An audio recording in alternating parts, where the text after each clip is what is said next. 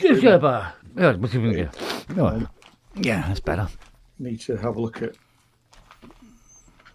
everything else. Yeah, so I'm probably, I can't mention this guy's name, but I'm probably going to be the keyboard player for a Canadian alt country singer. Oh, okay. Oh, that's interesting. Is that me? What? I've got. Is that on the stream or is that on just on me? I've got bounce back. I've got. Yeah, the stream's just started. So if you got YouTube Yeah. running somewhere, Here we are. Hang on a minute.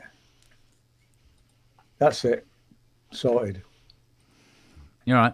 Multiple browsers. That's the problem. Yeah. So I've been communicating with this guy. And he sent me his songs to learn. Yeah. And he's aware of the situation that I'm not.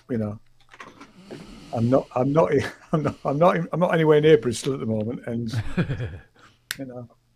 so. But he's got a drummer and a bass player, and they've started rehearsing. And he might have some decent gigs with maybe some decent money. That'll help, won't it? No end. Yeah, I mean, it'd be Help nice. smooth over the big move. Exactly, because I tell you, bloody the solicitor's bill, the tax, $3,000 in bloody whatever it's called, moving tax. Moving tax, Christ's sake. Yeah, well, we do live in. We don't live in a country anymore. I think we live in a tax farm. We do, yeah. Yeah.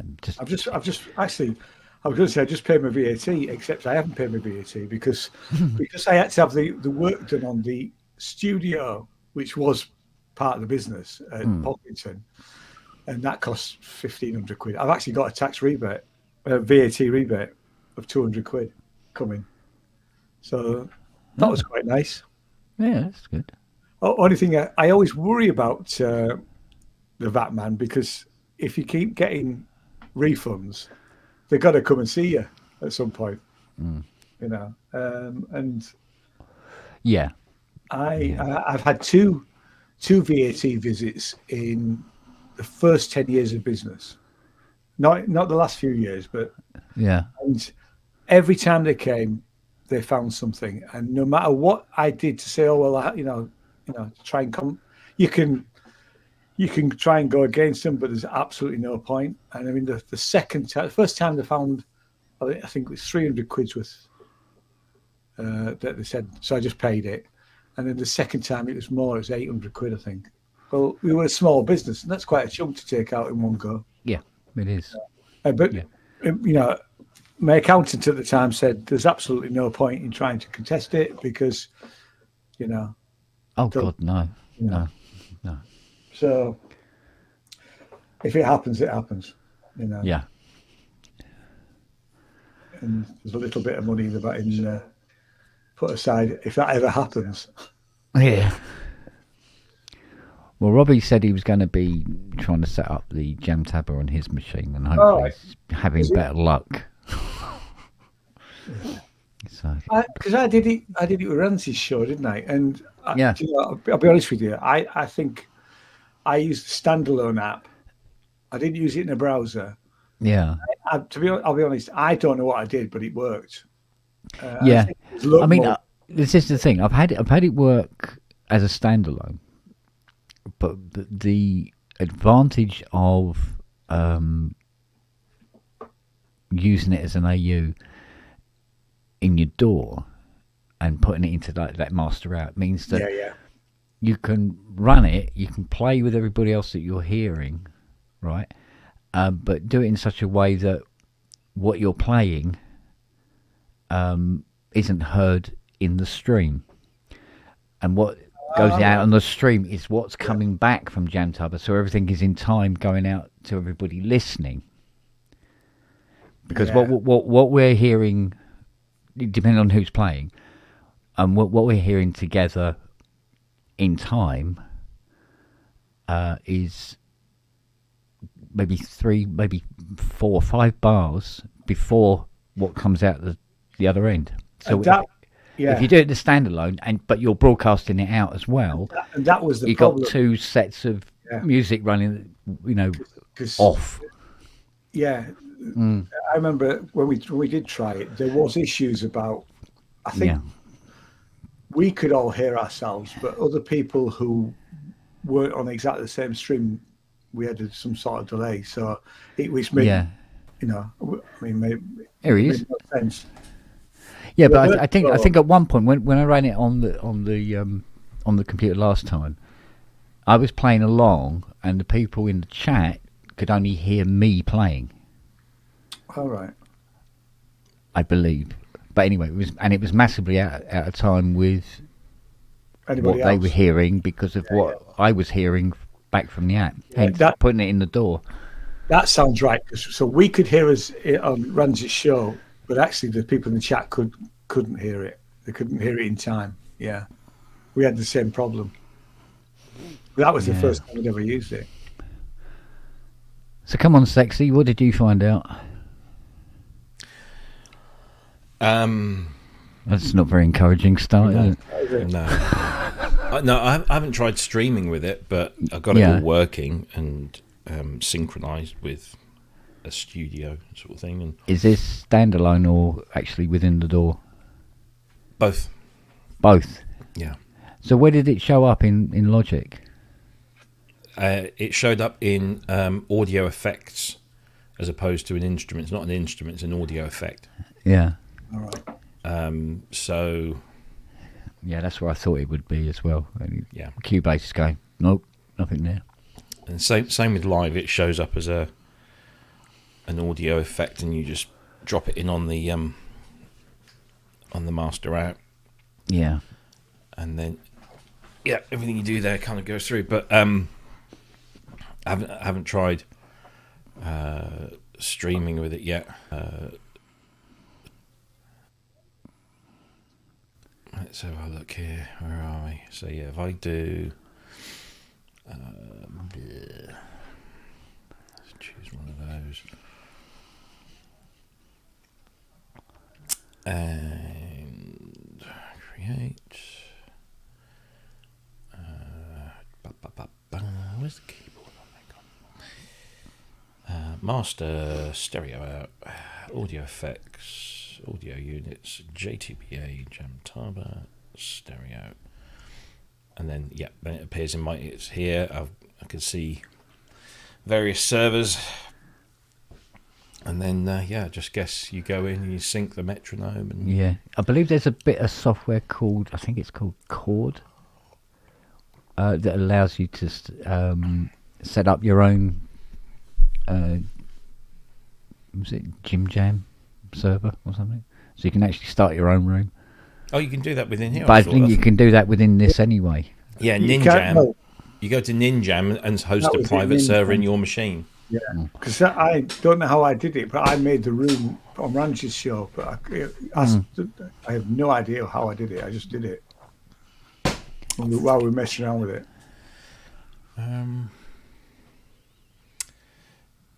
So you just host a private server in your machine, and then I guess you just invite people. Yeah.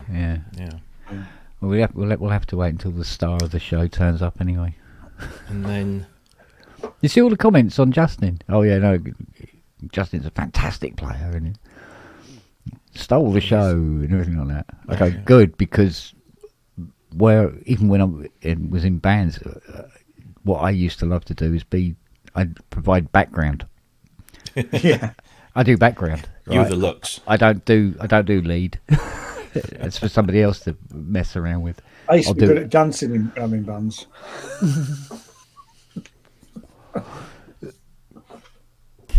So I guess the trick to getting this out there so that everyone can hear is to do with the routing of the audio within. I guess you would what as a participant you would need to be monitoring your own audio. Yeah. But not. But what you're sending to the stream would be something along the lines of using something like loopback, or even just an aggregate audio device, and creating something as a separate output and feed the output of your door into the input of that, and then that spits it out too. Yeah, I guess it gets a little, this time of night, after 2 or 3 beers, it's probably not the best time to be thinking about. I have to say, Robbie, these ZS10 Pros, honestly, compared to my other set, which were probably about the same, actually were more expensive, I think. I've had them in pretty much, I had them all through Ramsey's show, and they are so comfortable. Yeah. I mean, I end up sort of having to pull the other ones slightly out because they start to irritate my ears. Yeah, I get that sometimes. Yeah. But have you still got the original tips on? Yeah. Oh, okay. Yeah. I reckon I must have like an aversion to silicon stuff, because I also bought some of these little kind of, they're like little memory foam. Yeah, I've got some memory foam. Yeah. For my other ones. And you just give them a good squeeze and then put them in, and then they just expand. Yeah. And they give a much nicer seal, but also they're much less, sort of getting in your ear sort of thing. Yeah, but they are in your ear anyway. Yeah, no, they're good. I'm really great, actually. Yeah, absolutely brilliant. What I should have done was I should have set up an Amazon affiliate link and then said, "Hey everyone, these are great. Click this fucking link." Because so many people have said, "Yeah, I bought those." Yeah. And I spotted that they had gone back up as well. But even at 45 quid, they're all right. I know. Yeah. And all it was just some random guy that I'm not aware of. He's just a member of a group that I'm a member of, and he just said, "Heads up, everyone! Bought some of these. They're bloody amazing." And I thought, in for a penny. It took me a while to work out exactly which one goes in, because they haven't got it left and right. No. So I had to sort of work out which way around it would go. Yeah. But, I need to get a little, like a clip. Yeah. At the back, just to bring them together, just sort of like on the nape of my neck, and then I can then just attach it to my shirt or something. Because what happens is, after a while, they're sort of like, and I keep doing this. In the latter part of Ramsey's show, I could sort of feel it pulling when I was moving my head. Yeah. I went for the ones with the built-in microphone, but actually I've got a little adapter from 3 to 2, because if you just use the microphone ones in a normal extension, you have to fiddle around with it to make it work. Well, yeah, because it's TRRS, isn't it? Yeah, exactly. Instead of TRS. But that works great, Yeah. Icing wants the link. Yeah. Funnily enough, I've got it right here. But no affiliate anything here, so I'm not getting anything from this. YouTube. Noah.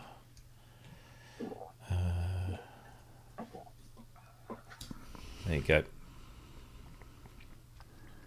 And that's the Pro X versions. There are, because it took me a while to sort of figure out what ones were the ones, because I did the same. Yeah. There's the Pro. Yeah. And then there's the Pro X. Well, and there are some that have got so there's a Pro version that has 4 bass armatures and one direct driver. Yeah, that's the one I've got. And there's one with a single bass armature and a single. And go for the 4 one. So, but there's the Pros at $44.99, or the Pro X's at, I think they're $48.99. I think you could actually save 10% and 6%. So these are just box. Yeah, these are just the Pros, but it actually says on the front 1 dynamic and 4 amateurs. Yeah, that's what you need. Apparently, but there was even a cheaper one, wasn't there? Yeah, well, the single armature single one is about 20 quid, and there probably is one a little lower than that. I'll try the microphone at some point. But also, see what because it's the same with these Chinese things. I saw different manufacturers, but they all call them KZZSM Pro or Pro. I just went for the Linsol. They're not, because the other ones I've got, I thought were, because it was Chris from Boo who sent me the link, and they're not as comfortable as these. They look almost the same, but they haven't got that pattern on the actual outside of the body, and they do actually say left and right. Okay. And they're all right if you're wearing them for about half an hour, 40 minutes, but after that they just start to irritate a little bit. Yeah.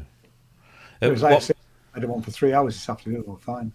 What made me sort of think actually was when Tim from Republica said, "Oh yeah, we bought a few sets of these for Saf because the £900 ones that we had custom made for her aren't as good." That's awesome, isn't it? I mean, what the hell? Crazy, isn't it? It's a bonkers. Totally mad, isn't it? So you see, there was a second-hand M8X up for sale. Oh, really? Was it? What did you say it was? 3599. So that's what, 500-600 quid off. Yeah. A new one, isn't it? Yeah. You see, the guy from Mazistar was selling his Poly 6 for £1,000. No. Yeah. I didn't think that was bad, actually. It needs a service, apparently. Yeah. Oh, you know. That could mean anything. Well, there is that, isn't it? Because, I mean, I remember Korg saying, if you haven't changed the battery, you need to change the battery anyway. Yeah, it will destroy the CPU board. Yeah. If it leaks. It's very touch and go whether you can get them to work again. Because it actually rots all the wires through the board. Yeah. So although the tracks look all working, there may not be a connection between the tracks on the top of the board and the bottom of the board. Yeah.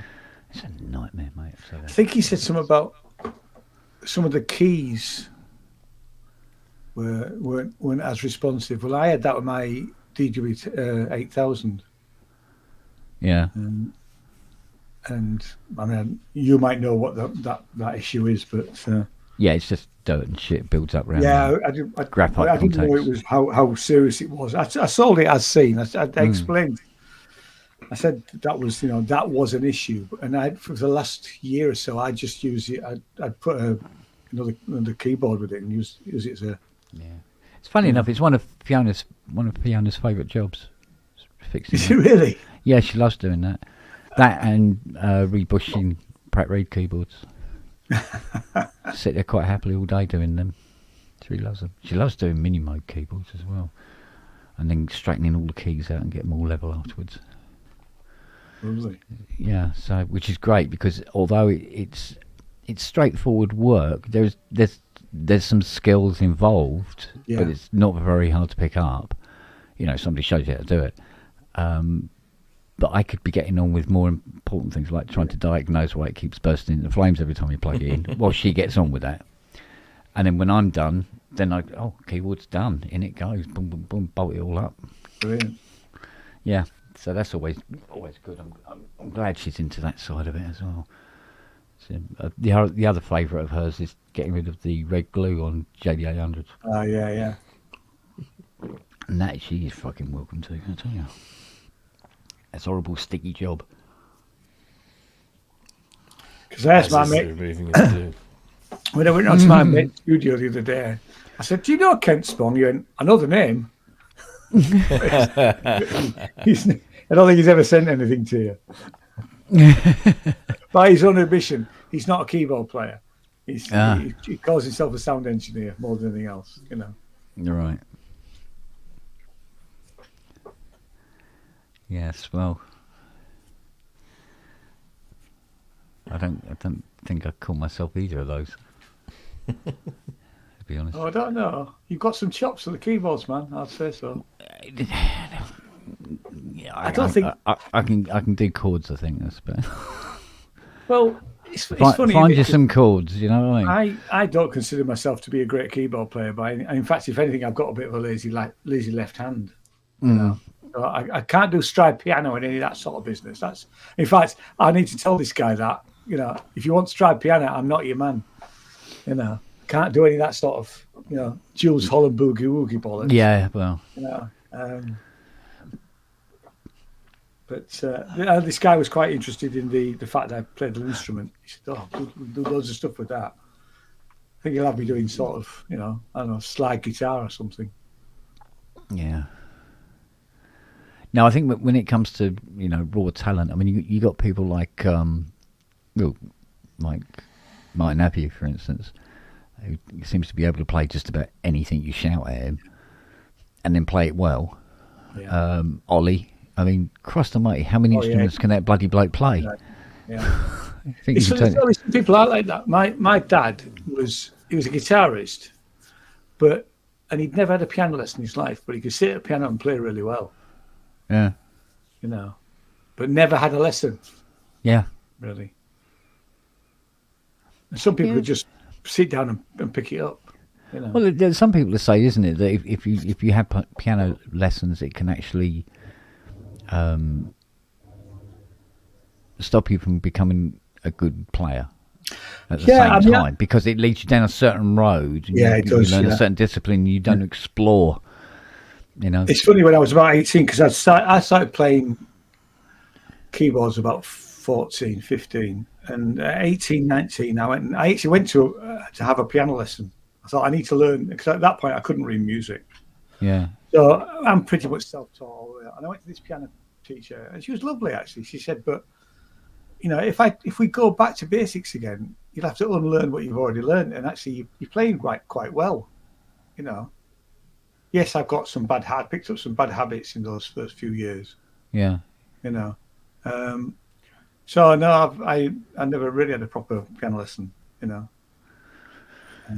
Yeah. Taught myself to read music, and that's why I only really teach up. When I was teaching, I was only teaching up to about grade 4, because I'm definitely not a grade 7 or 8 player. Mm. Yeah, I must admit. I mean, I couldn't. I think I tried learning scales, and it was like, I know the scales and all, and I know all that stuff, and the broken chords, arpeggios, all that sort of stuff. That's Yeah, but I mean, for instance, I'll find be playing away and everything. I find a really nice chord, and I go, well, I better remember the shape of that. Fuck if I know what it's called.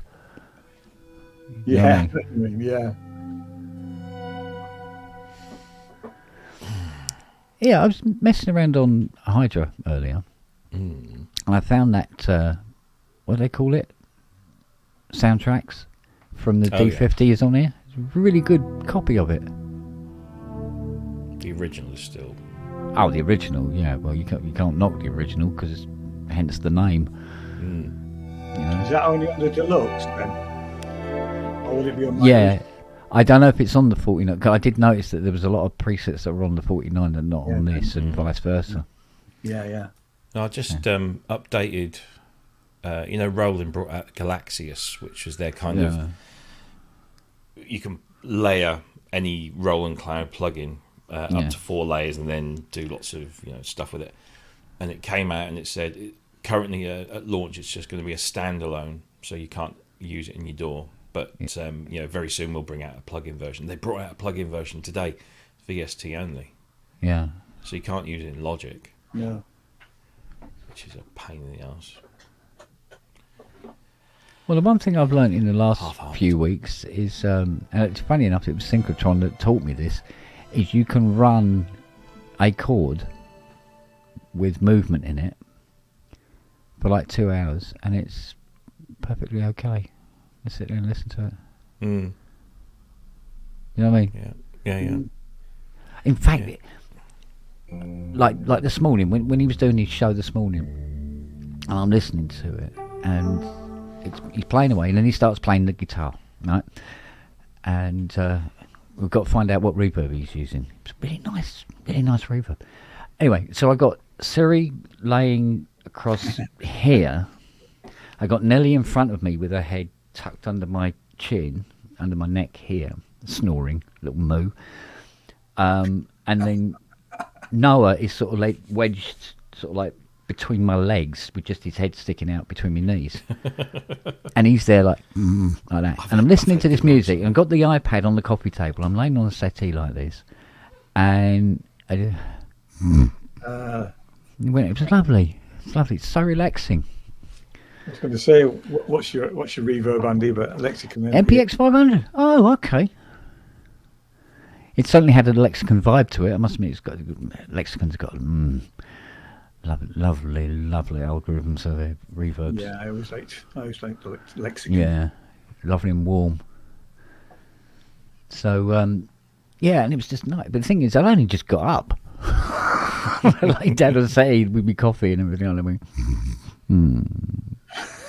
So when I have these odd nights getting to sleep, I know I'll be doing. I'll dig out one of Centrecon's shows and just run it. Just good night, everybody. Drop off.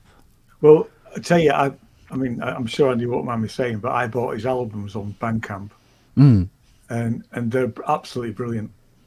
They're just great. Yeah. All of them. Sorry, Andy. I know you probably are blushing now, but you'd never tell behind the beard. You see. Yeah, exactly. Yeah. Yes, I know about Unify. I've got Unify, and no, Logic only supports audio units. Because why would Apple support anything that isn't Apple? Oh God, I know.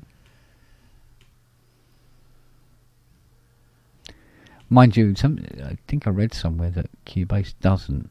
And I go, yeah, we have to work out what date that was and which Cubase they were talking about. It's no good just saying, in one of the forums, Cubase doesn't support AU. It's weird, because I'm sure it does. Well, at least now. It should do, shouldn't it? It should do, but there again, it's Cubase. And should doesn't necessarily fall into the vocabulary every time. Well, I've got an update that's just come in from my Contact 7. Let's see if that makes things... Can it make it worse? I don't think it can make it any worse, but it might make it better. Who knows? Is that a recent... maybe you're just behind. I can't remember. When I'm bored, I go through, I just open up all my little clicking managers. Yeah, no, it's... Why did I fire it up? Oh, now? Updates. Contact 7 update, yeah. 7. Yeah, there you go. Yeah. Oh, hang on. There's an update for native access. This could really fuck things up. Should we live? Oh, yeah, no, you've got to do the native access update first. Yeah. You'll have to reset that now. Click to reopen it. Yeah. Here, Ian, I can't remember when it was, but we were talking about, upgrading Mac OS and that you never go blah blah blah, and I'm like, I always go like, I'm waiting until it, and then I do it straight away, because I don't know why, it's just I have to. Anyway, so I did 14 whatever it was, 14.4, yes, Sonoma 14.4, yeah, and everything was fine, and I had this problem with Logic. All of a sudden, and I didn't say, I couldn't sort of immediately say, this happened because of that, but it seemed to be around the time where Logic wasn't, there was an issue apparently with audio units that were authorized using iLok. So apparently there was something between macOS and iLok wasn't playing nicely. Tell me about it. Yeah, because what I was doing was starting up Logic, and it would get to the screen where it asks you empty project or new project, and before I could even click on whatever I wanted, it would just lock up, and I'd get my little spinning wheel, go to activity monitor, and it's using like 100 and something percent of CPU, and then goes not responding, and you have to force quit it, but then start it up again straight away, and it worked absolutely fine. So it's a real weird little thing. That might be just one particular.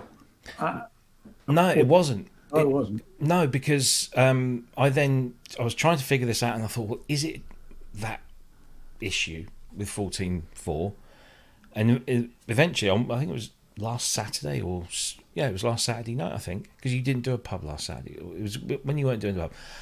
I phoned up Apple support, on a Saturday night. This is great. You phone up Apple support for a pro product, and you get straight through to someone, and it's a real human being in America somewhere who sits you down and says, right, let's do this. Let's go through. Let's get this working for you. And we went through the whole thing. We eventually found that if I set up a new user account, it would work absolutely fine on that. So he said, there's probably something wrong with your user account. I said, oh, great, right.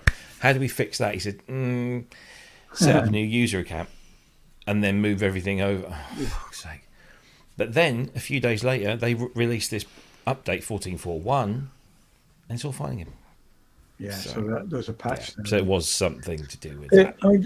I've only ever had one real problem, and it was actually on this Mac, this laptop. I made any break doing the video thing. This is before the pandemic, and the Wi-Fi in the accommodation we stayed really screwed up the Mac. So I can't get any Wi-Fi anywhere, and I'm having real issues. And because there is a proper Apple store in Edinburgh on Princes Street, I just went in there, booked an appointment, came back half an hour later, and they solved it in not 15 minutes. And they were brilliant, absolutely brilliant. Yeah. You know. So I mean, that's partly what you're paying for. Yeah. Oh, absolutely. Because if that was a Windows machine, you're on your own. Yeah, exactly. Yeah. Or you're giving it to Dodgy Bob in a lockup behind the railway station. Yeah. But no, it's all sorted, and it didn't affect my workflow because if I launched it and it crashed, I could just launch it again and it would work. Yeah. So it was a mild inconvenience, but now it seems fine. He says, touch wood. I've just fired it up twice now and it's worked. So I've occasionally had issues with odd plugins. For some reason, it doesn't like them. Well, I went through. It's just on Logic because I'll open it in Reaper and it will be fine. Yeah. So because I don't use Logic all the time, I only ever really use Logic for projects for myself if I want to learn more about Logic. 'Cause I don't know it that well. If I'm working for somebody else, I use Reaper all the time because I know all the shortcuts. And I'm like 4 times as fast. I tend to exclusively use it really with Sound on Sound because we all work in Logic, so I just do everything in Logic and then send it to Dave, who does all the mastering in Logic, and so it's just it's convenient. I like it. I like using it. It's because I came from a linear background, so it works in my head. Although I really want to, I'm getting into live slowly, but I'm enjoying it. I used Live 9 an awful lot. I had a full version of Live 9, which was actually a dodgy version, but I used Max. I used the Max for Live in it as well. Yeah. And I quite liked it actually, but I don't. I'm sure I would use it on occasion, but I don't need it, and it's quite expensive to have it sat there. Yeah. So, because I am so entrenched in using Reaper these days, and have been for 10 years, really.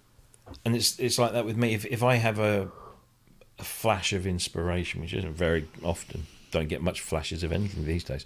But if I get something, I'll go straight to Reason, because you say, we like with Reaper, I'm just like, I know exactly where I'm going in Reason. I know exactly how to get exactly what I want really quickly, because that idea with my memory is just going to go. Yeah. So I last used Reason and Reason 4, and I liked it actually. I made some really good music on it. It's fantastic. It's a long time ago. It always had this kind of reputation as being a closed-off system, and and then they introduced plugins, but you could only use their plugins, and then they eventually, sort of said, okay, we'll let VST2s in, and then they let audio, and then eventually they let VST3s work in there. So now it's kind of exactly the way we wanted it, but 10 years ago. Yeah.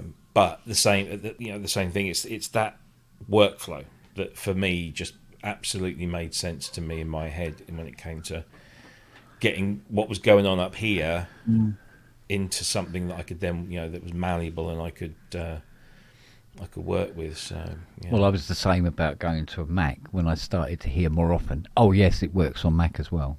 Yeah. And once I started hearing that enough times, I went, yeah, yeah, because I liked the idea of the hardware and stability reputation that it had over PC.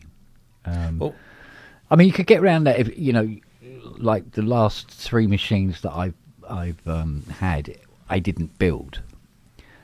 We go, oh, I want that video card, that sound card, that motherboard, and blah blah blah, and you put it together and then shoehorn them to work together as efficiently as possible.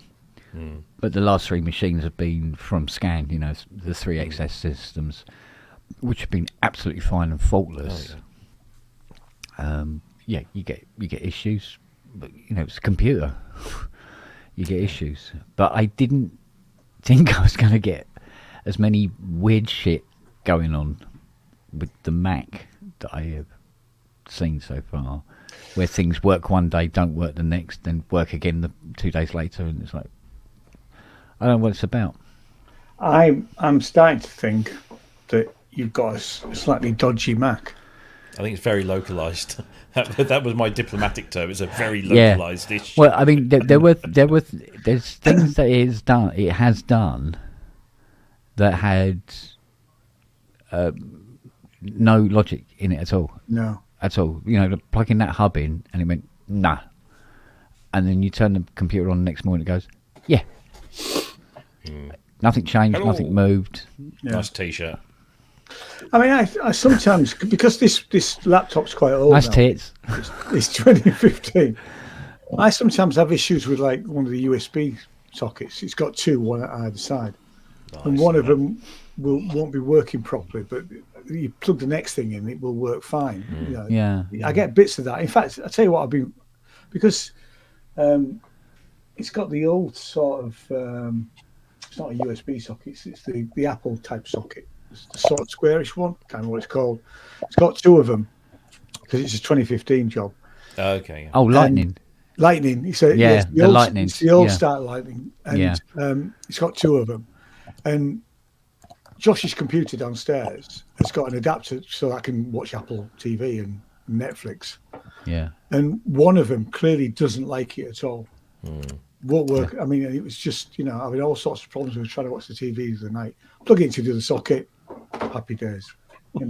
Yeah. I mean, I got that Mac Studio. When did I get that? Not that long ago, was it? And that was a reconned Mac Studio from Thunderbolt. Max. Yeah. Hoxton Max. If you ever want a reconditioned Mac, Hoxton Max, fucking brilliant. And the prices is that Hoxton in London? Yeah. Do you know? I think Matt bought Josh his laptop from there. Yeah. Because and it's the price difference, because I was able to afford an M1 Max with 4 gig storage, 64 gig RAM. Yeah, so it was the biggest M1 Mac Studio you could get when they first came out. Yeah. And I got it for like half of what it was at retail when it came out. So it's just, and it's in perfect condition. And I plugged it in, and it's been brilliant, and it's never caused me a single issue. Nothing like what Kent's going through. So, no. And you're using that as your main studio? Absolutely, it's my main everything. Yeah, yeah. It's bought through the business. It has, so yeah. It's everything. And I use it every day solidly, 8 hours a day, either using it or using it to remote into my work Windows machine, so that I don't have to have 2 screens, or I can just do it all on this and just flip between my Windows machine and my Mac. And so it's and same with my MacBook Pro, which is an M1 as well. It's just been brilliant, absolutely brilliant. So I reckon there's either a dodgy machine there or it's a dodgy user. And I'm going to give Kent the benefit of the doubt, because I think it's really? Because actually, fuck you, Robbie. The stuff that Kent said about that Mac, you know. Well, do you know? Do you remember when you had that storm, Kent, and the window was open? Yes. Do you remember? I'm just thinking. I keep that always pops into my head every time. Well, I think. Yeah. I mean, to be honest with you, it was an overreaction on my part because basically what it was 3 droplets of water on the top of it. That was pretty much it. To be fair. Okay. Right. But it might have only taken one not drop near to go any in plugs in or the anything fan. like that. Okay. Well, that's fair enough. No, because it was on the deck anyway. So it was a couple of drops of water, but it was working beautifully back then. When I first got it and it was running Ventura, and I was putting stuff on and stuff worked, and and nothing was a problem.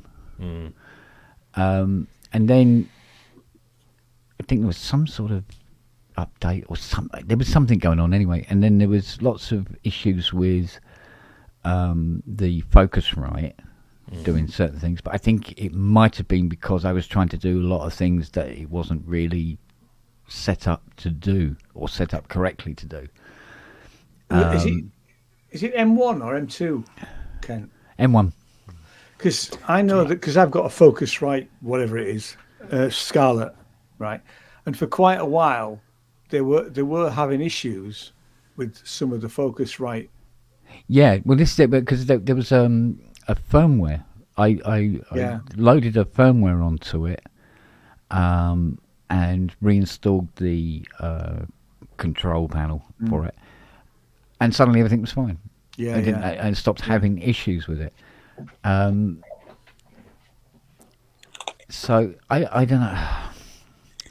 I think there was a certain degree of maybe I was talking with Richard and Hilton at the time, and he showed me how to get access to the computer without it asking me every 10 seconds for the pin again. Okay. Like, I'll enter this before we'll install this, and enter this, your key before you can do this, that, and the other, and all that. You want to scratch your ass? Enter the pin. Yeah. That every 5 seconds. Yeah, absolute pain in the ass. And he said, "Oh, you do this, and this," and then I stopped doing it. You don't need to set your security that high. And of course, everything was a lot smoother. This one, it still does weird crap. I mean, for 4 or 5 days, I've been using the black hole reverb for the 80, right? Today, I've turned on the Mac, and it goes, "Oh, it needs authorization." What do you mean you need authorization? I've been using it for a week. Oh, it needs to be authorized. Blah, blah, blah, blah, blah. Fire up your iLock. So I fire up the iLock, and it says there's no iLock accounts. Yeah. Well, I know there are some plugins that have weird authorization, like they will always try and get in touch with the server every 30 days. Yeah. Regardless of whether you've been using them or not. If it hasn't spoken to the server in a 30-day period, it will say, just need to reauthorize again, which is a pain in the ass. But so, although I must admit, Black Hole is not one of them. Right. Because I used to have it on the PC for donkeys. And in desperation, I went and got my dongle. Matron. And plugged that in, activated it on the hub, and fired up the iLock and pointed it at the dongle, and it showed that there was about 3 things on it. It was like, oh, for fuck's sake, now what? So after a bit pissing around, and there it is, it's listed and it's active. But I'd fire up Cubase and again go, "Oh, we need to activate this." Oh, for fuck's sake! That's again. Cuba's problem, then, isn't it? It sounds like a Cubase. Yeah, but it's always something. It's always Well, something. it always seems to be with Cubase. It's like with I downloaded the Jamtaba 2, clicked on install, and it's going, "All right, we'll enter your key." Big surprise. So do that. It goes, "Oh, okay," and then it goes, "Oh no, this hasn't got authorization. It's not signed." Yeah. So you just hold control down and open it. Yeah. So do all that, right? And it's nowhere to be seen on the drive. I'm going, what's going on? And can't find it. And then it goes, I go, right, I'll go and have a look. So I go to settings, I go to the security, and it's there saying full access. got full drive access and all this sort of business. Cool. Okay. Check everything else. Yeah, everything else is fine. Install it again. Does exactly the same thing. Go back to settings, have a look at the security, and now a little extra bit has turned up saying, allow this open anyway. Jamtaba to go in. Yeah. And I go, well, okay, go on then. But I don't know why he didn't do that the first time, or the second time for that matter. And it goes, oh, okay, cool, right, and it goes in. And then it starts scanning. When you fire it up for the first time as standalone, he wants to scan all the plugins. So it starts scanning all the plugins, and it starts coming up with all these plugins that it says need to be activated. Okay, they are activated. Go away, And I go, no, please activate. Activate, and it go, can't find that plugin. It's like,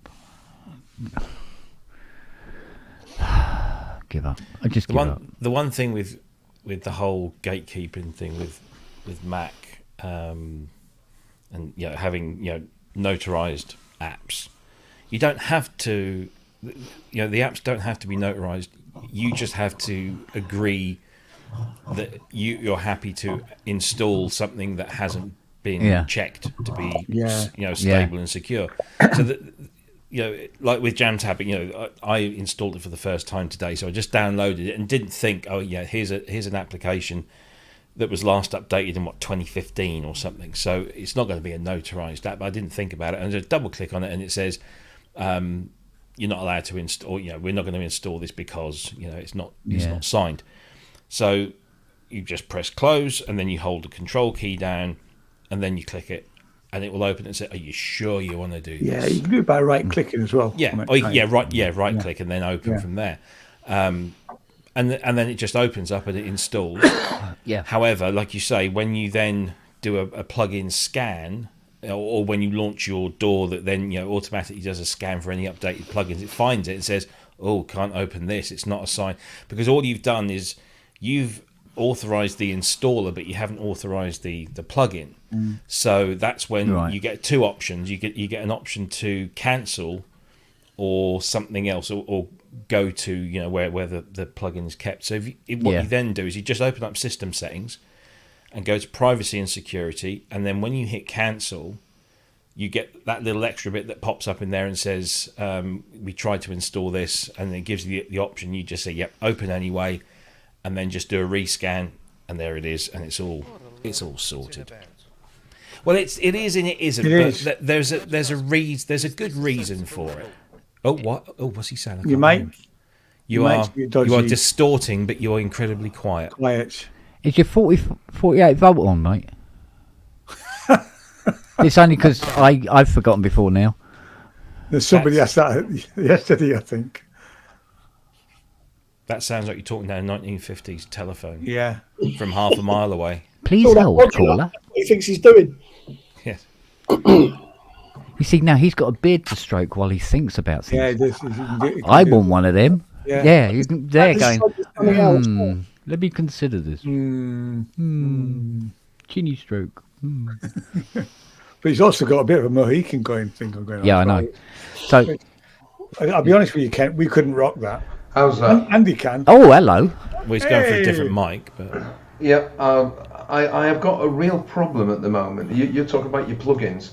Yeah. I took things out because I needed cables and things when I went off to school to do this thing, and now I'm trying to put them back in again. Like I told you, I needed to take the output of the desk and put it into the audio interface. Well, I've done that, and now it was like so quiet. It's not recognizing the USB audio out of the desk.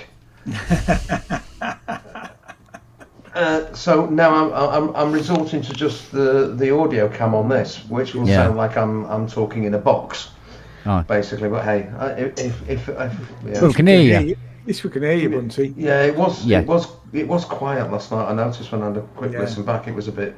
Yeah. Not that it really matters because I didn't have an awful lot to say. It was just so nice just to sit there and listen. So it was a nice do last night, Robbie. I really enjoyed that last night. Good show. I was, I sent out emails and messages to all these people, and Michelle said, I'm travelling back from DC. I might be able to make it. And Anthony said, "Oh yeah, I really want to be there, but I've got a doctor's appointment because he's got something wrong with his arm, his shoulder, his elbow, or something." He says, "I've got a physio sort of thing, but if I get there, I'll get there. But it is kind of the other side of town. He lives in LA, and Yeah. I thought, he won't show up, and then Mick, he did. That was nice. but he did, absolutely. And Mick was the same. Mick said, because he lives in bloody Barra, which is right up in the wilds of Scotland. Lucky bastard. I know, but he said, "Oh yeah, I'm just travelling back from somewhere. But again, if I get back in time, I'll Because he lives in the village of Wheel, doesn't he? I don't know. It's just Barra, the Isle of Barra. Wheelbarrow. Why did I not see that one? Off. I'm just standing in for Android until he gets here. So yeah, so when obviously Dean, who's living by Snetton or Silverstone, Chasers. yeah. And look at him go. Dina said she'd be there, which was great. So I knew at least I had Dina. That was fantastic. Yeah. And then Alison said, "Oh, I'd love to come on." I don't know whether it was, I'd love to come on to the anniversary show. I'd love to come on to the anniversary show because Mick McNeil's going to be there. Yes, I want to be in the box next to Mick McNeil. Yeah. So, but that was great. And then so it was really good. And it was great to have like a mixture of some of our favouriteest guests and our team as well. Like Andy and Andy, and that was really cool. So that was it kind of worked, which was good. And into year 5 we go. Where does the time go? Yeah. And then the message that I got this morning. Oh yeah, Jesus. Oh, what's happened this morning? What message did you? Oh, I got a message from Hans going, "Oh, send us the link then." You are joking. I went, "It was yesterday, mate." Was it? It says in the post. God's sake. Brilliant. But like you said, Robbie, does he do it deliberately? He's fucking me. Yeah. He's just Walking me about. reminding you who's the maestro. Yeah. Don't worry, I didn't need any reminding. That was the last thing I need. Mate. We will get him one day. We will get him, Yeah, well, and that'll be our moment. That'll be our watershed moment, and we'll go from just under 4,000 subscribers to like 400,000 in a week because we've got Hans flipping Zimmer. yeah. I wish. Well, you never know. Stranger things. Well, yeah, indeed. Did he work on that? Probably from a distance. Probably from a distance. From a distance. No. Stop it, Andy. Yeah, stop it. I mean, you can get big names on the show. I mean, there's certainly a intrinsic connection between getting big names on the show and getting lots of subscribers. Oh yeah. The real problem is keeping that up. Once Them coming you, back. yeah, because if you do push the bar up that high, you go, so what are we doing next week? Well, one of us is going to have to kill ourselves live on the show just to keep the interest. Well, you had to go at that the other week, didn't you? Yeah, well, I'm always up for that. So, It is actually noticeable now. I mean, when you had Steve Picaro on, there were loads and loads and loads of names in the chat that nobody recognised, and they've never been back since. Yeah. And I suppose that's because they want to hear Steve Picaro talking, which you can sort fair of dues. understand. yeah. You can. What would be lovely is to have Mick McNeil back on again, but actually playing stuff. Well, he wants to come back on, so we're Because when he was playing stuff the last time, remember when he was playing some bits and pieces the last time he was on, I was like, fucking yeah, this is what it's all about. Yeah. You know? He did the CP70 out of Alive and Kicking. And then he followed that up with one of my favourite sort of later Simple Minds tracks was Brass Band in Africa. Which is just him it's just so when you see it it's kind of simple stuff, But it was just brilliant, you know. I love moments where you see the person that actually played it, playing it on, you know, the instrument, and it's just like, doesn't get better than that. Doesn't get better than that. So this is true. Well, we've got some exciting stuff coming up in the next few weeks. None of which we can even allude to. No, you can't even whisper about it, for Christ's sake. Oh, shut up then. But what? Just like winding you up. Don't tease. Yeah, we like teasing. We've got to the point now where we've got companies coming to us saying, "Can we speak to you first? Can we?" No, come on, accuracy in the details. Accuracy in the details here. Not coming to see us. You coming to see. Yes. No, it's the channel. Well, who did they phone? Well, yeah, but I'm the main point of contact, isn't I? So I mean, you see. But there you go. Can I have your autograph, please, Robbie? No. Not at all. No. No, but they came to us and said, look, we we're having our marketing meeting and we want to talk to everyone about it through your show first. I'm like, that's great. That's really good. Yeah, that's big beans, mate. Yeah, no, that's good stuff. And when you see who it is, you'll think, oh, yes. Yeah, exactly. And then around the same time, there's something else that we're going to be doing. That again that you can't talk about. That we can't. That you can only hints and whispers. Yeah, but that all starts prepping next week when the thing arrives. We can't even hint and whisper about this one. No, seriously. Oh, shut up then. Right, moving on. My brisket last night, which was an absolutely brilliant. If anybody wants some, come round. His brisket, by the way, brings all the boys to the yard. Yeah, I'm on my way, Andy. It's actually a metaphor for his penis. Hey! He had it stewing all the way through the show. Yeah. I'll just say there was considerably more brisket than. Damn right. It's succulent and juicy. 10 old quid's worth of brisket. Yeah, absolutely amazing, right? Last night, I was shattered. I took the cake downstairs and put it on the coffee table. I said, Fiona, you're going to have a slice of this? She went, yeah, go on then. So I cut her about an octave. There you go. Right? I gave her a fucking dinner plate with it on. And she's there going, nom, nom, nom, nom, nom, right? I had a bit of it. It's fucking gorgeous. She's taken the double cream and she put lemon zest in it. And stuff like that. So it's got a lovely little edge to it. It's beautiful, right? And this I had lemon zest in my brisket and lemon juice as well. Just good man. So and there's just to cut through the fat. So instead of putting jam in it, she put a raspberry jelly in it, which is a brilliant idea, right? And it tasted absolutely fantastic. So anyway, I was shattered and I go, I'm going to bed. And she went, okay. She goes, I'll be up in a minute. So I go upstairs and I'm out, right? I wake up the following morning, or this morning I should say. No cake. She's snoring her head off. And I come downstairs and the cake, she'd forgotten to remove it from the coffee table and put it in the kitchen. Right? And the 4 dogs were all asleep on the settee. And I am not kidding you. I went up to the cake and looked at it and they have not even touched it.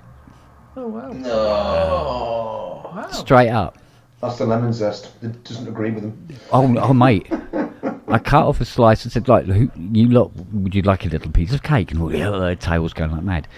And they were like, yeah, because they'd been waiting all night to have a piece. I went, how well behaved is that? Well behaved pooches. It's pity you're not well behaved when you turn up, though. The thing is, when Nellie's excited, mate, Jesus Christ. Those dogs, they're great, aren't they? Actually. Yeah. I mean, the first time I came down, I found it really quite intimidating at first, but actually not now. They're just it just looks it. It looks it, doesn't it? They just all coming at you, and you go, "Fuck." Not being a dog person, but actually they're lovely. They are. Yeah. Maybe Noah learned from his lesson with the chocolates that time and rolled them all off. Yeah.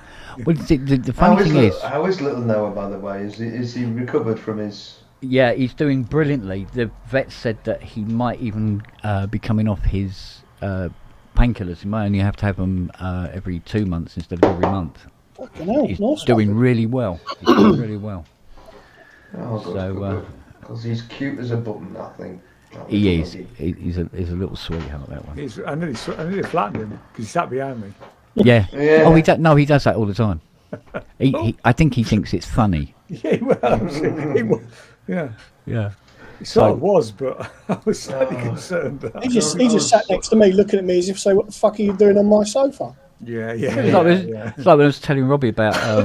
It was really cold, wasn't it? We had that cold snap about 7 weeks ago or so, or something like that. Anyway, and I was telling Robbie. I said, I watched Noah come into the kitchen, back up to the cat flap, and just stick his arse out. And that was shit. And come back in. Just his arse, just his back legs and his arse went out. And he went and come back in again. And that's under on the decking with the bloody lean-to. So he's not going to get rained on or anything. But it was cold, so only the back half's going out. Little git. Little git. But anyway. But yeah, no, it's they are good lads. They really are. I was just about to mention Mr. Wharton, who's appeared in the chat, because when we came down to see you that point last year, you'd got little Noah in his little contraption, with wheels on and stuff. Yeah. To get him around. Oh, yeah. Bless him. Look. Well, now the little bugger, he's jumping off the settee. It's just blah, blah, blah, boink and off and hopping off into the. Because he still does this thing where he only walks on 3 legs and has this front leg up. But he can use it. It's just habit with him. So, but he runs up and down the stairs like a good one and all. So it's good to see him. He's got lots of mobility. So he's doing really well. So that's something, at least. So, but the trouble is, we don't know how old or young Charlie is. Got no idea at all. Really? Yeah, nobody knows. Can't you just chop him in half and count the rings? We could do. I don't know whether you agree with that. Mind you, I must admit, I gave him an entire Richmond sausage this afternoon. When the others weren't looking, because him and sausages, mate. Jesus. So I gave him this Richmond sausage, and he was like, "Oh my God!" He was like a dog with 2 dicks. He really was. Well, technically he was, wasn't he? Well, technically he was, yeah. Because he knows he's enjoying it because he's got his paws down on the ground eating it with his arse in the air and his tail right up and over, wagging like this. And you go, yeah, there's a dog that appreciates a good sausage. Good on him.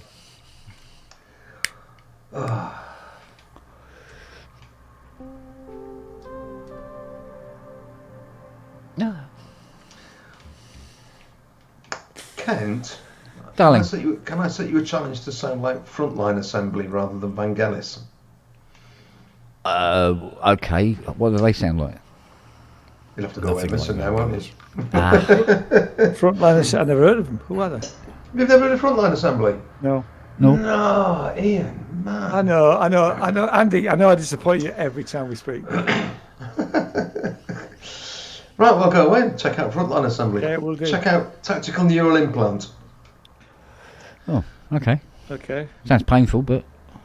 Oh, in parts it is. No, it's not. It's EBM. It's sort of Canadian. I've heard of V and I've heard of B, but I've never heard the key of M. They're I mean, they're massive in their own right. Our Frontline Assembly in their sort of electro-industrial, but they're a sort of offshoot of Skinny Puppy. If you've heard of Skinny Puppy. I know Skinny Puppy. Yeah, they're an offshoot of Skinny Puppy. Okay.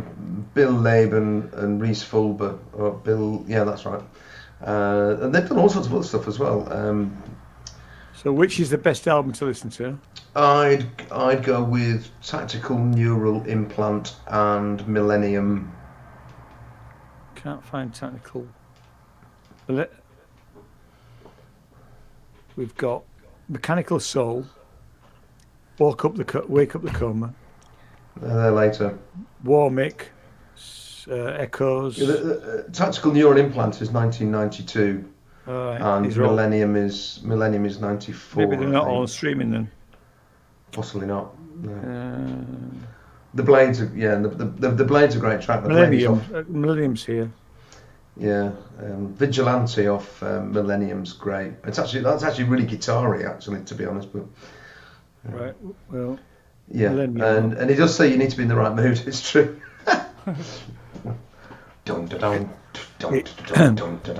It says industrial. It is industrial. It might not be my bag then. Yeah, it's like front 242, but even better. We'll give it a go. Go on, I'll give it a listen. You know, I take it it's not like Taylor Swift then. It's a bit like Taylor Swift. It's like Taylor Swift with balls. There's a thought. That's a challenging wank. Yeah. Yeah.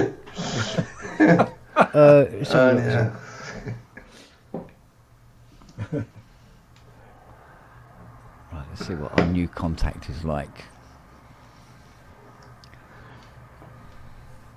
Yeah, Mark, he'd been I mean, all that industrial stuff, Cabaret Voltaire and all that, and even into the rather more focused industrial of EBM. Yeah, me too. I grew up on that stuff as well. Taylor Swift without the nepotism. Ooh. That was clever. That was clever, Hayes. We like that one. Yeah, no, I'm a big fan of Cabaret. I'm a big fan of the Cabs. Cabs are all right. I mean, it's if you think of Cabs around the sort of microphonies period, and that sound that they started going with then, you know, the sort, what is it called? Oh my God, the Covenant Sword and the Arm of the Law, microphonies, Code, that sort of 80s period Cabaret Voltaire, and they pick out, you know, basically. Yeah, that'd fit in. Oh, Jesus. Mind you, that jam we did that was the other night wasn't very Vangelis-y at all, was it? No. I don't think. Didn't feel it. Apart from maybe when I was playing the 80. Who is that you, Robbie? That's me. And is that which choir pack is that then? Is that that one from Jacob Collier? Mr. Collier, yeah, okay. That's awesome. And it's free. It's free. But you've got to have contact, haven't you, for it? Yeah, that's my problem. I must admit, I did find Contact Player works with Contact Player. Works with Contact Player. Is Contact Player free, is it? Yep. Yeah, it is. Yeah. I did find it as useful as a handbrake on a canoe, though. For me. Yeah. I actually find that I don't like Jacob Collier's music. I know he's incredibly talented, but it doesn't do it for me. Yeah, well. I like his snazzy suits, though. Yeah. Well, we're going to Debussy now, are we? Oh, yeah, it is, isn't it?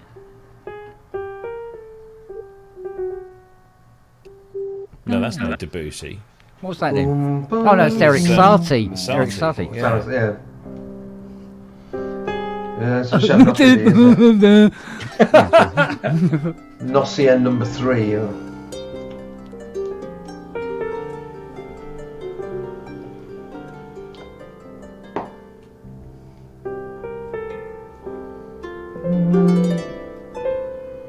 That's it, isn't it? The fact that you can just sort of pick it out, Ken, amazes me. Sort of.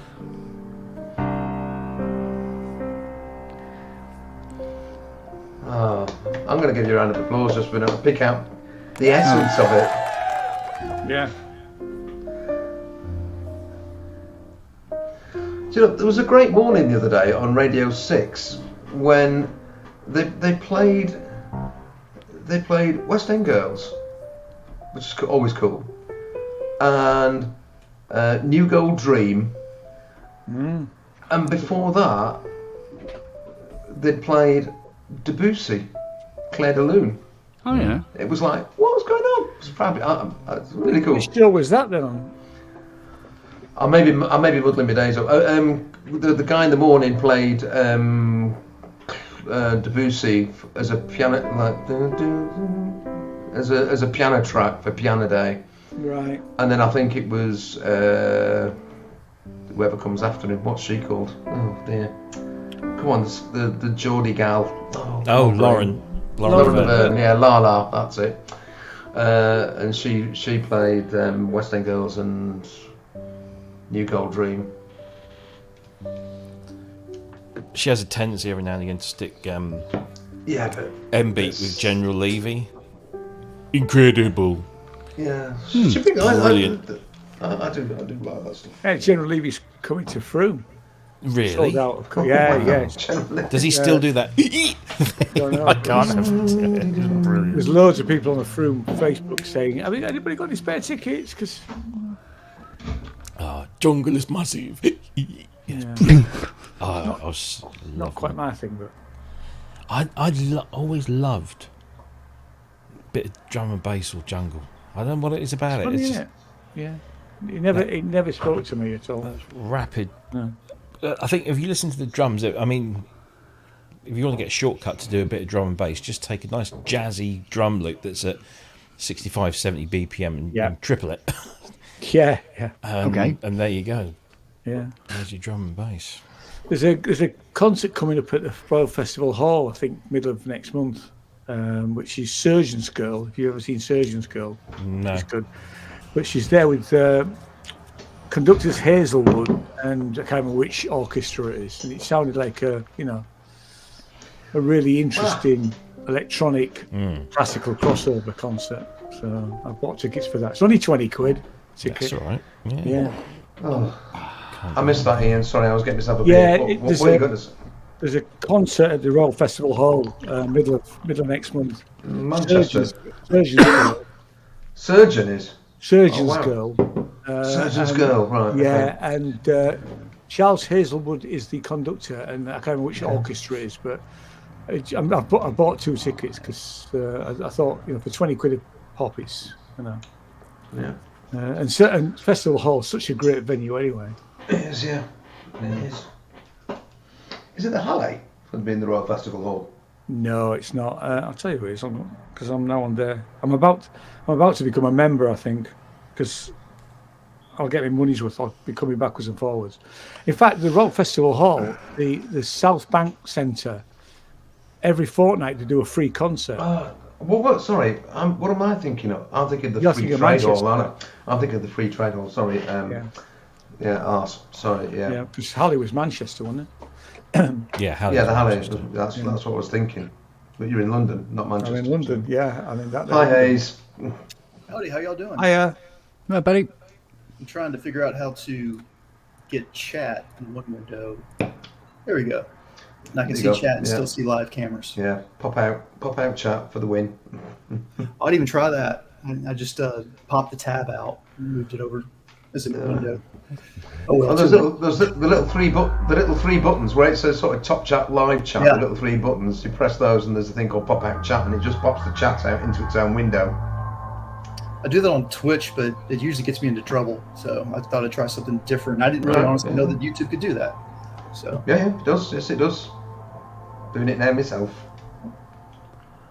Awesome! Happy anniversary again, y'all. Mostly done on a rolling 760. What was saying? He's made 4 years. Bless him. Yeah. Soon be walking. Chewing your own food and everything. I know. Yeah. 4 years old. You should be walking, talking. No more diapers. No. I was a late bloomer. No.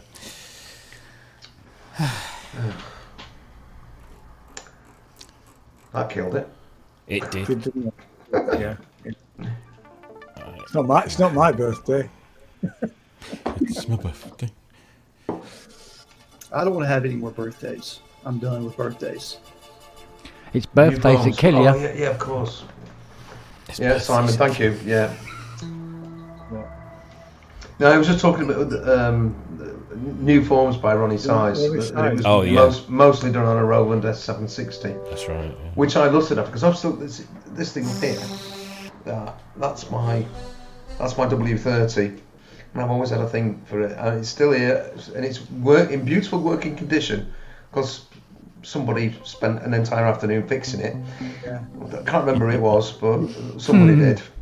Yeah, and getting a new backlight in it, which we got in the wrong way around first of all, but hey, we managed to get that sorted. And so I've got the W30 back in full working order. I've still not got an SD card or USB reader for it, and I'll keep meaning to get round to that.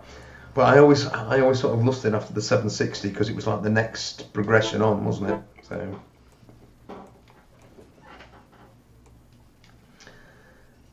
Well, I got. Mike, got one. Oh, you. I'll break it out here in a little while. I'm fixing to.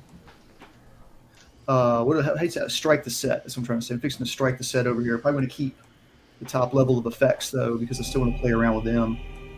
You know, have you guys actually checked out the Von Gone effects? I know, we've already been over that thing. You know, I've heard their effects are very, very good. The synths, not so much. Yeah, the pedals are probably really, really good. It was. I had a moment of cognitive dissonance where I didn't see who the maker was. I only saw the synthesizer, and I just was like, nope, forget that. As soon as I saw it, it was like, not for me. Hey, if you like it and it inspires you, great, no problem. But then when I saw who the company was, I was like, oh crap, because I love those guys so much. So I felt like this sort of remorse, I mean, I didn't like participate in any hatred or anything like that. I was just kind of like, it's just not for me. I'm going to move on. Next. It just seems like such a weird format, because the idea of it is not dissimilar to the Nymfests by Dreadbox. Something that's got like a Juno architecture, except the Nymfest is analog and this Von Gone thing is digital. But those keys, they just seem like such a weird choice. And yeah. And I've watched a few videos out there, and quite a few people seem to be, quite positive about it. So it sounds really good. It's great. It sounds great. So what?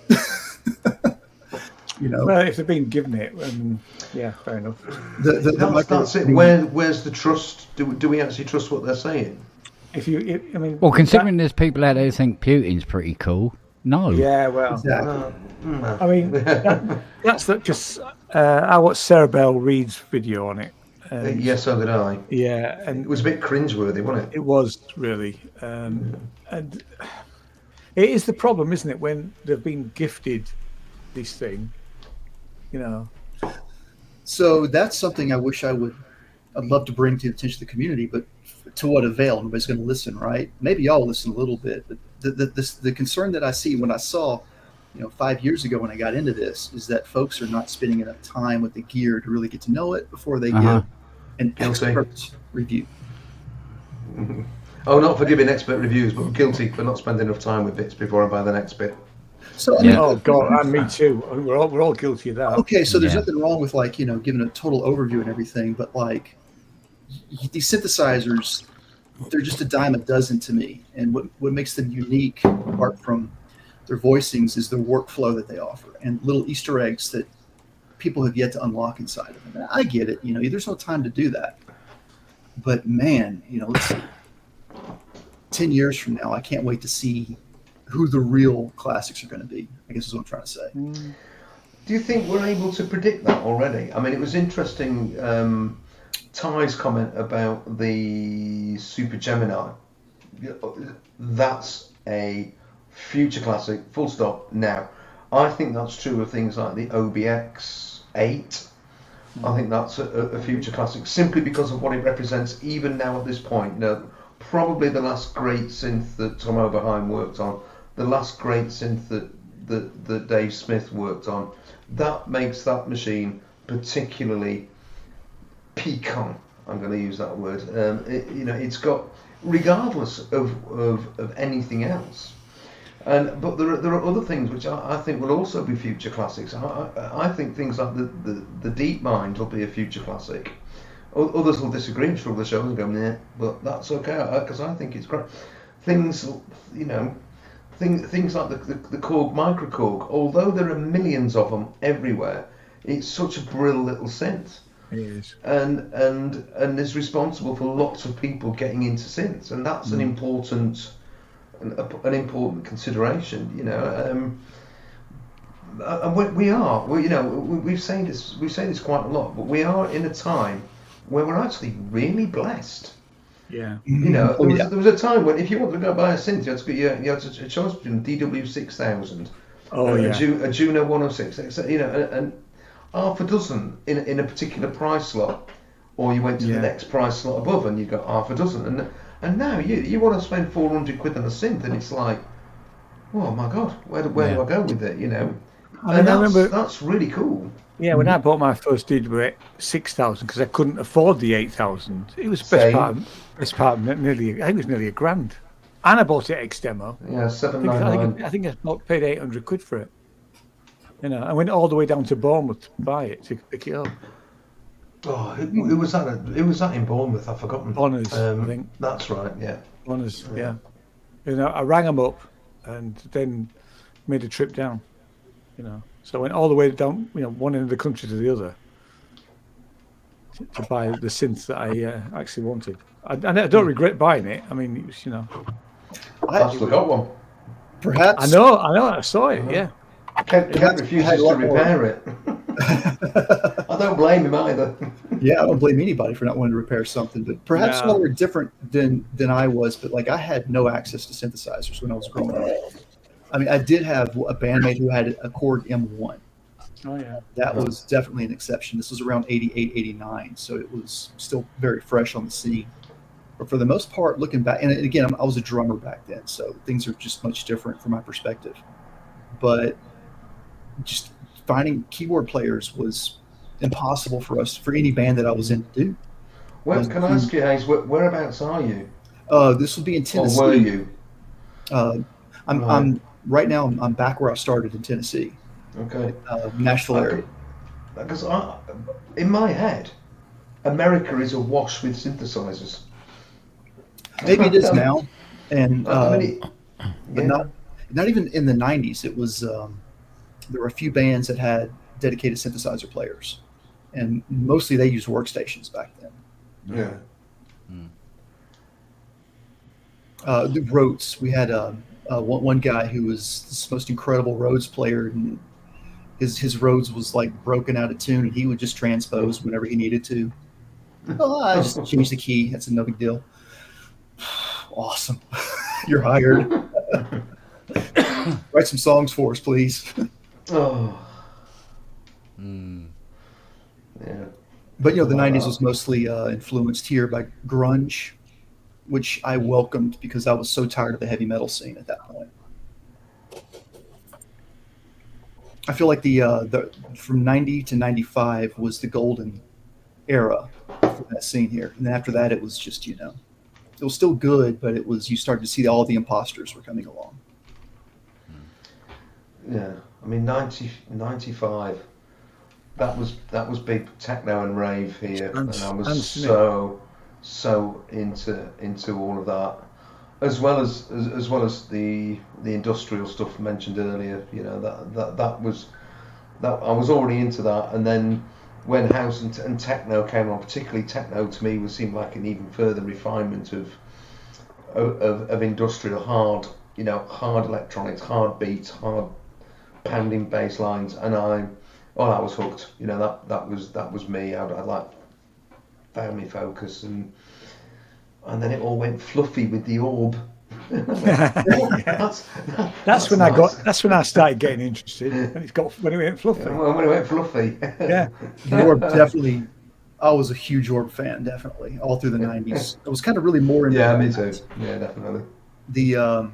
Not going to lie, the industrial scene, I was a little intimidated to go hang out at those shows. It's a bit too shy for that scene. But and even like I had Skinny Puppy's Last Rites, and I tried to get into that, and it was an acquired taste. Now I now I get Skinny Puppy. It's I couldn't hear the beat, I couldn't hear the groove in a lot of it. It takes a while. And it's funny because Lost Rights is one of the least groovy Skinny Puppy albums. Yeah, that one's but like Vivisect 6 whatever, it's like that 666, but it's Vivisect 6 or whatever it's called. That's probably my favorite. Do you know what? I don't even know if we're going to get future classics in the same way that we have them at the moment. Thanks. You mean in terms of synths? Yeah. But define what makes a classic. What's the definition of a classic synthesizer? Because you need to know the criteria before you can, say. Yeah, absolutely. This You're is right, Robbie. I think what from what I've seen, especially from customers and stuff like that, what appears to be a classic synth for them is a synth that they have heard on a record or many records, because normally it's like they're quite prolific if they're classic synths, apparently. But so, like for instance, obviously you got the obvious ones. You got the VCS3, you got the Mini Moog. Well, they're the Odyssey. Originals. You didn't have a choice. If you wanted a synth, you had one of those, or you had a big wall of modular. Plus, when I was hearing these machines, there's no internet to find out what they're called or where they're from. They weren't in shops because they were still current stuff. There wasn't really shops selling them. And it took a while for them to filter down into shops. Sleeve notes of records. Photographs on the back of albums and stuff like that. I had an album. It was called Masterworks. It was probably produced by K-Tel, and it featured all sorts of people, like Rick Wakeman, like the guy from Sky, the keyboard, Francis Monkman, and all sorts of people. And it actually listed these instruments. So I was Moog, Oberheim, Yamaha, Moog, Oberheim, Yamaha, Korg, Yamaha, Korg, and it was like, what are these things? And actually, it's all things like Andrew Lloyd Webber's Variations with Julian Lloyd Webber playing the cello. The instruments are listed on there as well. And that's where I was getting Tangerine Dream. VCS3, Mellotron, Moog Modular, and they go, what are these things? And I, and it was really when I started reading Electronics and Music Maker, Music Technology magazine, Sound on Sound when it came out, that became the encyclopedia. That became that's what these things are. And I read profusely about them. So. Well, I'd always, like, funny enough, with the Variations album, that's another, big source, because it had all these synths and going, oh my God, these sounds, and you were trying to guess because you didn't know anything about them. War of the Worlds. Yeah, well, exactly. Yeah. So, and then, you find out later on in life, like you go, oh, they were so lucky to, owning, a CS80, and then you find out you had that or nothing. But they didn't own it; they just took it out of the shop. Rod Argent just took it out of the shop. That seems a lot more. Got Mel to bring them to the studio, use them, and then put them back in the shop again. Like we have a lot of rental places around here. What's it called? PS? I can't think of it right now. PSR or something like that. And it's shocking the things that you can rent for reasonable prices for a day. Pretty cool. That was my brother, by the way. He brought some fish curry from I don't know. I was going to try. It's probably going to be ridiculously hot. The album that really got me, like I was way into all of that stuff when I was a kid in the 70s and early 80s. But like, man, when I heard Pretty Hate Machine, right? Whoa. And I actually, a couple of years ago, saw somebody talking about that, because I never hear anybody really talking about that album. Everybody gushes over Trent Reznor, but they don't really talk about that first album very much. And to me, it's a classic. It's absolutely is. It's more. I think people focus more on the Downward Spiral, which was the next one, wasn't it? But Pretty Hate Machine Broken and Fixed were the next ones, and then downward spiral. Weren't they more EPs? They were. But that's when after I heard that, I was like, I was no longer a 9 Inch Nails fan, because I was like, oh, you're a guitar player. Ugh. It's like, I hate to say it, like you get disillusioned. Oh yeah, in such a way that no. It's like, oh, you just want to be a guitar player. You're not, and that's fine. I'm not trying to judge. Well, yeah, Broken and Fixed are both very guitar-y, aren't they? But the Downward Spiral is. It gets more into and I like that one a lot more. I've learned to like all of his albums, for the most part, because they're all brilliant. But it was that first one that just really hooked me in. But the point I'm trying to get is that somebody recently, like what were the synthesizers that Trent used on that album? And I don't know what they are, but like it's almost an enigma. Like, how did he come up with that? Because it sounds so unique, it was so fresh. I mean, correct me if I'm wrong. If you heard anything else like that before, correct me on that. No, I'm going to go with you guys. I don't think I've really heard anybody talking about that or listing. I think it was certainly Future. Certainly, Trent Reznor himself's never really talked about. I mean, there's all sorts of things we know that Trent Reznor has and uses, but yeah, that's stroke my beard a bit more. Stroke your beard time. I'm going to go back and listen to that one again a bit more. And of course, I love the samples. I think didn't he use some Jane's Addiction on that one? Pass. Yeah. No, actually, okay, that was for the Fixed EP. There was a couple songs that he did, and one of those used the Jane's Addiction. I Had a Dad. He took a little clip from I Had a Dad. I don't know. My brother likes Jane's Addiction. I'll ask him. Oh, I was a huge fan. I never saw him live, but I saw Porno for Pyros live. Porno for Pyros was a good album. Yeah, hell of a show too. And that was like, that kind of led to Lollapalooza, right? Because he had the circus act on stage. He had people coming out on stilt stands or whatever, walking around doing crazy lewd stuff. It was that was, and here in Nashville back in the 90s, that was a culture shock for the people. You have to think about it for a second. There's a show and there's a venue. The people are going to work the venue for concessions, for all kinds of different services that are going to be needed, and those people are going to be local to the area. And whatever venue this was back in the day in Nashville, they put the show down in the parking garage. Yeah, we had to watch them in the parking garage, and you can imagine what it sounded like. The only way you could hear any clarity was to stand like right in front of the band, in front of like center stage. So when you go to the concessions, it sounded beyond abysmal. Like it actually sounded like horrible. And so the poor people that were there just like, what the heck are y'all people listening to? We like country music here, real music. Every song's got a story. What is this crap? It was pretty good. It was a hell of a night. We're definitely going to have to get Tiny in one of these pubs, Rob. Yeah. The things that guy has done and knows about, the plethora of information. Jesus Christ. Done so. He's sat in on so many big sessions. Libel. Yeah.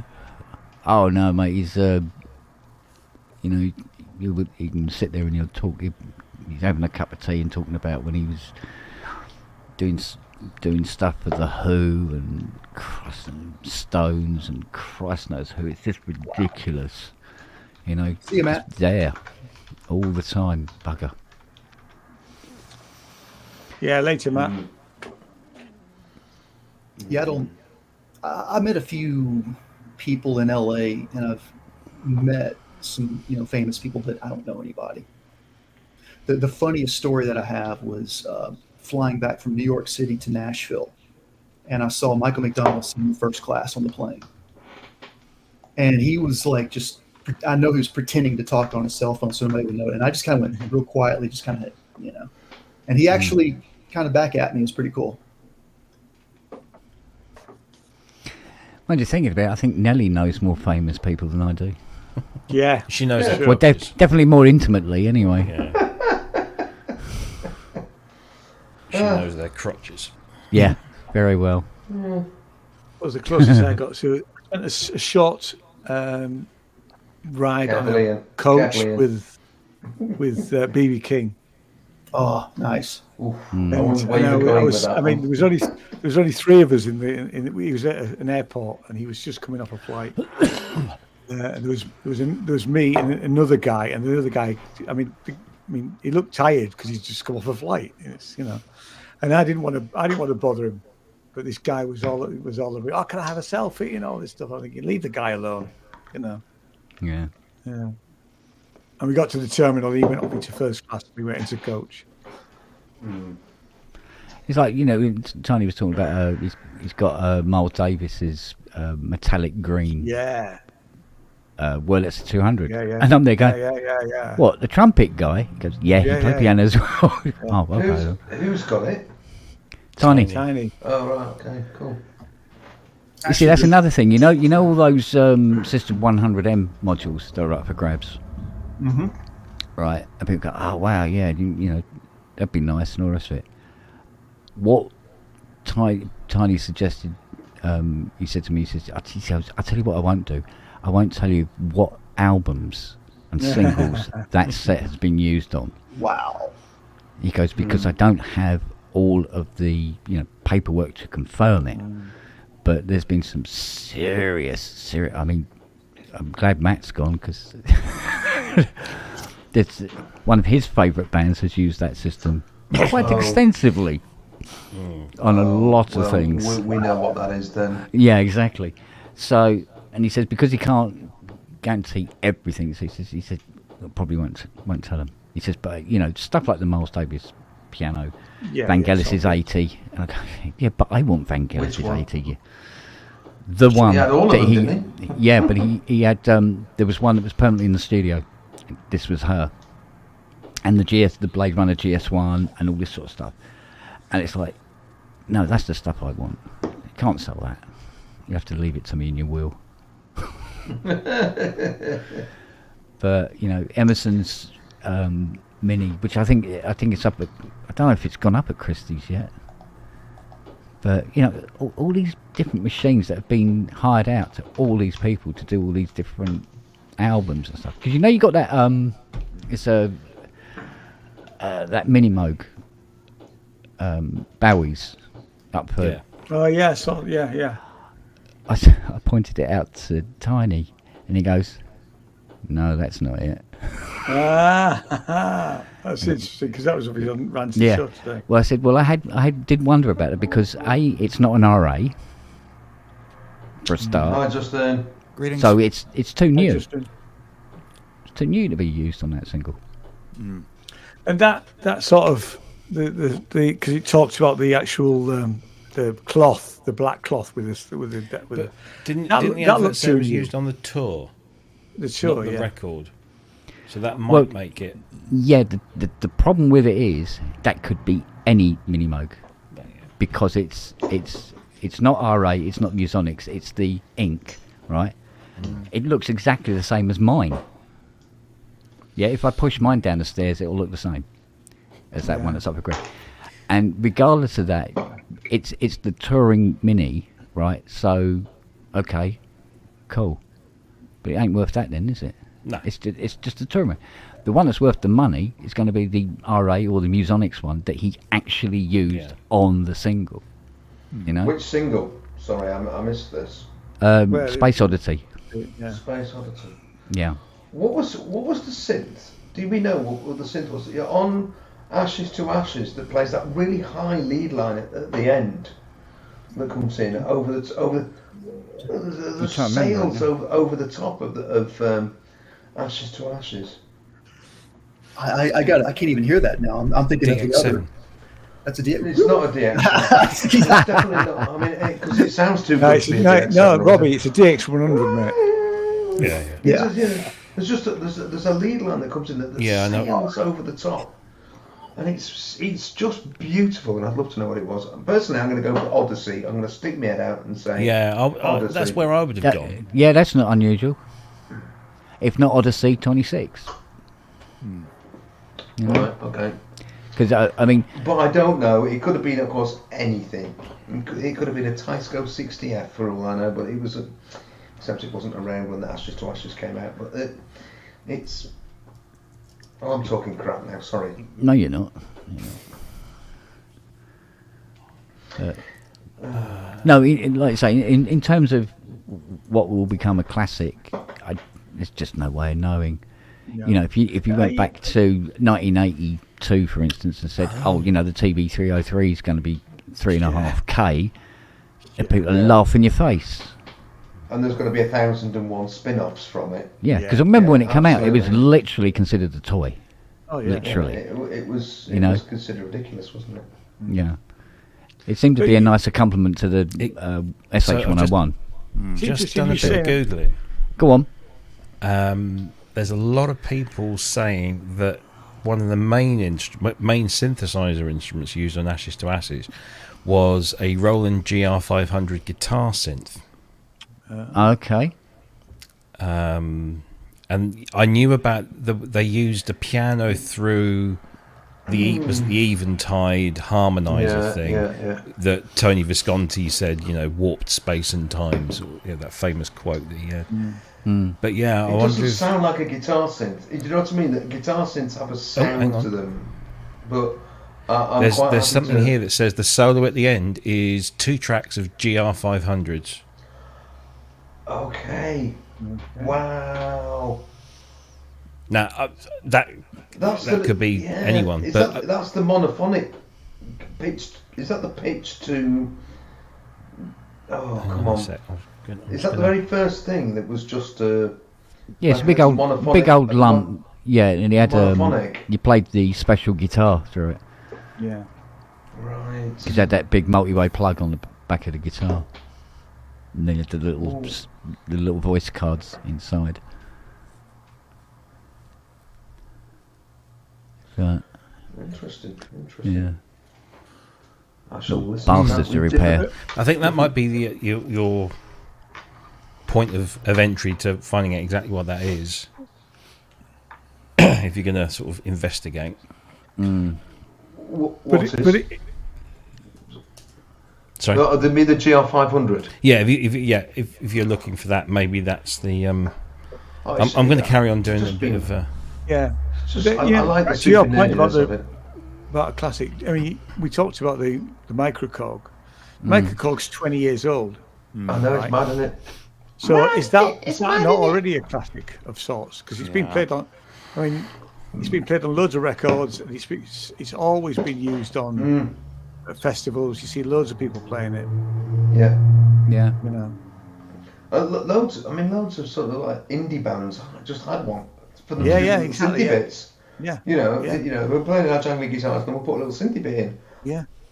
Boom. Well, what I thought was quite funny actually was, like, generally speaking, the Korg 700S was not really considered much of a classic until Korg re-released it. I know. And then it was. I'm not all of a sudden. I'm not sure about that, Ken. I mean, there are people who knew about that, who understood what it was and what it did and how it sounded. I mean, anybody who listened to Kitaro, for example, and his albums, that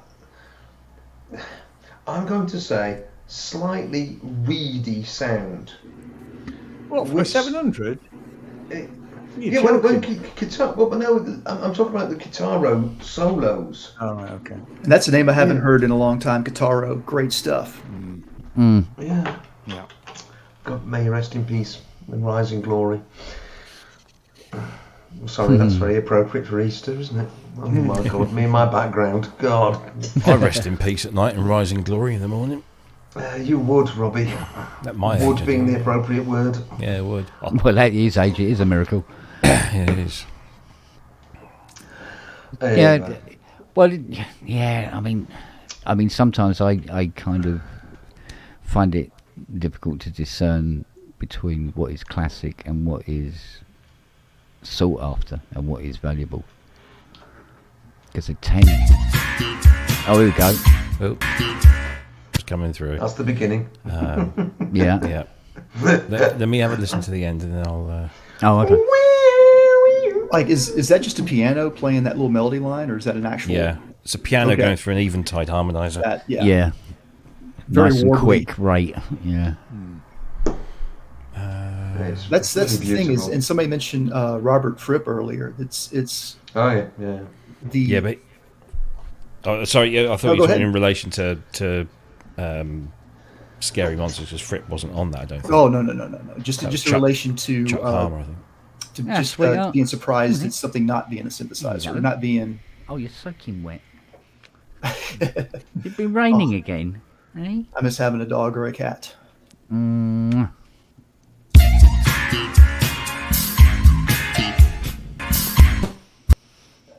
I mean, it's almost to the outro, Robbie, isn't it? Yeah. So let me just grab that. See, this is the thing about Bowie, right? If you take that effects pedal and you do that to a piano on its own, and people go, "What the hell are you doing that for? That sounds fucking awful." Nah. But he takes it, runs with it, and you go, "Wow, that's such an iconic sound, man." Simon and Son made the whole thing. Yeah. No, we can't. Yeah. Oh, dear. Right, here we go. Let's bring it up. I just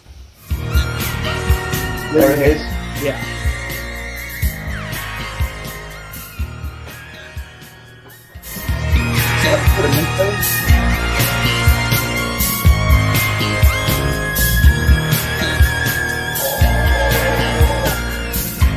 Yeah, that portamento makes me think it's gives me goosebumps every time. it's I great. absolutely It's a adore synthesizer, that. but it's being played through a guitar, Yeah. which I think is what's giving it all of that. But more importantly, you're Yeah. getting different portamento speeds between keys. yeah. Oh, that's Hence, yeah. guitar. Okay. Yeah. Okay. Well I'm buying well that. said. I'm buying that. All the portamento It's- times are perfect Yeah. to whatever pitch Well, they're love going that. to. I have to Brilliant. be honest and say that's my absolute go-to Bowie song. I adore Yeah, I do it. love You know, Ashes to Ashes. Somebody mentioned the video as well, actually, because I like Yeah, the the video. It's also video got scarred me Steve for a Strange in it as well from Visage is in that video too. Yeah. You know, That It's, video kind of keep me from liking that song because the video, as I saw the video, and I was like, what is this weird stuff? Oh, that's David Bowie. no. It's A amazing. bulldozer? I What's- just think it what- works. Yeah. What's the bulldozer representing, man? Why is he, Why is he why- dressed as an 18th century clown? What the hell? why is he Yeah. sinking in quicksand? Somebody save him. Piero. It's Harlequin. What's it called? It's the.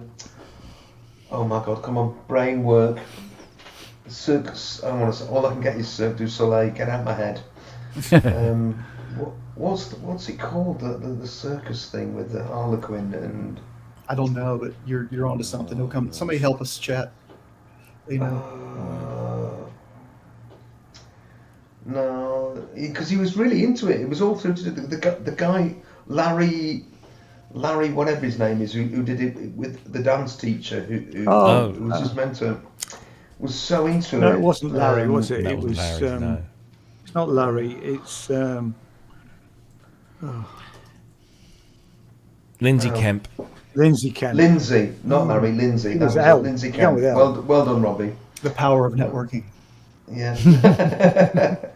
Yeah, Lindsay Kemp's influence. It was the. I think Low's my favourite Italian. Bowie album. Second Side of Low. Oh, it's amazing. Yeah, it is. Yeah. That blew my mind when I first heard that. I think Heroes is my favorite Bowie. Yeah, it has to be Heroes. Yeah, for me, Ashes to Ashes is the best song that you can just listen to as a song. Well, you're right. I love Low. I love it. The Berlin period is amazing. Yeah. Most of which. But I mean, actually, was he switched me onto songs, like pin-ups. I bought pin-ups when it first came out. And some of those songs I'd never really taken much notice of because they were from sort of 60s bands like Them and that. You know? And I just... It did open up a few doors for me to do that pin-ups album as a covers album. He was just copying Vanilla Fudge.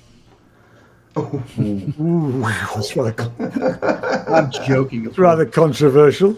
I know. That is 500 words on my desk in the morning, please. Yeah. No, seriously, that was a bold album for him to put out. Pinups. It was straight after Aladdin Sane. Because it's straight after Aladdin Sane. I have a hard time getting. Which is the one with the nude on the front cover? The nude. Yeah. It's Diamond Dogs, isn't it?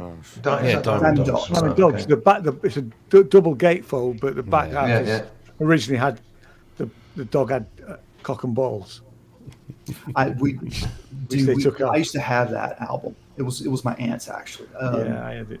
They kept it at their mother's house, my grandmother. So when I visited my grandmother in the late 70s, I listened to their albums.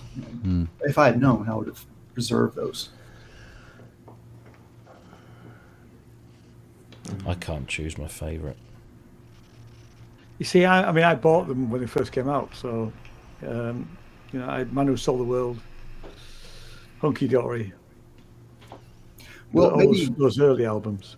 I might be the only time I didn't really like what Boeing was doing was Young Americans and Station to Station. Never got that Plastic Soul thing. Didn't like it. Yeah. Actually, then really then the Berlin thing with Low, Heroes. Like TVC5. That's, I don't know why I like that. I love it so much, but it's such a bizarre composition. I mean, the Tonight album wasn't considered particularly highly, and I really like it. Yeah, it was. But the weird thing about being a drummer, and correct me, I may be speaking out of my place here. This may be just my own personal, but I think that as being a drummer, we tend to gravitate towards, unless you want to just strictly be a gun for hire professional. I don't care what I'm playing. I just want the money, right? But if you actually want to be like, I want to be in a band, and create something unique. You don't listen to a lot of David Bowie as a drummer. You just don't. Yeah, I get that. Yeah. No. So like it was, I got into David Bowie when I was in my late 30s, early 40s. I went back, and even though I knew all the stuff, but that's when I went through the albums and just really like, okay, this is really cool stuff that I missed. You're not looking convinced, Robbie. I'm a drummer, and see, that's what I'm asking. I'm a huge Bowie fan. You don't have to be convinced with that. That's, out of just throwing that out, and see how it sticks on the wall. Yeah, exactly. Yeah. See, I used to love, as a drummer, listening to the way that Visconti and he recorded the drums on those earlier albums like Hunky Dory and Ziggy, with that kind of slapback sound, that Lennon used it as well. It's that. Yeah. Oh yeah, I recorded a session one time, and the guy had a little trick. Check this out. I'm gonna put a microphone down the hall over here, and added that slapback. Yeah, awesome. and you hear that, and you think, it just always caught my ear as I didn't necessarily care how they did it. I just loved that kind of sound, and so yeah, I would have to say that from my perspective, as a drummer, Woody Woodmansey was a good drummer. He wasn't a great drummer. He wasn't a great drummer. He was a good drummer. Yeah, he was a good drummer. Yeah, and a lot of the great drummers were good drummers. So Elton John's drummer was a great drummer. Oh yes. Yeah, actually, the original Elton John band were absolutely superb. Yeah, those early albums like Caribou and all those sort of early albums. Oh yeah. I forget his name, but he was a real jazz drummer. And I know one guy that would completely disagree, but you know what? Whatever. He probably doesn't like Ringo Starr either. Oh. I think Ringo was a fantastic drummer. He's a great drummer. Ringo was really inventive. Oh, people give him such a hard time. And it's like, first time I saw Ringo play with, what was it? Rather than sticks, he was using maracas sticks. I really tried early on, Yeah. I tried that once on bongos, and I cracked my maracas. Yeah. I never tried that again. No, I mean, if you listen to some of the drumming on things like, We Are the Walrus and stuff like that, it's awesome. Absolutely. And something else is when I was in LA, I went to go see his show, the All-Star Band. All-Star Band, yeah. Do you know who his drummer is? Greg Bissonette. Hello. Guy can play anything. Hello. We're talking Dave Weckl, Vinnie Colaiuta. I can't think of his name right now, for crying out loud. Whatever. Isn't it funny how names ask you sometimes? Greg Bissonette, I believe, is his drummer. Oh, yeah, absolutely. Yeah. And Greg Bissonette is I actually took lessons from someone who took lessons from Greg Bissonette. And the reason why I did that was because he was essentially teaching me what Greg was teaching him at a 50% rate. And just some amazing tips. Or I'm like, oh, why didn't somebody tell me that 30 years ago? You know, well, because you didn't take lessons 30 years ago. But Terry Bozzio, that's what I'm trying to say. Yeah. Oh, okay. Yeah. But Greg Bissonette, he first, how do I say this? Kind of became famous. He was David Lee Roth's drummer. David Lee Roth's drummer. Thank Yeah. you. And so it was kind of hard to take him seriously, you know, just visually, right? Because he was one of the guys that's like standing up on top of his drums, you know, doing this and all that kind of stuff, you know.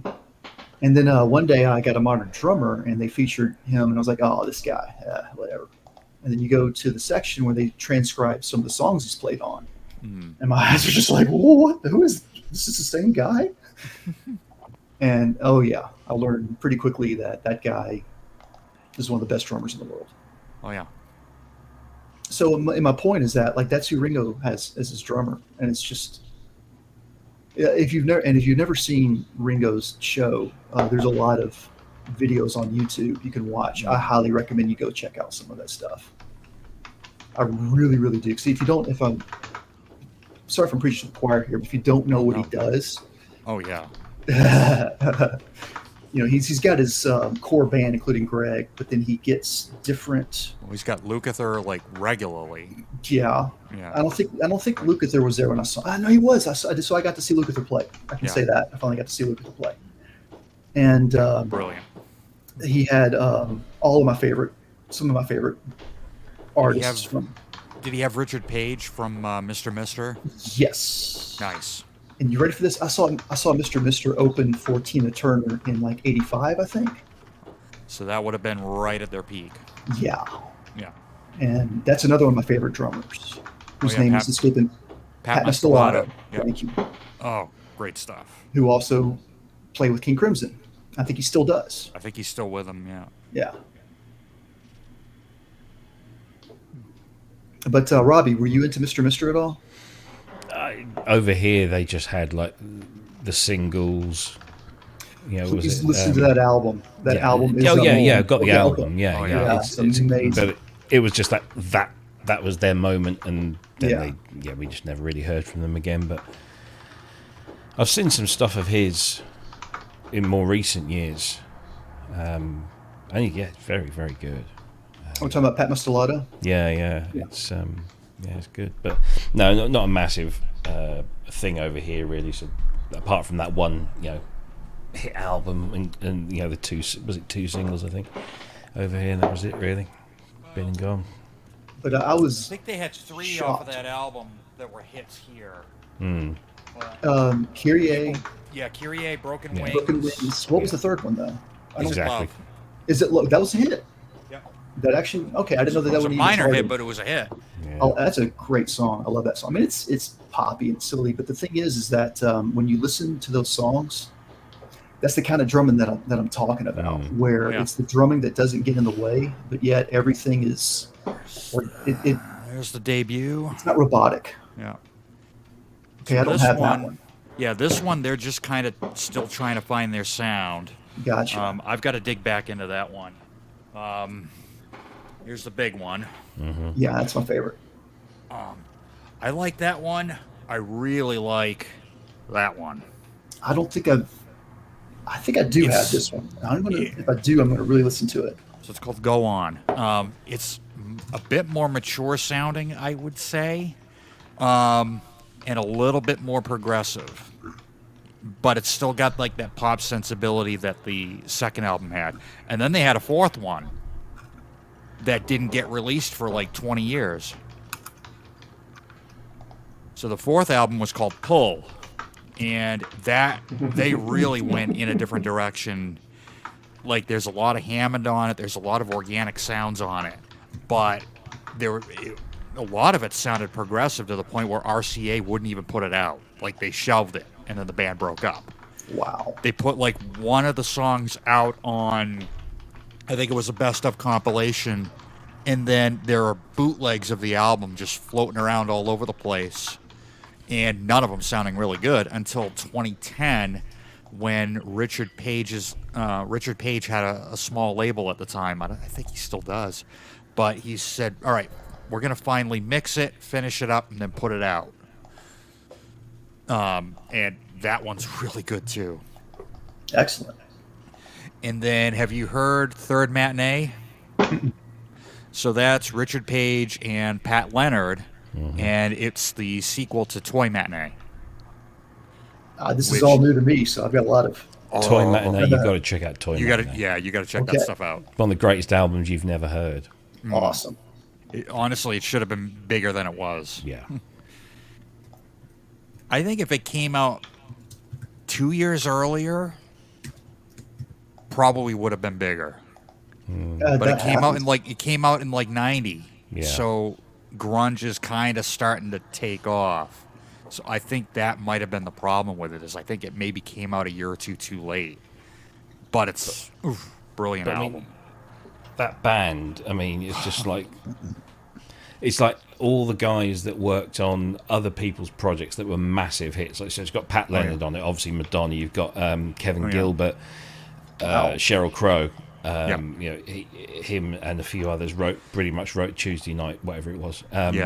Guy Pratt on bass, Brian McLeod on drums, Tim Pierce on guitar. Tim Pierce. I mean, Jesus, it's kind of like a producer's supergroup, or you know, a songwriting supergroup that you know just got together and put. And when you listen to some of the arrangements on there, you can hear, you know, the Madonna bits, you know, or the bits that sound like, you know, that Pat Leonard put into Madonna's work. You know, what was the big one he worked on? Was it like it was Like a Prayer? I think. Yeah, Like a Prayer. Yeah. Yeah, and Guy Pratt. Guy Pratt played on that. Yeah. Too. I mean, Jesus, what hasn't he played on these? And I think that's where that started. Yeah, probably. When those two got together. Yeah. There's loads of stuff on the internet about that. Oh yeah. But of course, then you know Kevin Gilbert, who was the singer, and a major songwriter, and he wrote so he wrote a lot of that stuff for Sheryl Crow, and then there was a bit of a falling out because I don't know whether Sheryl tried to take more credit than she was due, or the other way round. I'm not entirely sure, but there was a lot of falling, and then he died 96. So, I think it was like 95, 96, and wow, this is all new to me. I've got some new stuff to look into. This is great. Kevin Gilbert was a 96. When did Thud come out? I think that was 95. I think that would have been the year before. Around that, yeah. Yeah. It was close. It was not long before he popped his clogs. Yeah, about a year, I think. Yeah. Looking like. And actually, there's some live video of him doing the Toy Matinee stuff, and Sheryl Crow's playing keys. Cool. Yeah. If I had to guess, it's going to be a Nord, isn't it? She's playing a Nord. Probably not. This would have been like 92, so... Or 92, 93, whenever that tour was, or whenever... Okay. Yeah, I don't think there would have been a Nord then. If there was, it would have been the lead or the lead 2, or one of those, but... This would have been... Yeah. But, Robbie, did you ever, you were talking a while back about you wanted your doll to have the piano roll, right? It's so funny because, like, you mentioned that, and I don't want to bring this up if we don't want to talk about it for much, but the funny thing about that is that is one of those things where when you're developing software that you can literally paint yourself into a corner and you just can't do it. Yeah.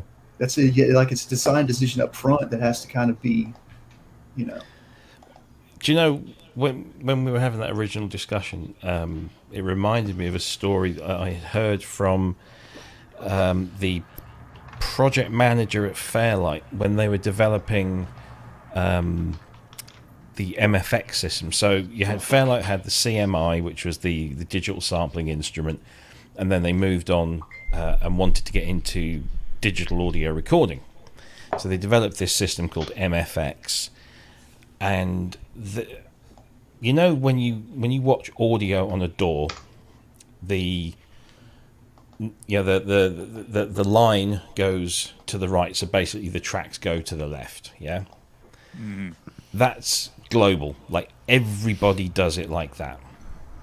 But when Fairlight were coming up with this was the first time we'd ever had kind of multi-track audio on the screen, and guys like Peter Vogel and all the other big guys at Fairlight were saying that it's got to travel the other way,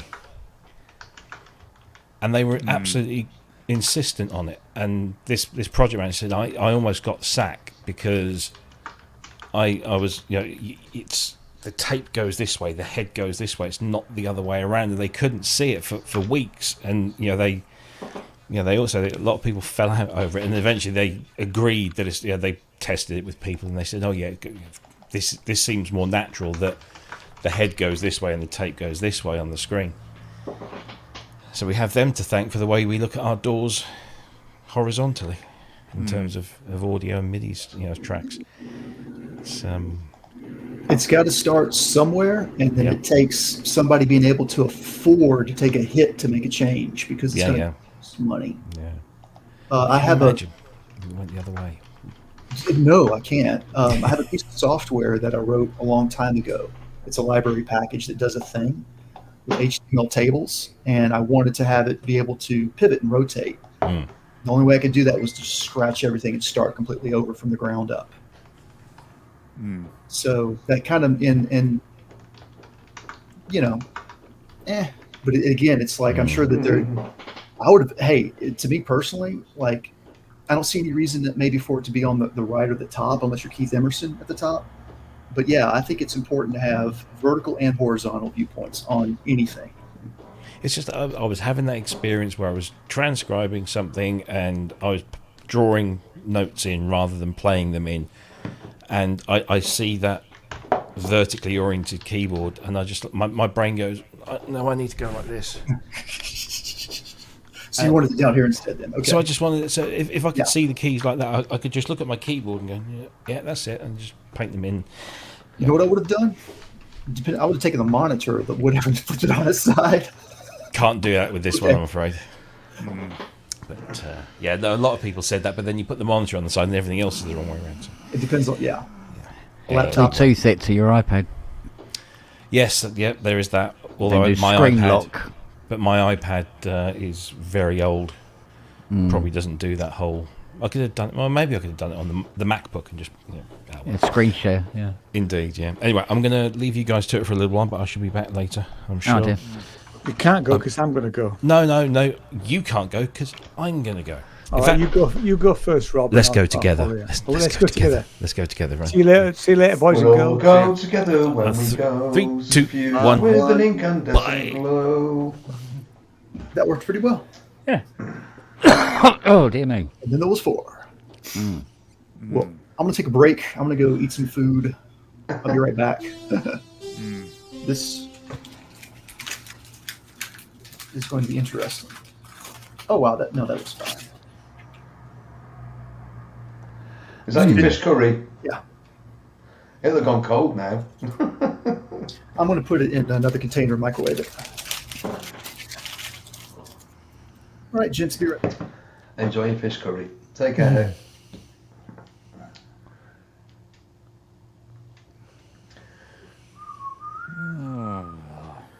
Oh God, don't say it's true. I've just got ashes and ashes going around in my head now, haven't I? It's all your fault, Simon. We got there in the end. I haven't seen you play your Pro 1 yet. You haven't seen me. Actually, it's not wired in. Don't touch at me. I took it into work, you see, last week, and I just plonked it on the stand. Ah. So I've got the SH101 backer that'll go above it. That'll be brilliant. Or I might transfer them over here and put the Supernova and over there. I'm having a bit of a think about how things are arranged. And it never stops, does it?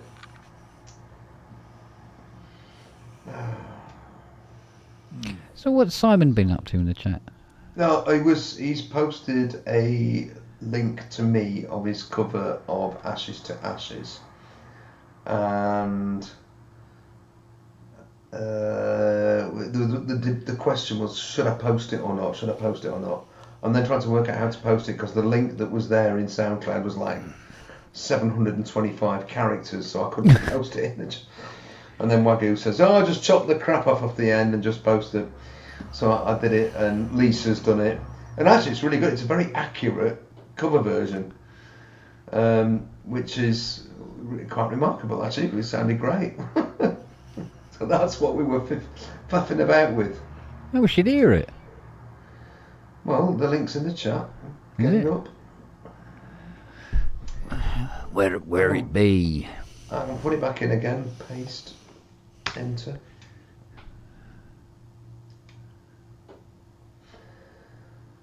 Sorry, Simon. Oh, I can't do it. I can't do it. Link like it that, back in. I have no idea. I have no idea. I think you have to put. Oh my God! Sorry, Simon. You put yourself in that position, and I, well, you know, I can resist everything but temptation. Put it in the private chat. Yeah. Then I can click on it. It might already be there. Oh no, that's a different one. Yeah, that's the Toy Matinee live clip Where's that I the found. paste? What got, oh no, I've got to paste it there. Sorry. Paste. Enter. Ah, there we go. There you go. Should be there now. Right. Okay. Let's get that. Whoa! Oh, that sounds like it worked, Simon. Is that it working? Can you hear it? Or I not? could hear Ashes to Ashes play. So all right. Okay. Hang on then. Bowie's, or Simon's or Bowie's. Right. Well, this is the link. Right. Here we go. It's a SoundCloud link. Yeah. Can't hear it coming through. I think we're picking it up from your headphones. Really? Damn it. Hang on. Christ, this is good. Right. Hang on a sec. So what I do then is I go to present. I go to share screen. I go to that. I click on Sorry, Simon. Will you forgive me? that. Do that. Yes. Got it. Right. Okay. That Right. should work now. Let me know if you're hearing it. Yes. Yep.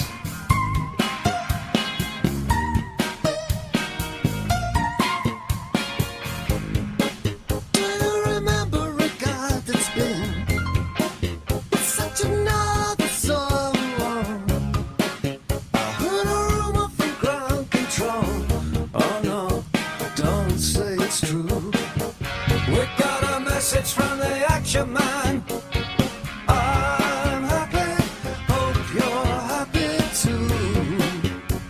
I've lost and I've needed love, sordid details following. The shrieking of nothing is getting just pictures of Jap girls in synthesis, and I ain't got no money and I ain't got no hair. And I'm hoping to kick, but this planet is ashes to ashes, fun to funky. We know Major Tom's a junkie, strung out in heaven's high, hitting an all-time low.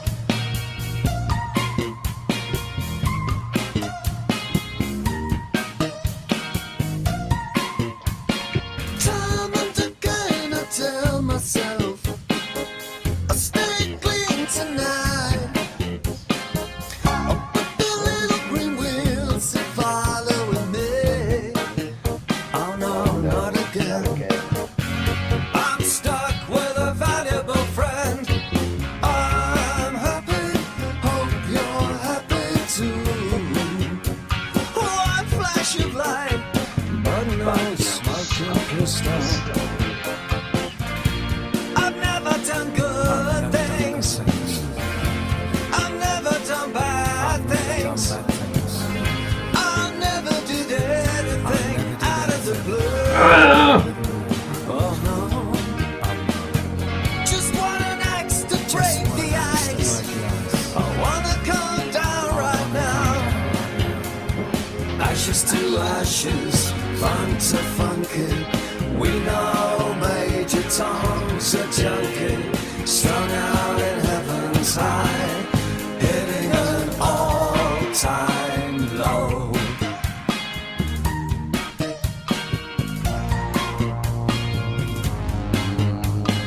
My mama said, to get things done, you better not mess with Major Tom. Oh, my mama said, to get things done, you better not mess with Major Tom.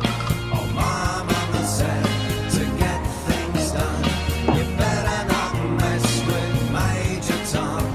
Oh, my mama said, to get things done, you better not mess with Major Tom.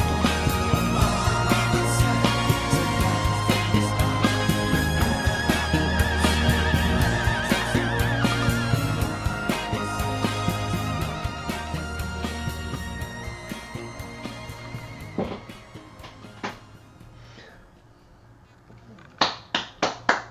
Fucking awesome. Fucking right, I'm absolutely selling brilliant. everything and taking up fucking knitting. That was brilliant. It was awesome. Ah, man, come on. At first, I thought when I came in, I was like, "Are we going to get a copyright strike?" No, that's all right. No algorithms listen to this place. Ah, God. Wow. He is amazing. If anyone gets a chance to go and see Simon, get yourself to Derby Imam or Well, the thing one of these is- ones where Simon's playing. He's brilliant. He's proper good. The man has super chops. You know and when he's you listen deeply to a- talented. you hear a And cover. a lovely man to boot. Well, when you I expect a hug next time I see you, Simon. right, you know as well as I do, right? Andy, you know as well as I do. Oh yeah. You know when you hear a cover of a track, Yeah. and 9 times out of 10, well, 9.9.55 times out of 10, you go, ooh. You know, that kind of, oh, Oh yeah. I mean, oh, yeah, Simon's that is gone- mwah. He's gone for sounding as close to the original as he possibly can. Yeah. I don't mind covers that try to sound different to the original. I mean, I suppose that's also That's another fine. take on That's things, fine. you know. But to of get all it- the to things get to it cover, so a Barry close- track, to get it so close, even with that, Yeah. I mean, like you yourself said, the lead sound at the end, the goosebumps moment. Yeah, it Yeah. was there, Simon. It was ace. I loved it. so, When did you put that together? Actually, that's a good question. When did you do that, Simon? I actually did it for my mate's uni project. You were 12. oh no, don't. I'll be putting a gun to my head at this rate. Oh, wow. That's so good, though. 2010, he says. Yeah. Wow. Poland that, was that some great different that was sounding. really, Yeah, really actually, good. yeah, Culture Ghost. Yeah, they do. Yeah. Because I wanted to hear it because, just in case, because I noticed in the chat people saying how wonderful it was, and they're going, what percentage of that is lip service? I want to know, you know, I want to hear it. Let's hear it. And it was, wow. It was brilliant. Absolutely brilliant. Yeah. Right, you can keep your head held up, Simon, now. Yeah, Christ, yeah. Stop being so self-effacing. Holy He'll punch shit. me next time I meet him. We Wow. love you, Simon. You're gorgeous. Damn. That was great. good. That was really good. It was good. It was good. So I'm going to go to the loo now. Bye. Dear, enjoy your loo. This fish curry is hot. Yeah? My goodness, yeah. Was it tropical fish? Sorry, never mind. They're pretty cold too. Yeah. That was really good. I came back to a wonderful treat. I don't like to eat on stream, and I was like, I didn't want to miss out, so hope you all don't mind. Okay, so I figured out the secret to unlocking the key to understanding all of these music theory in 15-minute videos. Okay. It's called Drill Your Scales. And I'm actually a little, I wish that they would say that. I wish that they would come out and say that first. Just say, like, the first thing you need to do is you need to have drilled scales. No, I'm not going to come out with it straight away. No, because that means you've got to start out doing work. Yeah, exactly. It's like those clickbait news stories, isn't it? You go, Exactly. read. Oh, come on, get to the point. Well, yeah, the point is just that they got your attention. Aha, yeah, indeed. And arpeggios, exactly, Paul. Yeah, that helps too, because that gets your real intervals going. So, oh bollocks! I need to practice more. I'm a failed me too. pianist. Oh, I'm a drummer. I don't have anything to out. Shit.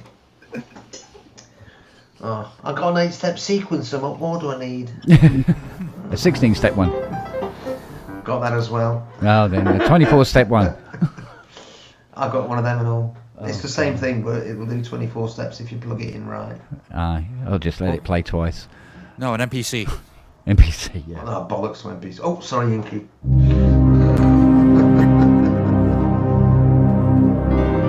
People have to understand that, there are workflow camps out there, and it is a religious thing.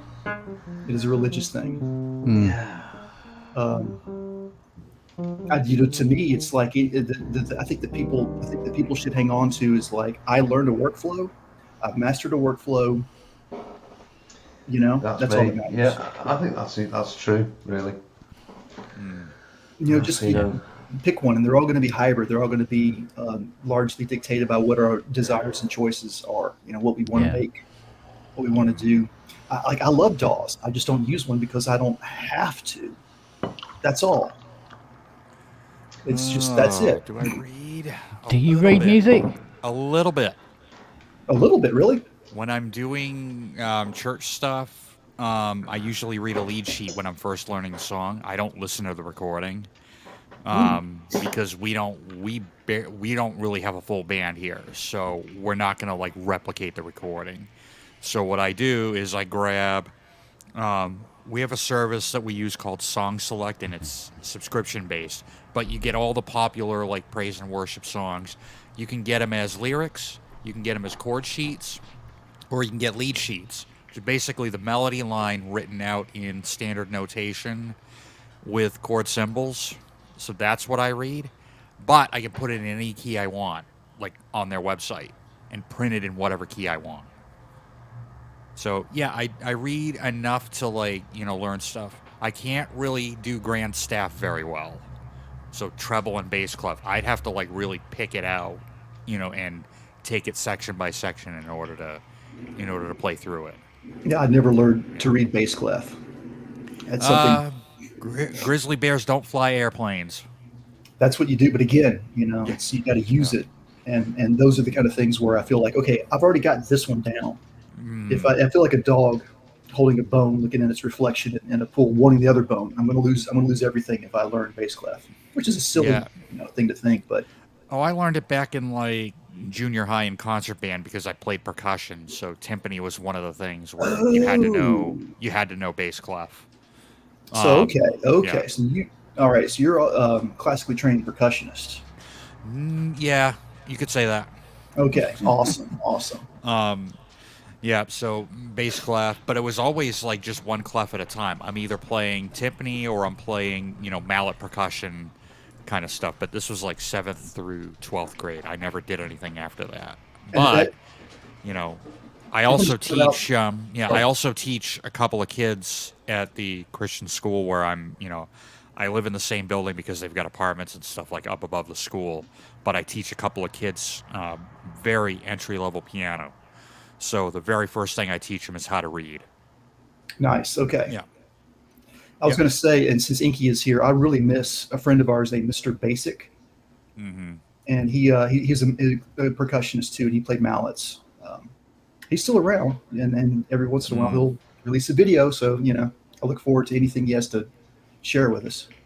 Inky, I like using Father Christmas gets diarrhea after eating biscuits for the Circle of Fifths. Wow, I like that one. You know what I use for the treble clef is, obviously there's Every Good Boy Does Fine, but I like Ernie gave Bert dog food. Ernie gave Bert dog food. The Muppets, the Sesame Street. Sesame Street, yeah. Yeah. But I think those were technically Muppets, right? Yes. Yeah, they were Jim Henson, yeah. Yeah. And I didn't know this, but Muppet was basically he wanted puppets, but he saw marionette shows in Europe and being able to control the arms and legs, but he couldn't control the mouths very well. So he combined the two, marionette and puppet, to make Muppet. Yep. I didn't realize that. I thought it was just, oh, these aren't puppets, there's something else.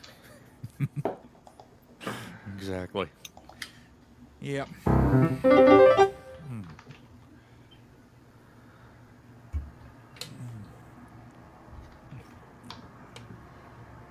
But we could talk about the dirty Behringers you got back there now, Justin. Oh. How No, terrible they're pretty they clean. No, they're pretty clean. They're pretty clean. I just dusted them. Yeah, I try to keep mine dusted too. Yes. I know people like to hate on them, but I will tell you what, this stuff is really, really, really good.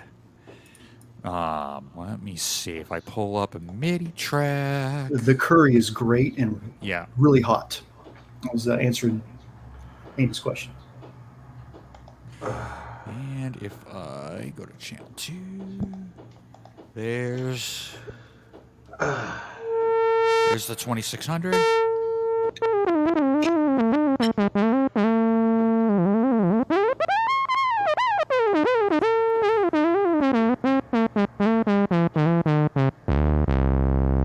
needs to be tuned, but Tuning? yeah, who needs that? Why don't I have Model D? Probably because it's muted on the XR18, which is also a Behringer. There we go. Yeah. Yeah, tuning. Oh, that's easy. I could just use the 440 on the Model D.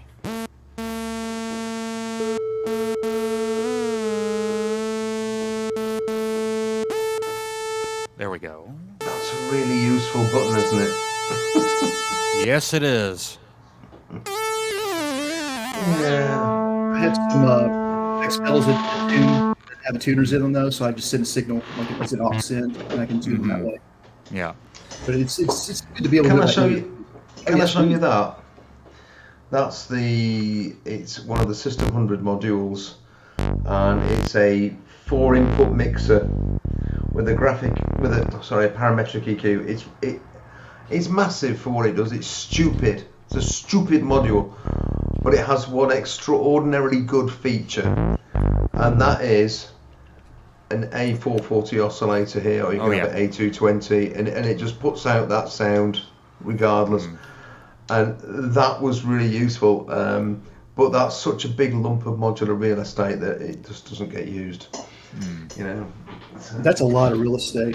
Here's another dirty Behringer, and this one is kind of a more controversial item. I've got one. Oh yes. One thing I love about this thing, though, is that you've got your test tone levels. You've got +4, -10, and -50 for the microphone level. Yeah. And you could actually use this to help calibrate, or at least understand, what this looks like versus what is that little box, Hayes? This is a cable tester. Oh right, yes. Yeah, I've got one of those. And actually, this is my second one. I broke my first one by leaving a battery in. Yeah. I mean, just like no time at all, it corroded. So the corrosion wasn't bad, but I decided to take it apart and clean it out. And when I put it back together, that's the fault of the battery, not the unit. Yeah. It's the fault of the user. Okay. Yeah. It's just it's the way that it's put together is very. Ken can help me out with this one. I don't know what I'm talking about right now, but it's just a couple of header pins, and you just have 2 different circuit boards they plug in together with the header pins. And that's what's kind of intermittent right now. So I'd probably have a broken trace on there somewhere around the header pins is what I'm thinking. I could fix it. It's just how many days do I want to spend troubleshooting? Yeah. Yeah. Yeah, it's different when you're getting paid for it. Yeah. Hey, Justin, you know Yes. the that hardware jam that we did on Yes. Thursday? Lots of glowing messages about it. Gosh, I think I saw that. Yeah. Yeah, and it's all you. You are golden testes, apparently. I don't know whether to say thank you or sorry.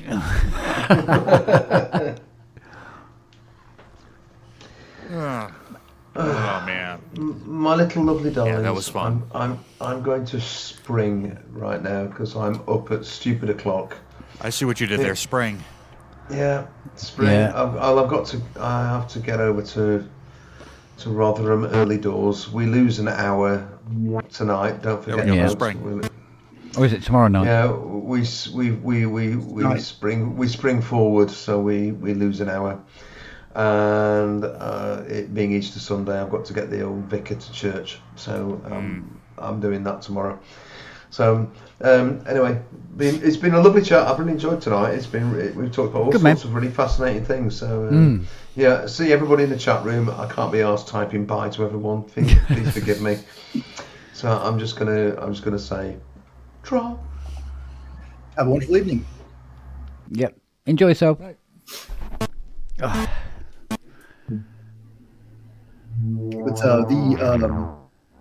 what did I get first? I got the Model D first. Yeah. And, I just, y'all, I don't know if you know who Matt Wright is. He's been doing a series on First Synthesizers, and he invited me to do that. And that episode was aired today.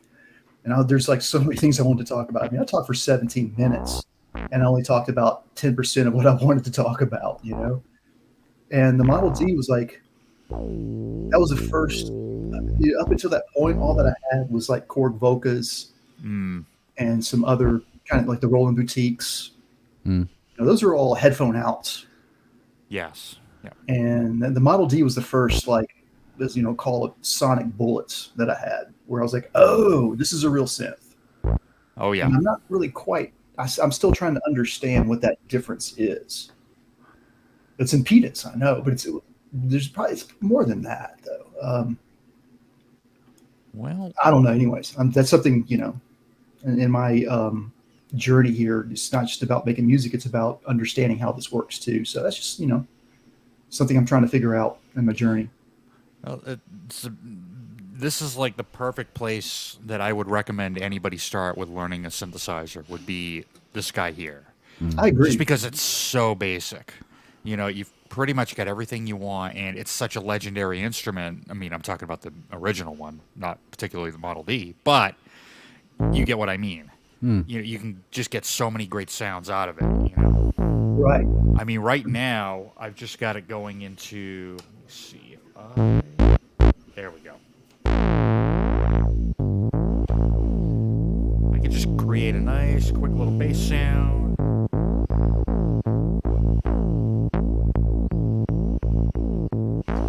There we go.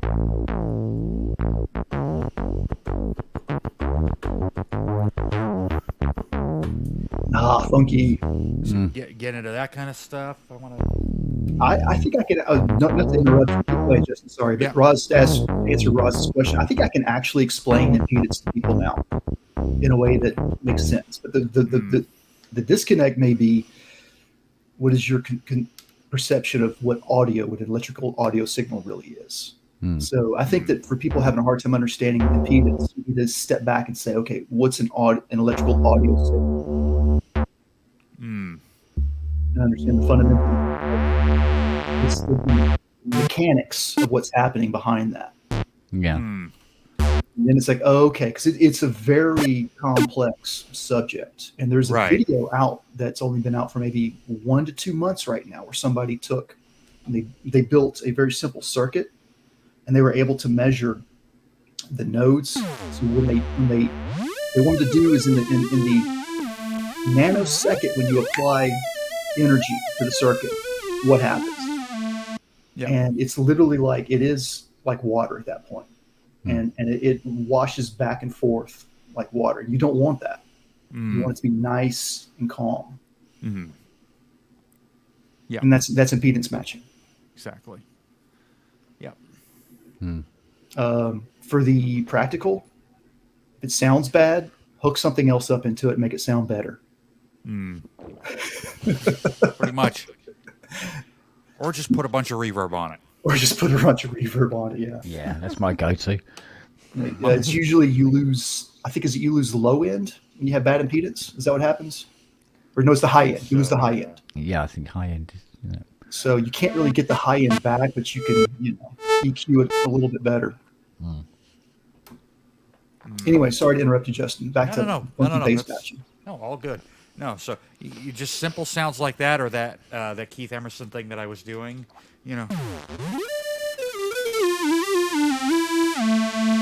so many famous sounds, came from this, but it's just such a simple layout.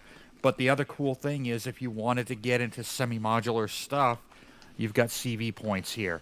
For example, if I wanted to, say, run this guy into the 2600, all I need to do is turn this off. This is basically just shut your main off. Take the mix out here, and this is just the oscillators. And we go into any one of these 5 audio inputs of the 2600. Granted, you're going to lose what's pre-wired there. So we'll just go into this one. This is the ring mod. If I go here, I got the 3 oscillators down. If I just turn this up, now you're hearing this through the 2600.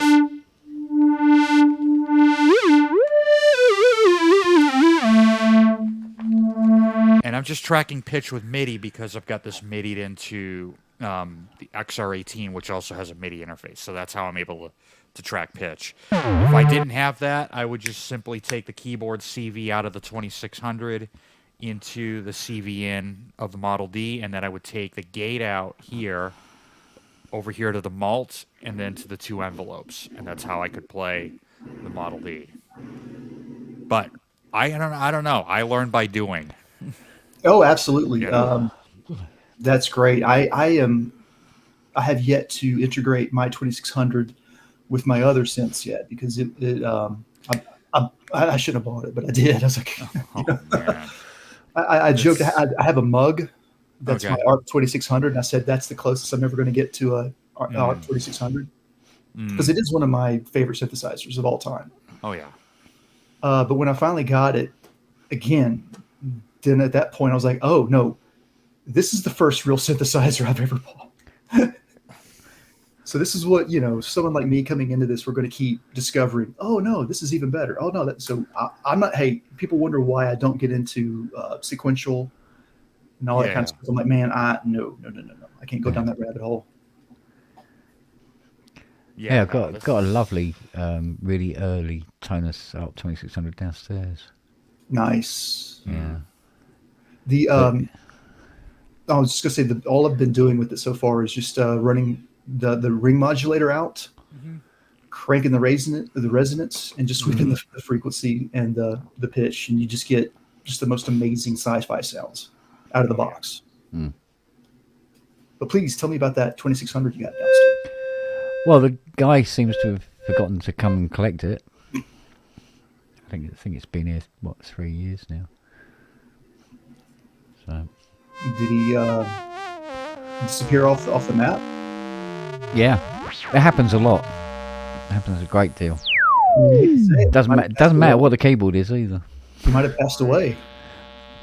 It's possible, but hope not, of course. No, but the thing is that if he has, there's still nothing legally. There's nothing I can do with it still. So, do you have to? Is there a certain amount of time where it becomes yours? No. Really? Yeah. I think in our country that is a thing. Yeah. No, it's all. Well, there was a thing like if there was storage charges became more than what the unit is worth, then I think there's a precedent to be able to sell it to recoup costs. Okay. However, things like 2600s and stuff like that and minis actually go up in price faster than the the storage charges do. So that actually one never catches the other one up. So so somebody abandons a CS80 here. Yeah. It'll be a century or so before it catches up with the price of a bloody CS80. We almost lost Justin down the rabbit hole. Oh yeah, doing that kind of stuff. Yeah, it's just Oh yeah, when you run that through delay. Oh. Oh yeah. It's like I've got a Rhodes Chroma down there where I've redone all the woodwork, resprayed it. It looks absolutely gorgeous. Looks like it was built yesterday. Keep sending emails to the guy, but hear nothing.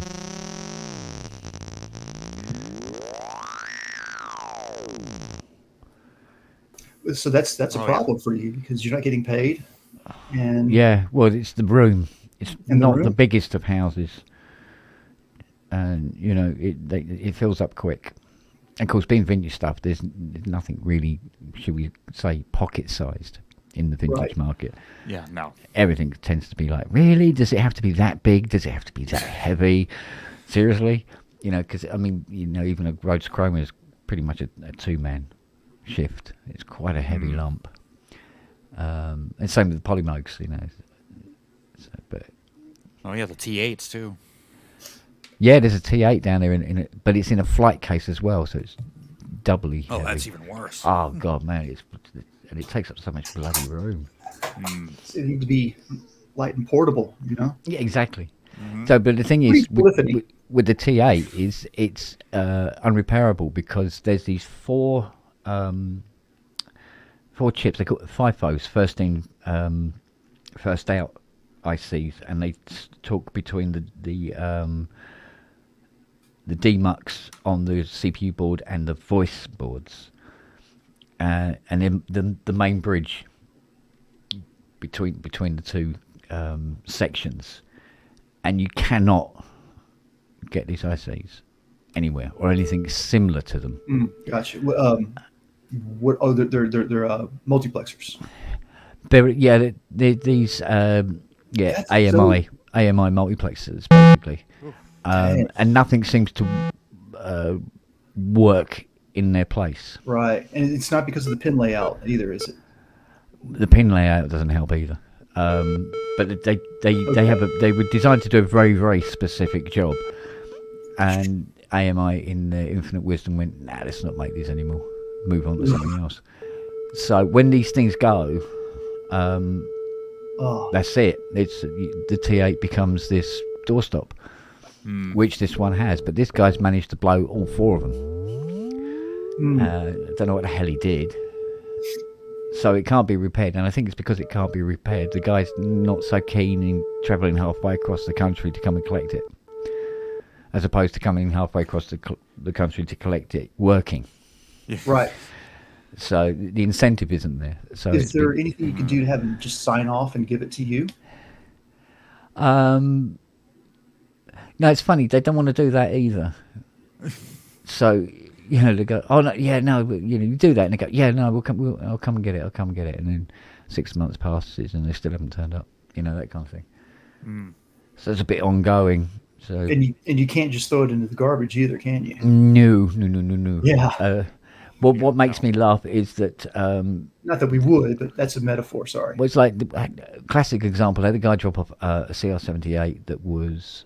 literally looked like somebody backed over it in a car, and the case was all smashed up and falling off. The front panel was bent back. It didn't fire up. The power supply was gone. Good night, Segatron. So doing all this, get this thing going, and got it all going up to a point, as good as we could get it going anyway, and. He decided he didn't want to come and collect it. So. And it sat around for, at least 15 years. Oof. Just keep emailing the guy, well, look, come and collect your 78. So in the end, we got fed up and said, look, either you come and collect it, or we're going to have to let this, throw it away, or break it up for parts and stuff like that. It was better as breaking it up for parts. As this sort of like final sort of like, come and collect it. and he didn't show up. So this CR78 came in. It needed some bits and pieces. I went, well, okay, let's use the parts from this one. But another 8 years later, the guy turns up on the front doorstep. And how indignant he was about the fact I'd used part of it for parts. Like I hadn't warned him. Fortunately, we keep copies of the emails. I showed him the email. So, but yeah, it's a funny old game from that point of view. Yeah, it's I'm envious and not jealous at the same time. Yeah, I mean, you know, we had a guy bought a restored CS80. So RL Music was selling it. I had it here. I just finished restoring it, and at that time they were going for, I think it was 17,500. It was a good old days. We thought that was expensive then, and so he's just paid 17.5 grand for this thing, and it was 8 years before he came and collected it.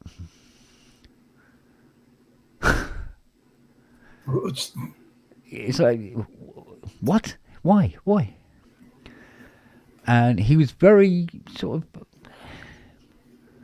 He thought I was ripping him off, I suppose, when I said, well, look, I'm going to have to open this up and go through it and check it again, because it's been sitting in a shed, you know, for years. There's a good possibility we turn it on and it won't, you know, it might be a bit ratty, you know, which it was, because I don't like sitting around doing nothing. And he was a bit pissed off that I had charged him to service it. So, you know. Well, it doesn't surprise me. I watch a YouTube channel, Northridge Fix, in Los Angeles. This guy repairs computers, tablets, you know, and he is the circuit whisperer.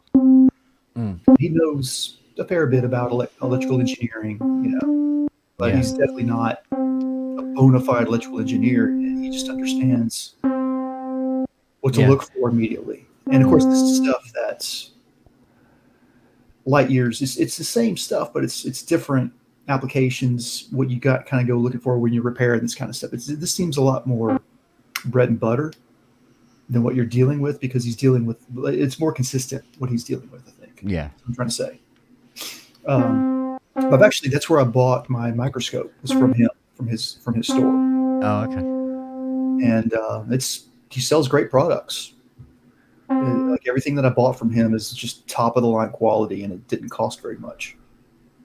You know, when you get into DIY and whatnot, you'll inevitably get into repair and stuff and fixing your mistakes, and you kind of go through this evolution. You'll probably start with a solder sucker, because like wicking the solder is just too hard.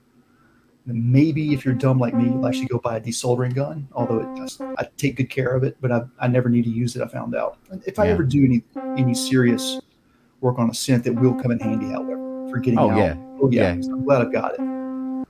And because it's like, what ends up happening though, no matter what you do, you'll go eventually back to learning how to wick properly. And that's just what I do now. Like I'll use a low melt solder, and I'll make a huge mess, and then I'll just clean it right up. Yeah. But what I'm getting at is that the solder pump, the sucker pump, is like one of the worst solutions for doing that kind of repair work. Yeah. And the guy's name is Alex. He kept saying, he's like, I'm on the market. I'm going to see if I can find a good solder sucker. Yeah. He's also trying to find some hot tweezers that he could sell on his site, but he's, you know, working it out, trying to find, because when I finally found out like what he paid for his, I didn't like $400 or something. It's like, oh, okay, well, I'm glad I didn't go buy a cheap $50 pair and waste my money, you know? Yeah.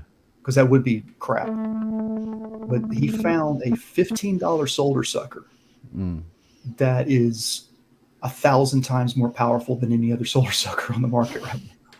It's like, I kid you not, he is repairing one of these motherboards on one of his computers, where I know it's a graphics card, and this graphics card is notorious because if you don't plug the connector into the housing all the way, it will generate heat and crack and do something like melt. Yeah, it'll melt. Yeah. So to remove the connector, the board is so thick, and the leads are so thick and large. Yeah. He has to heat the board up with a hot air gun first, Yeah. and then he puts the low melt solder in there, and then he's able actually to use the solder pump, and just one, and the entire thing is free of all solder. I've never seen anything like that before. Like any solder sucker, you end up with just like a tiny little bit. You can't even see it, but if you try to pull that out, you'll rip a trace. Yeah. Yeah. Well, I mean, I've got a paste solder sucker that I use for small items. I've got the Xtronica one for things like Profit 5s and stuff like that. And then I got the huge German one. What the hell's it called again? The Weller. Oh one. Yeah. Olive Weller. Now, after 6 months, I started to realise that the Weller one really wasn't worth getting.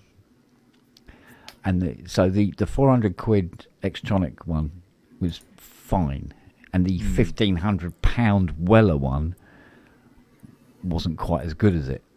And the spare, oh mate, the spares.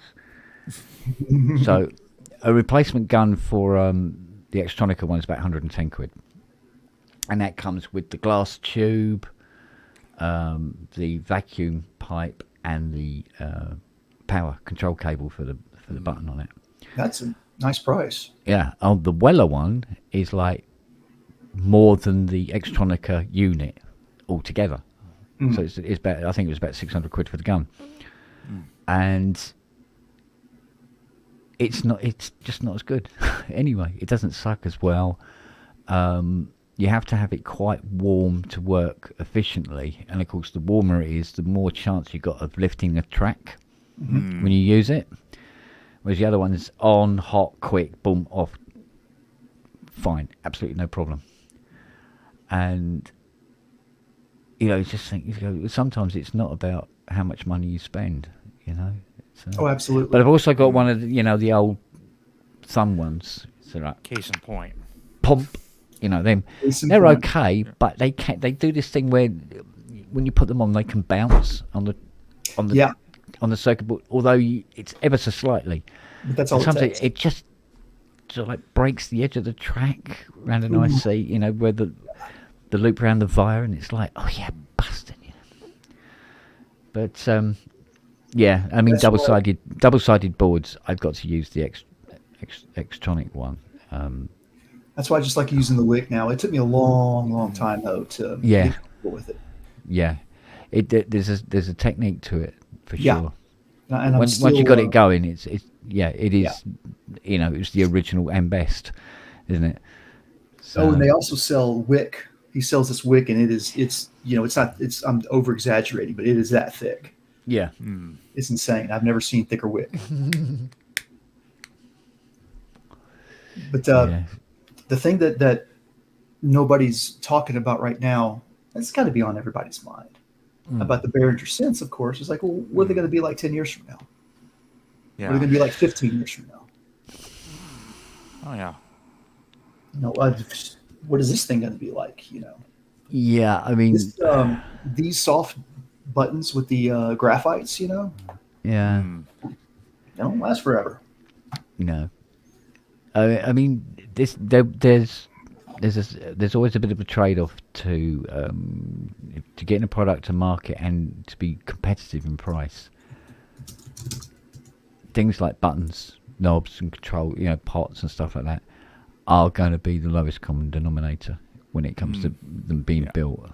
That said,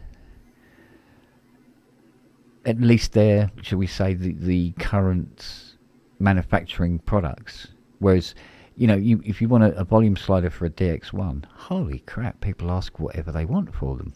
Because they're very, very rare, and, the company that used to make them does not make them anymore.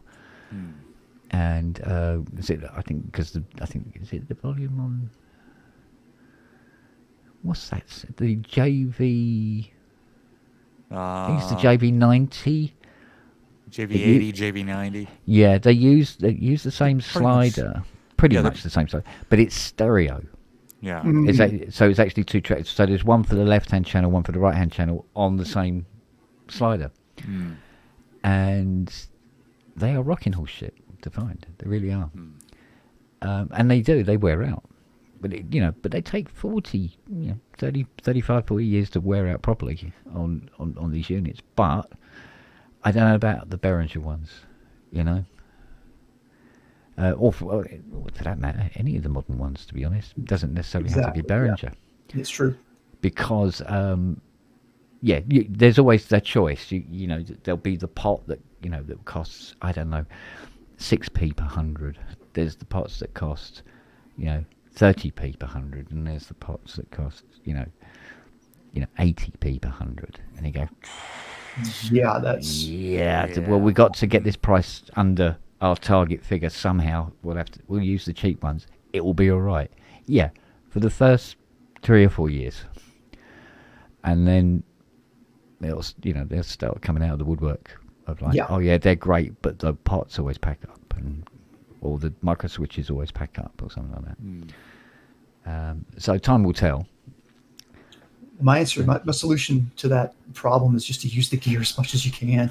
Yeah, yeah. The good thing is while they're still very, very cheap and they're being mass produced, is you just go, I'll buy another one. Yeah. There'll be one on eBay for 30 quid or something like that, whatever it is. And that's a good thing. I mean, if you look at the pots that are in the Minimoog, for instance, they're sealed pots. They'll go on forever. Their carbon track is literally it's getting on for like 2 millimeter deep, and then on the potentiometer's pull point is a great big square block of carbon. It's going to take about 1,000 years to wear out a Minimoog pot,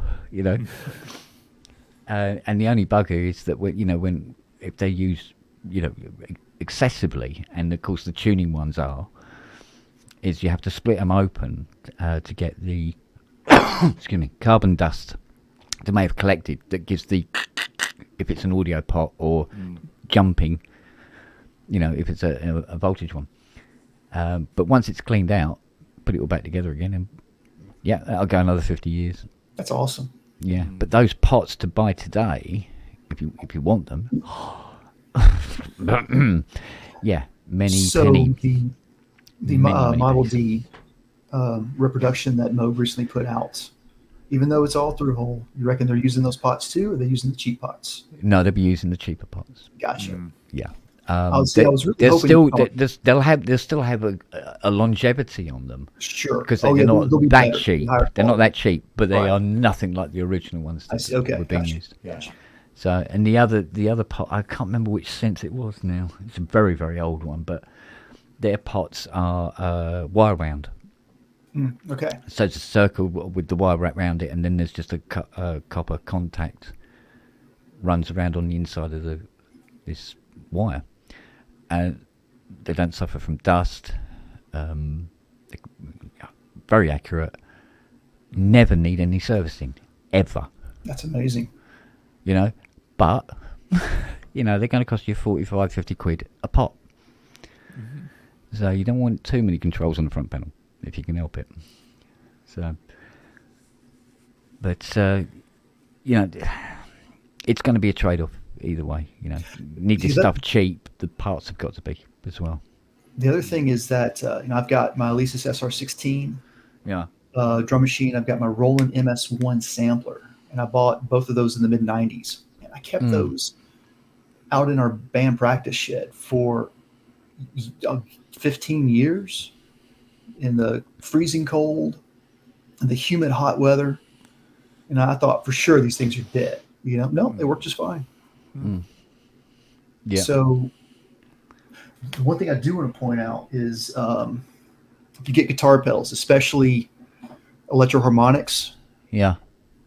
open them up. And you can always take a mono.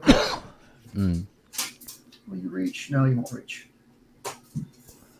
Hang on one second. I can just get this to unloop. There we go. A mono plug. And that, of course, what that does is this turns the pedal on when you plug it in. Yeah. And so you plug it in, hit this a couple times. If the light comes on, then you know there's a battery inside of there. Yeah. Of course, that test isn't going to work if the battery's already dead. So I got this one and a couple others, and they're electroharmonics. And I was like, I better. And all three had batteries in them. Yeah. It's like if you're going to ship a pedal to someone, you should take the battery out and not ship the battery. Yeah. Or at least have it disconnected. Yeah. Yeah. But make them buy their own batteries. Don't. Yeah. That's my. Yeah, because I mean, even if the pedal isn't on, if it's sitting on a shelf in a shop, the battery's still going to leak after time, regardless of whether it's been on or not. Now, so you ready for this? You saw me, I think, going through all my stuff, a few months ago. I'm gonna have to go back through everything and make sure that there's no batteries in any of these pedals now. Yeah. I'm still going to get to the point where I probably have to put all this stuff into storage. When I move and get my own place. I might have to move somewhere and just work for 6 months before I, get another place again. Yeah. Where I can just start setting up my studio. So I want to make sure that, when I put them in storage, that when I get them out, they're going to work just fine. Yeah. Pocket operators. When you look at that screen, the real estate on that thing. Yeah. When you store these things, you got to protect that very, very well. Yeah. I've got damage on my drum machine pocket operator that way. Yeah. And it was because when I moved one time, when I got it out of storage, it's like, oh, that's my fault. Yeah. I must admit though, I mean, I often knock Behringer, but normally from the company's philosophy point of view. But I must admit, although the X32 is absolutely brilliant, it's a gorgeous mix. I'm loving that to death. However, I think it's a massive faux pas on Behringer's fault, really, that System 55, not one module in it was calibrated anywhere near where it was supposed to be. I mean, it didn't even do the footages correctly. They were, miles out. Gosh. By the time you get to 2 foot, it's like nearly 1.5 octaves out. On every single VCO, and the scale and range were like, well, they hadn't been touched. Those parts had been soldered in. That's it, done. It's wherever they were in the box. Well, they probably figured out a way to drop the price by like $2,000. Because remember when it came out, it was like $3,500. Yeah. And well, then, when let's I bought not calibrate it. All right, $1,500. That would cut costs. I bought that spanking new for, what was it? I think it was 1,500 quid. Yeah. But if I was a company selling a product, which I supposedly will be by the end of the year, to send it out uncalibrated, are you insane? You can't. Because not everybody's going to know how to calibrate a Moog VCO, for God's sake. Oh yeah. Mind you, on top of that MIDI interface thing didn't work. Yeah. Because when I was doing that unboxing show, I'm going, why isn't it changing key? What's going on? Why isn't it working? Of course, completely dead unit. But, admittedly, Anderton's, I told him, I said, I go, it doesn't work. Can I send this back? And he goes, no, we'll just send you another one. And boop, in the post, another one turns up, pop it in. I go, cool, well, I've got a spare panel, some spare sockets, a few bits and pieces, thanks for that. So, because I think it was just easier for them to do that when they're at these sort of prices. So I buy everything used, pretty much. Yeah. And I just wait until I see one, that I can tell somebody's taking care of it, and they're not, asking, like the problem is that if you can buy one brand new for $10 more, well, why would you buy it? Just there has to be some incentive there. But and sometimes what I'll do on Reverb, I'll make them an offer, and you'd be surprised at the number of people that will. Okay, yeah, sure, let's get rid of it. Yeah. So part of my guilt is mitigated because I'm buying these used. I'm taking someone else's guilt essentially. Yeah, we see one of the good things about buying used, or should we say recently new? Yeah, recently new. Is that all those little creases have already been ironed out for you, as opposed to getting them straight out of the box and going, oh, wait a minute, why isn't this working, kind of thing. Somebody's already, obviously the unit is working, they're happy with it, or have been happy with it. But so, I mean, at least for a while, like for instance with the vintage stuff, I mean, people would go to Richard at RL to buy the keyboards that I was still working on, so half of them where I hadn't even started doing. Richard phoned me and go, oh, that Jupiter 8 that came in that I bought over yesterday. Go, oh yeah.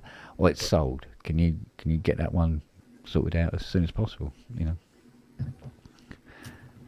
of course these come in different levels of crapitude, and some take longer to get to the point they need to be than others. So it's a very weird thing. But the thing is, they all had to be spot on. So all those creases ironed out basically before people were, mind you, I mean, they were paying a premium for these things. Well, that's what I would hope. Not to take away your business or business away from folks like yourself, but people would get modular. They would want to learn how these things work and get inside of them and just fix them themselves. And because not the pros. Funnily enough, not the pros though. No, of course. The pros weren't interested. No, and in fairness, it was pro guys that wanted to buy a System 55 or an EMU modular or a 2500, and they could not give a crap. They just wanted to be able to turn it on and it do everything it's supposed to, and that was fine. And those were the sort of people who were coming to Richard to buy these things. Gotcha. Okay. Yeah. So, but I agree. Most of the time, you get into modulars, you want to know how they work. Yeah, and the cheapest way to get in is just to buy the kits and build them yourself. Oh, good. Yeah. And then you could even buy 3 kits at a discount and sell the other 2 to your friends if you build them. Yeah. See that, and another good thing about modulars with that is you when you're building it, you're just building that one section. Yeah, it's so much easier to test. And then you can try it out and see what's going on with her. Yeah. And in doing that, you are learning, well, pretty much all you really need to know about that particular unit. Yeah. So, but, I mean, thank God for these microcontrollers and stuff like that, because, now you can have a circuit that's got its main CPU, and then just a few ancillary bits that you put on around the outside of it. Bob's your auntie, Whereas before it'd be a board this big, with 600 components on it. Oh yeah.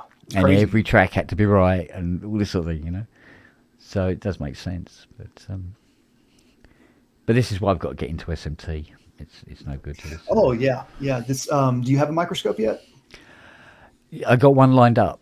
Okay, good. I'm waiting for this because the machine I got to make the boards, which is somewhere off the coast of Africa still, can make surface mount boards as opposed to it can do both. It can do through hole, and it can do SMT boards as well. And I might be mixing in some of the designs I'm working on at the moment. It's a mixture. Sure. Yeah, I've got all kinds of cool guitar pedals over here that have hybrid designs like that. And mainly, I'm trying to think if there's anything I can show you right now. Like, usually what it is it will be like a modern SMD board, but there'll be like a germanium component in there somewhere. Yeah, exactly. It's hilarious. I mean, like some of the FETs I want to use are only available through hole. Right. So, and because this machine will be able to do both on the one board, and even better is I can press start and walk away from it, and it does all the tool changing and everything itself, and I can just come back to a board ready to work on, ready to populate. It's like, so, but it's taken years for this type of machine to happen, because I mean, the old CNC machine I had, although it would do auto leveling, where it would check the height of the copper clad board before it started cutting it out, it wasn't that accurate for all the money it cost. Whereas this new thing, it's the bee's nuts. So hopefully we'll actually have some product by the end of the year. I hope so. What software do you use to design your PCBs with? I have been using Eagle. Okay. But I was using Eagle for donkeys anyway. But technically I can carry on using Eagle with this new machine. It will, there's a converter that comes with it that will convert the Eagle files. But it will be coming with its own CAD software. And looking at some of the videos of the CAD software that comes with it, I'm going, do you know what? I might jump ship. This CAD software is quite nice. I'm going to learn KiCad. Yeah. I just, it took me a long time to make up my mind which one. I don't know when I'm going to start doing it. I just started out using prototype, proto boards. I only used Veriboard on a few circuits. Yeah. It's funny because it seems like Veriboard is more popular in Europe than it is here in the States. Don't ask me why. But for the design that I had, the Veriboard was just an elegant solution. Yeah. But otherwise, I'm not a fan of drilling holes into the, to break connections. The Veriboard, it's very good for that, that real, very, very first setup. Yeah. To see how things are going to work out. It gets very messy very quickly, though. So you're going to love this. Actually, I can be very anal retentive when I want to be, and when it comes to designing circuits, I will go through no less than 3 designs before I actually. So I'll build one, I'll scratch and try again, I'll scratch that and do a third one. Yeah. And that way I know that I'm really optimizing my ideas. Yeah.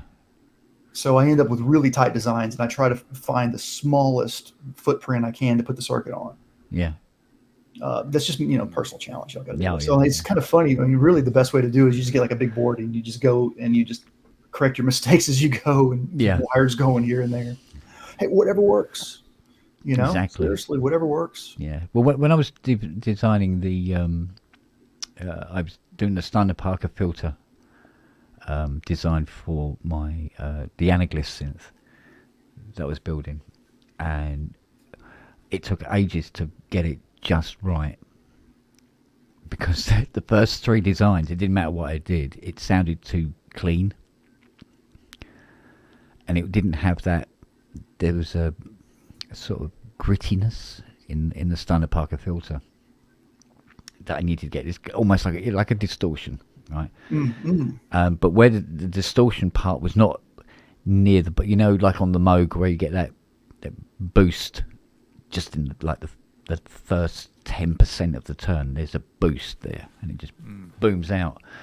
On the Steiner, it's from about the 10 o'clock to the 2 o'clock position. That whole arc is literally on the end of destroying the speaker. Wow. And it was getting that right, and because the resonance on it, it would fracture a cow's pelvis at 400 yards. It was just so powerful, and I kept messing with this design and kept messing with it, and eventually I found the FET pair that I needed in the circuit to make this happen. And I got right, got it. Did they have to be matched? No, it's better if they're not. It's actually even better if they're not. It's that kind of real. It has to be destabilized, right? So does the circuit call for matched transistors? But you. No. The original Standard Parker circuit is go matched. What's that? Oh, okay, gotcha. So, but there was a pair of FETs that did have to be matched, but it was the other end for the high pass, and I was this old chappie I know from 1,000 years ago up in Scotland, and he had told me a few years ago of a way of matching FETs and transistors without having to. You don't measure them. You don't do anything like that. You don't have to mess. You stand them upside down on a bit of aluminium with a bit of, the heat paste. Put a bit of heat paste on an aluminium bar. You put them on top of the aluminium bar on the paste so they stand up. You put them in the oven. You heat them up to 110 degrees for 10 minutes.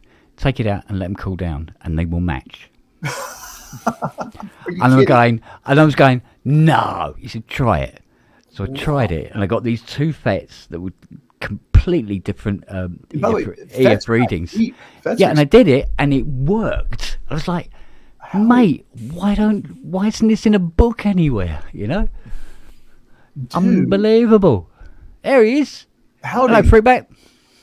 Good to see you. Good to see you too, man. Long time. Yeah, sorry I've been absent, been dealing with stuff. Yeah, well. I want to show Kent, I want you to see this. Yeah, go on. This is really nice germanium fuzz. Oh, yeah. And the gain is weird. I haven't figured out. The gain is almost like two gain stages with one knob. It's really weird. I haven't, I got more research to do, but let me, it features what they call a discrete germanium-based op amp. Uh-huh. And I thought that was pretty cool. So for what it's worth, I like when I heard about discrete op amps, I was like, what's the point? But I've got a really good book. I can't remember who the author is. You probably know this person. He's British. Hmm. He's been around for decades designing amplifiers. And he basically confirmed that. So I was like, okay, never mind. Wow. But and what it is though, the thing that he his book shows is that a discrete op amp doesn't have to be a full featured op amp. That's the difference. So I'm sitting thinking to myself, why would I go through the trouble of redesigning all of these parts and everything? So no, we're going to basically make the most minimal op amp that we can. Mm. And that starts to make a little more sense to me. But I still think that like discrete op amps are kind of, they're it's hype a bit. Yeah. You can buy them and it's like, oh, it's going to sound better. Really? But again, if it's, I'm also a big fan of art, and I'm also just a big fan of innovative ideas. Like, if I can can I talk about this for a second? Does anybody know what this is? Go on. It's the base soul food. So first of all, what is the soul food? The regular soul food. The regular soul food is Electro-Harmonix clone of the Klon Centaur. And this is one of the reasons why I don't care that Behringer clone stuff. Like, nobody's going to make me change my mind. I'm like, do you know that everybody's been doing this for decades already? I mean, so does everybody know about the Klon Centaur? No. Okay, I'll give you the skinny real quick. But the thing that makes this the base soul food is this knob, which is just a mix. That's all. And that's essentially the difference between bass guitar pedals and regular guitar pedals. Is basses, they want a mix knob so that they can control their original tone with the affected tone, so they don't lose their low end. It's very important for bass players. What makes the Klon Centaur so special is that it's possibly the only original overdrive that's been created in the past 30 years. Yeah. What the guy said, I want to create a sort of the idea that it's a clean boost, but it will enhance treble frequencies too. So it's an overdrive, and it will, go into breakup, and it will, if you further, you can push a dirty amp into real breakup with it as well. Mm. And what he did was he got together with some electrical engineers at MIT, some grad students, and he said, I want to design an original circuit.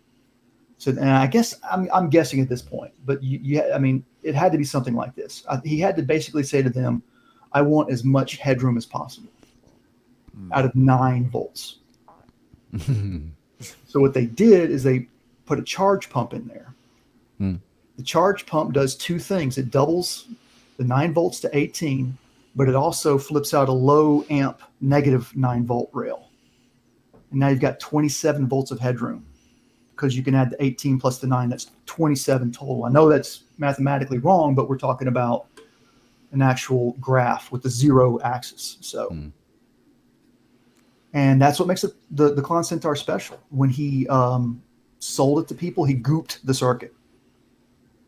And I'm glad that he did, because it wasn't, it was, you know, he would have gotten cloned much faster. This gave him maybe 10 years. I think the sad story is I don't think he ever made hardly any amount of money off of this pedal either.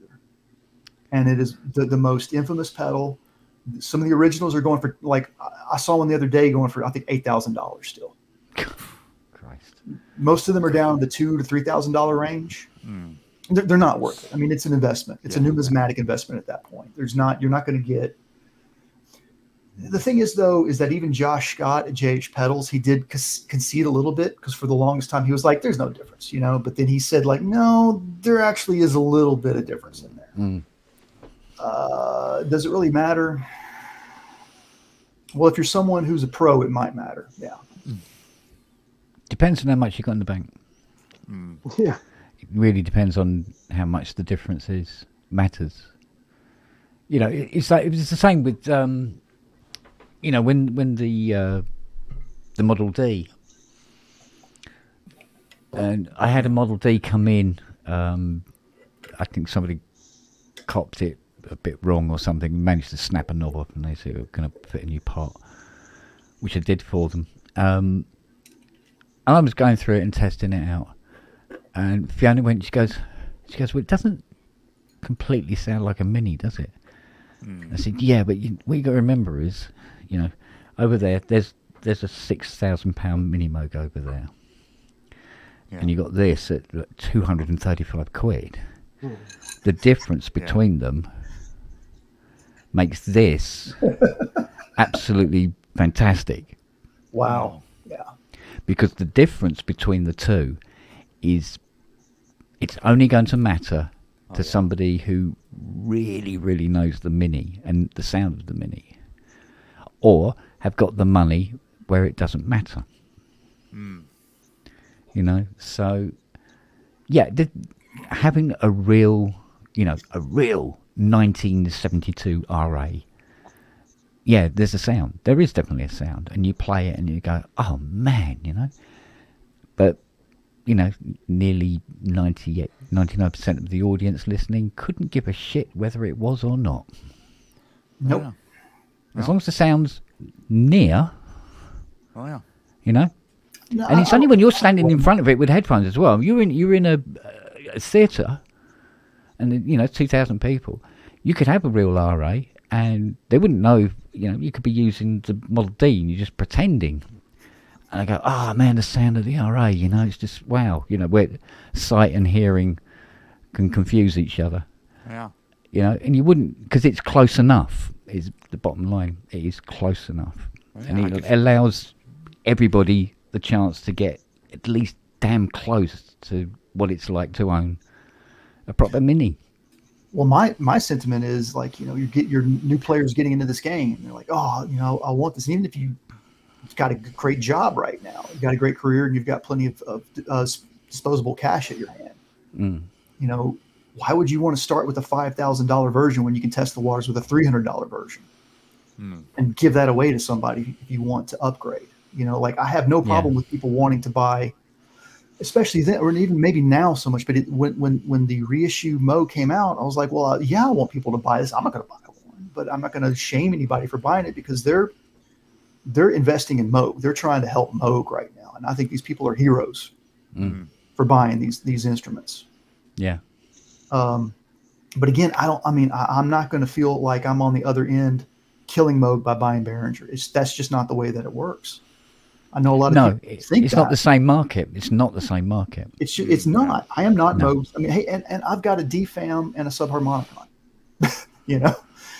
So, but anyways, that is just gorgeous design. I'm not sure, like, if it's the most strategic design. That's not the word I'm looking for, but the wisest design, because it's definitely they're going for the visual aesthetics as opposed to shortest traces. Yeah. But I can tell you right now, this pedal sounds awesome, like amazing. Yeah. But again, it's just an overdrive. It's just an overdrive, Yeah. Yeah. Well, I mean that Meris, where is it? I don't even know where it is. That Meris Press 1973 pedal I got, which is supposed to be the Lexicon 244 clone. Oh yeah. I balked when I saw how much they were, I must admit, but I think it lasted 3 months before it packed up. What? Oh, bummer. Yeah. What it did first of all was make rumbly sounds in the corner.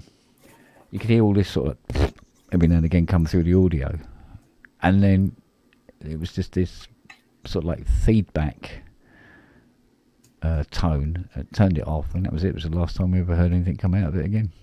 And it's not old.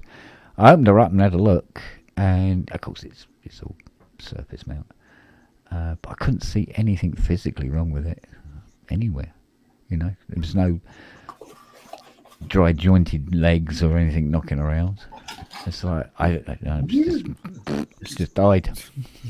So that I've got a electroharmonics pedal that I thought I could fix. I learned my lesson the hard way.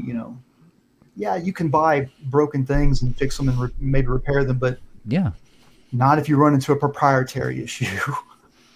Oops. Yeah. And so I'm looking at this PCB, and there's this one microcontroller on. And I'm like, well, what the heck is this thing? Yeah. And I'm thinking to myself, like, there's probably no way I'm going to fix this. And I tried a couple things and I almost like screwed up more things. So I put it away, and I'm saving it for another day. Like, now I know how to inject voltage at certain points and look for heat to see like where a capacitor is failing and that kind of thing. But again, I don't have the experience to back that up yet. Yeah. But right. That could be maybe with that Meris pedal, it could be like the microcontroller just died. Yeah. This is it. So, but I must admit, you get things like the Publison Infernal Machine, and you open that up and go, yeah, all right, let's see if we can get this fixed. Yeah. Who the hell ground all the codes off the top of the chips? Thanks for that. Every single IC. Didn't matter what it was. It wasn't because of the value. They just didn't want you to know how it worked. See, I know that's so uncool. But I mean, yeah, they do have to protect themselves though, because you've got so many people in Asia that are just going to rip them off. True. Yeah. True enough. It's just it's the wild west all over again. Yeah, but it was just no schematics available, and it's like I guess the thing is, it's like if you got to protect yourself, you've also got to think about your consumers first. But we're living in the disposable electronic age, right? We're actually looking at we're our politicians. We're trying to make it so that we're not even allowed to repair this stuff. That's how dumb our politicians are. Yeah, well, built-in obsolescence is just something we're going to have to deal with now. So I want to show you this pedal because it's just so funny. But I mean, I kind of felt bad buying it. What ends up happening, and I'll say this right now, I'm concerned. I'm seeing some, how do I say it, slightly disturbing patterns and trends on Reverb right now. Things are not selling like they were selling last year. Oh no, the market is a different beast now. So, like, I've been seeing people dropping their prices on this stuff. So they're like, man, you're taking the hit now. Yeah. And I really feel bad, taking it off of them. But this pedal right here, what you do is you watch it, and you sit around, you say like, well, maybe if I've got the money, I'll it's still there. I might pick it up one day or something. Yeah. Or wait and see if there's a better deal that comes along. And this is just the cutest pedal. So this is an evil company, literally. They're called Abominable Effects. Ever heard of them? No. And so this is a pedal called the Demon Lung. Originally, they're like satanic. The guy, I think the dude is a Satanist, which I don't care. But it's like they just make really hilarious pedals. I can't help it. I just think they're hilarious. Yeah. And so this one's called a Demon Lung. And normally it's like this demon, and there's like his chest, and you see his ribs, and there's demons inside. Sorry, Justin, but right, It's okay. these demons inside of him, whatever. So I don't like that stuff personally. I don't need that. You know, it's for death metal bands. Yeah. But so he made another version of the Demon Lung called the Namburglar. Bloody hell. Oh, that's where you run around a NAMM show and you just kind of pickpocket every booth. Exactly. And I was like, dude, and this he put this up for sale right before NAMM. And in fact, I even told Synth Addict about it. I said, Synth Addict, you should buy this and take it to NAMM with you. You know, seriously. At the time, the guy was asking $300 for it, which is $100 more than a Demon Lung. Yeah. He took it down to like $200. Yeah. And so I finally just said, the hell with it. I'm taking it. Well, it's like when I put those Roland System 100M modules up on my Facebook and say, look, these are available for sale. And somebody hit me up and said, oh, no, that's well too cheap. You got that module, that's worth £2,000 on its own. And that module's worth about easily £2,000 on its own and stuff like that. And I said, yeah, but he wants to sell them this year. Right. You know, so they reckon it's about. He was saying, oh, it's at least £5,000 too cheap. Yeah. Guess what? Doesn't care. And for another £5,000, he'll throw in a factory fresh Jupiter 4. You've never seen anything like this thing. It looks like it's just been built by Roland. There isn't a mark on it, right? Wow. And it's the most immaculate Jupiter 4 I've ever seen in my life. And he goes, yeah, 5. I said, I've seen beaten up ones that look like being backed over by a Land Rover for 6.5. He goes, nah, 5 will do it, mate. Okay. Well, what I see happening a lot of times is people think the pedal is something that it's not, and they sell it for less than what it's worth. But again, you know, a lot of times it's music stores too. Like they want to get rid of it. And I really feel bad because I'm like, well, if you're only asking X amount for it, how much did you give the person who sold it to you for it, you know? Yeah. But if, you know, there's so many pedal flippers out there, they'll buy it. I do want to share this bit of this message that I had with the guy that sold this to me, though, because this might be useful for somebody out there. I bought it like on the 26th, and 3 days had gone by and hadn't shipped it out yet. So I'm like, you know, and you no contact, right? Like, you know, you purchase it, Reverb's like, hey, okay, it's coming your way. The next thing you're waiting for is the shipping, right? It's no contact, nothing. Yeah. And what I do is I send a message. I'll just say something like, greetings, just checking in to make sure everything is okay. No rush, right? Yeah. And that's just a nice little, hey, you know, because I mean, you never know, you know?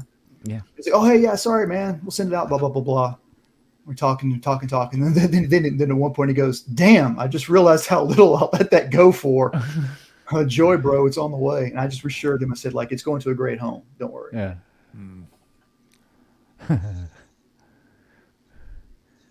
But, yeah. So what about you, O Canada? How's it going? Yeah. Me? Oh, fuck my life. Now what? Now what? My nephew came over this afternoon. And he's 27 almost, so you know, yeah, not a kid. And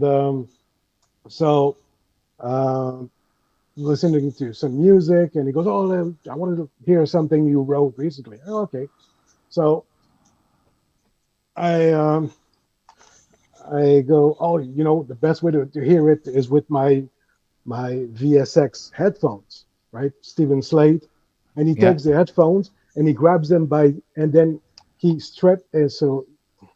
Oh man! Oh no! Yeah, he stretched it so hard that it snapped. Oh. And I'm like, that's $750. Ay, ay, ay, Yeah, ay. yeah.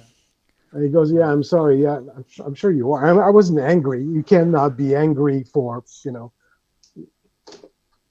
but sorry, man. Yeah, that's why that's I see your title now. yeah. And I'm like, oh, fuck. And now I'm producing music to publish something. And then those are my headphones. I mean, I don't know if you know the VSX, but it's a modeling, right?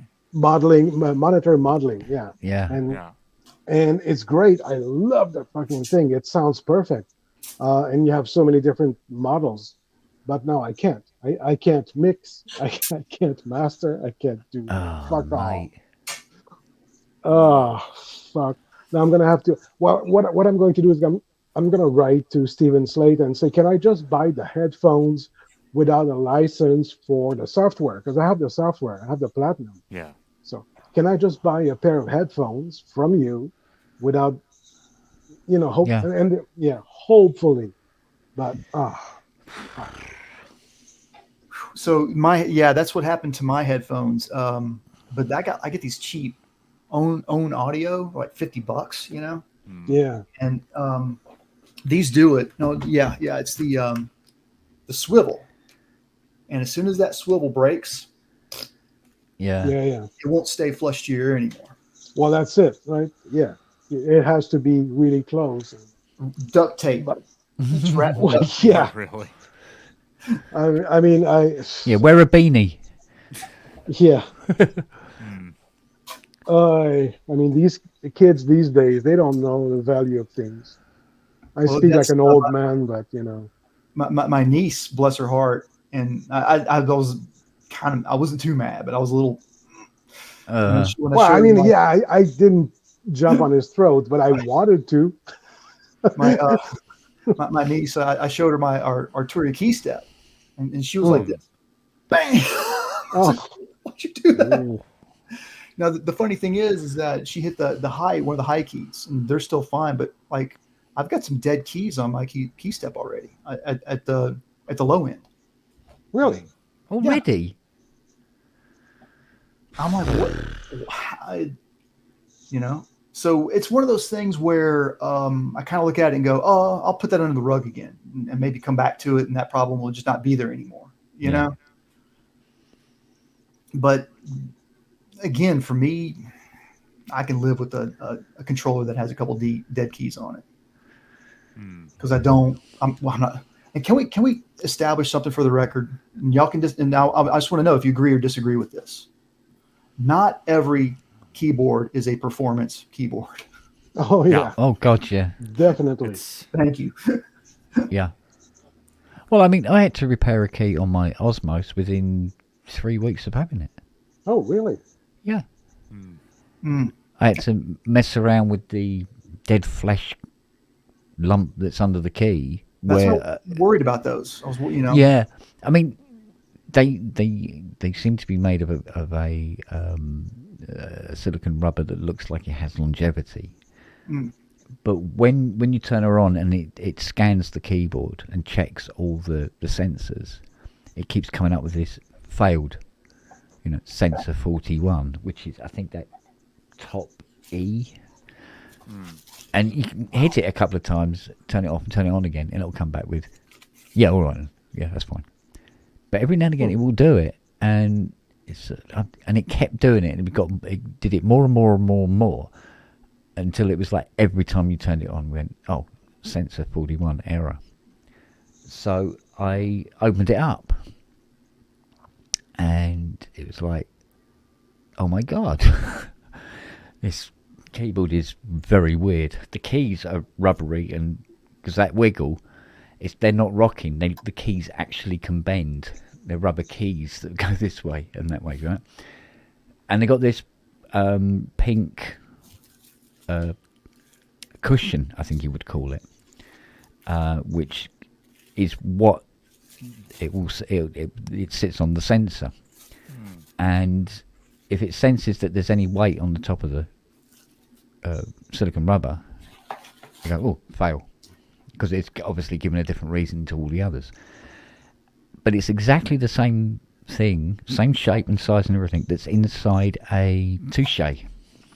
Another touche pedal. So I took it out of the touche, which is just a half twist screw. You pull it out, take that out, and I put that one in there, and the touche works fine. Put it into the Osmos, bolted it all back up again. It's never failed again since. There's nothing different about it, but it stopped doing it. So I go, okay, problem solved. Walk away. Not for us to reason why. Yeah, but lucky I had a touche handy, you know. Yeah. Those. Go ahead. I'm sorry. Can I just because Wagyu said something, and I'm too far from the keyboard. But he said, yeah, if I could buy a headband, but it wouldn't work because the thing is broken here. Yep. So does that not screw apart so you can take it out and that metal? That's what that I was bit comes looking out. for. I was looking for, and there's 2 screws here, but yeah. Because I think that's the retainer. So if you can take the plastic bit off, then the whole metal bit comes out. Because all you want, technically, is the metal and bracket that goes onto the headphone itself. Yeah, maybe. I mean, whether they do that separately. That'd be fantastic. I mean, but they might actually buy those bodies in. Yeah. So that you'll get the whole thing. Yeah. Hopefully for only a couple of dollars. Well, I'll definitely send them an email because, you know, if I can save $750, I will. Yeah, absolute. Yeah. No shit. So how old are they? 2 years old. Okay.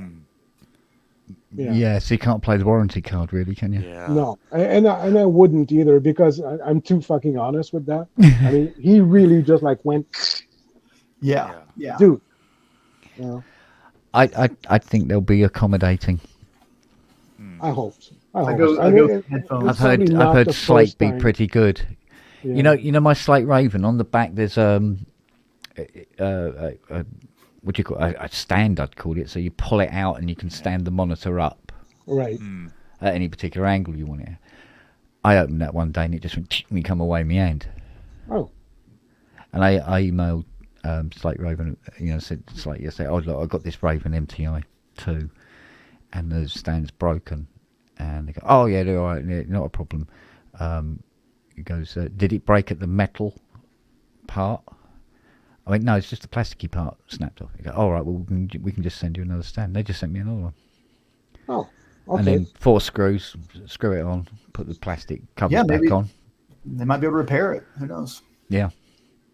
Worth a shot.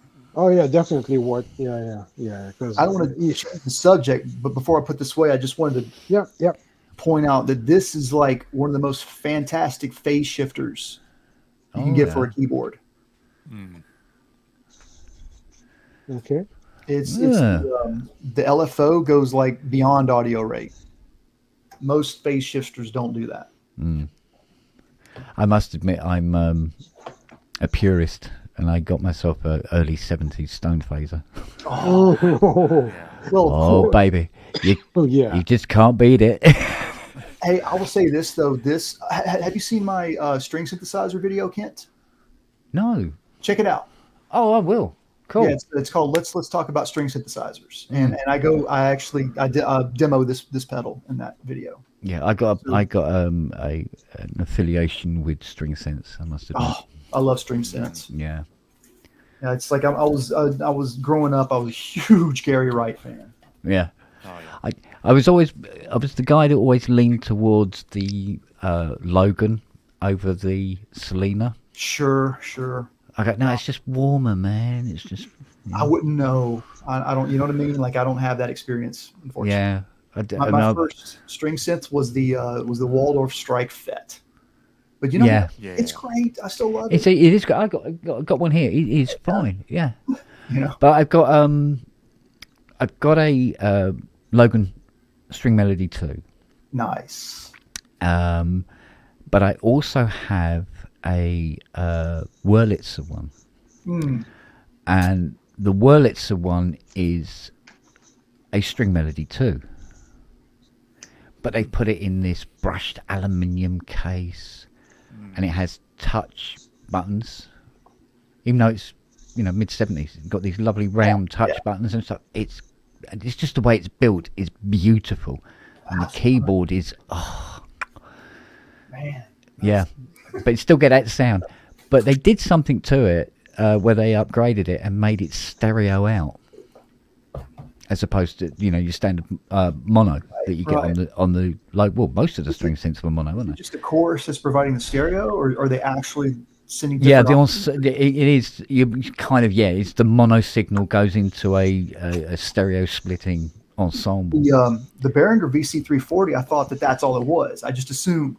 Right, and I even did this video where I was like, oh yeah, it's just just a mono signal and it just runs through. And I actually went back and listened. I was like, nah, I'm hearing beating across without the effects on. This is awesome. Yeah, when you hear that beating sweep across the pan, you go, oh, hello. Yeah, there's more going on here. And before I put these away, 9-volt center positive. All right. So everybody's, oh yeah, that's what you want. You want center positive, right? It's like, so people one of the complaints about the Volcas is that they have, I forget what it is, 2.7 or something. The millimeters on the DC jack are not the standard 2.1 millimeters. Oh, okay. Why did they do that? Oh, they did it because they're greedy, so they can sell their own adapters, right? Well, guess what? Where to put them? You can go to Amazon and buy these little adapters for like next to nothing. Right. I think the reason why Korg did this, and even though these are diode protected, I think they did it so people wouldn't accidentally put center negative 9-volt adapters in. Yeah. That's right, Wags. Yeah, it's Worsey, not Wurlitzer. Yeah. Worsey, yeah. It's the Worsey. And it's just, it's luxury, that thing. I love her. The Wurlitzer's like an E piano, right? Yeah. Yeah. I did have a Selena, and what did I do to this? Oh, the case was so bad. It was so scratched and destroyed. And somebody said to me about they'd always wanted a Selena, but they'd love it in red gloss. Have a bright red one. I went, well, do you want this one? I'll do it in red for you. I mean, oh yeah, if you can. So I did this thing in bright red, and I'm not kidding. You see your face in it. It's beautiful, right? It's like a dog with two dicks. He really was so pleased with it. I got a photograph of it somewhere. It was because even I took a. I said, "This has really come out well." Nice. Yeah, it came out really well.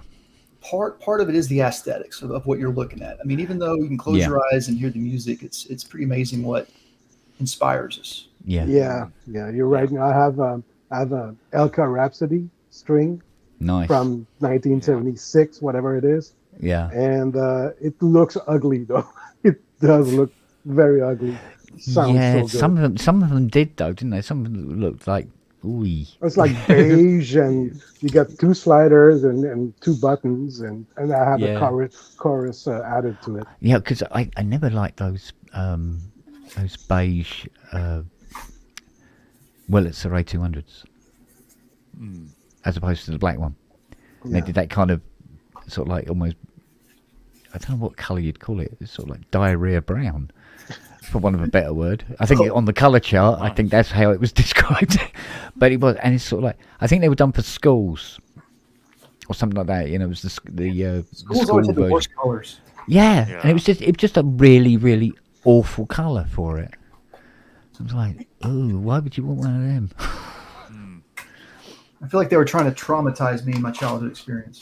It didn't work. But so the somebody turned me on to, and I just subscribed to their channel recently too. Where did I put it? I wrote it in the chat just now and I already lost it.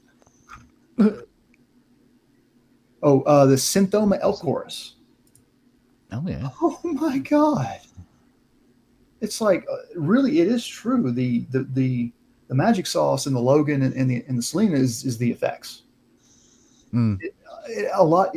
The input has a lot to do with it, of course. But this is a rack unit. I think it came out in the 90s or something. It's really hard to find now. You can't find one for under $700. Probably they can't find one for less than $1,000 now. Well, Maybe people are selling them because they're desperate, but whatever. Yeah. I hope that ends soon. This thing sounds ridiculously amazing. I also saw someone else selling out of France it looked kind of like it has that Model D look to it, where like the things back in top right now, whatever. Yeah. And it was silver and it was big, and you set it on top of your string synthesizer, and it has the phase shifter. It has what am I missing? It has the triple chorus, and I'm missing one thing. Oh yeah, right. The missing ingredient.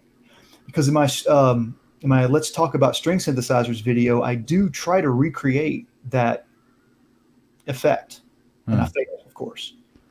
And one of the missing ingredients is a rotary effect. Yeah. So it's chorus, phase. Well, you don't have to add the phase, but the main ensemble is chorus with a rotary. And the guy that builds this out of France, that's what he's done. Is he put in a triple chorus with the rotary, and then you can add the phase, and you can drop in whatever you want to. You can patch in the chorus without the rotary, vice versa. But I'm still investigating into this. But I think I'm onto something here with all of this. The rotary. Now, so I've got a couple good rotary pedals as well that I like, and those are, of course, they're great with organs. Yeah. Justin, Yes. have you seen the Farafish B4000 Plus? The organ? Yes. I've heard demos of it. I've seen the form factor. I'd like to get one, but I do not like the rotary sim on it. So, fair enough. What I found with the rotary sim is that they've got patches that sound good on it, but like I've got the Boss, was it RD20? Yeah, I've seen those. Whatever. Oh, yeah. So that, yeah. And so I take my 4000, my B4000 Plus through that. And I've also got the Electro Harmonics Operation Overlord stereo overdrive. Okay. And that turns that thing into a pretty authentic analog, or it's not, whatever. It was analog, but what is organ architecture? It's just real simple sine waves, right? Yep, pretty much. Yeah, or square. Or square, depending on whether it's a Hammond or a Vox or a Farfisa. Okay. Yeah. See if we can find this scene. It's just that they're boringly they're not paraphonic, but their envelope generators are not very expressive. Yeah, no. Yeah, but hey, if you can play them, it doesn't matter. That's all your expression right there. Your fingers. Yeah, exactly. Exactly. But yeah, I got the B4000, and I absolutely adore it. Yeah. I've got a unlisted video on my channel that I sent just to Farafish because I had to do a factory reset, and I couldn't do the factory reset. I can't. I follow instructions in such a way that I follow them wrong. So I mean, and I sent them a video, and it's hilarious because they were like, "Yeah, you did everything we said. You didn't do the one thing that we didn't say." And you're right. We never said it. And you seem to be the only person that ran into this trap. And what it was, you're supposed to hold down a button, but you're supposed to let it go at a certain point. Yeah. So I just kept it held down until the screen came on and everything.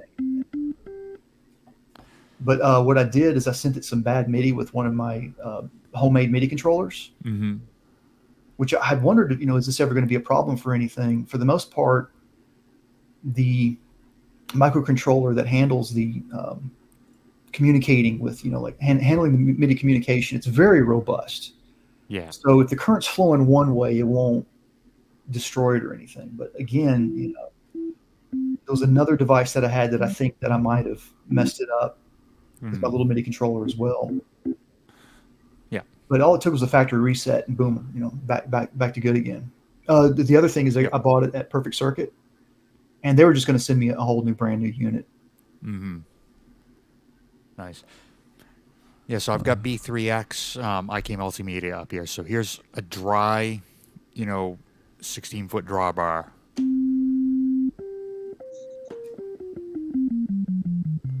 basic sine wave, maybe a little bit of other, might be like the tiniest bit of Like leakage in there. Yeah. Yeah. You also kind of have to factor in that some of these might have a little bit of leakage in there. Yeah. But that's the next one up. That's the next one up. This is completely dry, so you're kind of using a little bit of additive synthesis in here with the Hammond. But that's completely dry. That's with the brake on the Leslie. If I take the brake off, then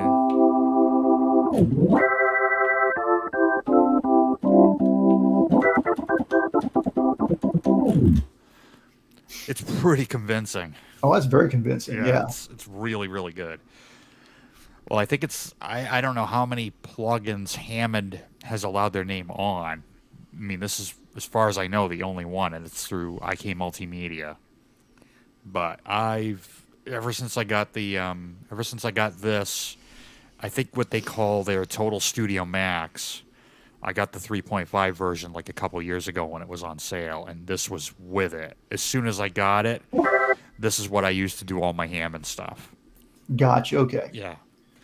One of the things that live I use an iPad with GSI's VB3M, which is still pretty good and pretty simple for what I need it for. And I just MIDI this. This is just an Arturia Key Lab. So I've got the slider. Yeah. Eventually, I'm going to set this up, and you'll have to come over and play it because I'm not going to ever be able to play it. But my idea is to have right now I've got the MS1 and the VC340. What I love about the V4000 Plus is that it has 3 MIDI inputs. Oh yeah, so 2 manuals plus a pedal board. Yep. So I want to get a pedal board, and I also want to get the Behringer Toro. Oh yeah. So I'm going to have all this sort of double function kind of stuff, but I'll actually have a real organ interface. Yeah. Someday, and not be able to play it. I think that is part of all. I think all of us had this sort of deep desire to build the stuff and have people come over and jam with us. Oh yeah. Some of the stuff I put together, it's weird. It's almost like chasing ghosts in a bad way. It's thinking about my old bands that I was in and playing with old bandmates. Such and such, so and so would have loved to have seen this, man. They would have been blown away by this, And now they don't care. I got a family. I got to worry about that anymore. Just replaying a culture. It says plenty of people for the Casio PXS 5000. So culture has been kind of messaging with me about eventually getting a piano. And he's just mentioned the Casio stuff. I haven't liked anything Casio's done since the CZ1. Sorry. I tried the PXS 3000. I tried their Privias.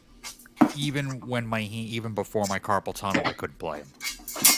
I don't know, but what he's talking about here with the PXS 3000, there is a bit of a design flaw, and they, as far as I know, they kind of stood behind the key bed in this thing.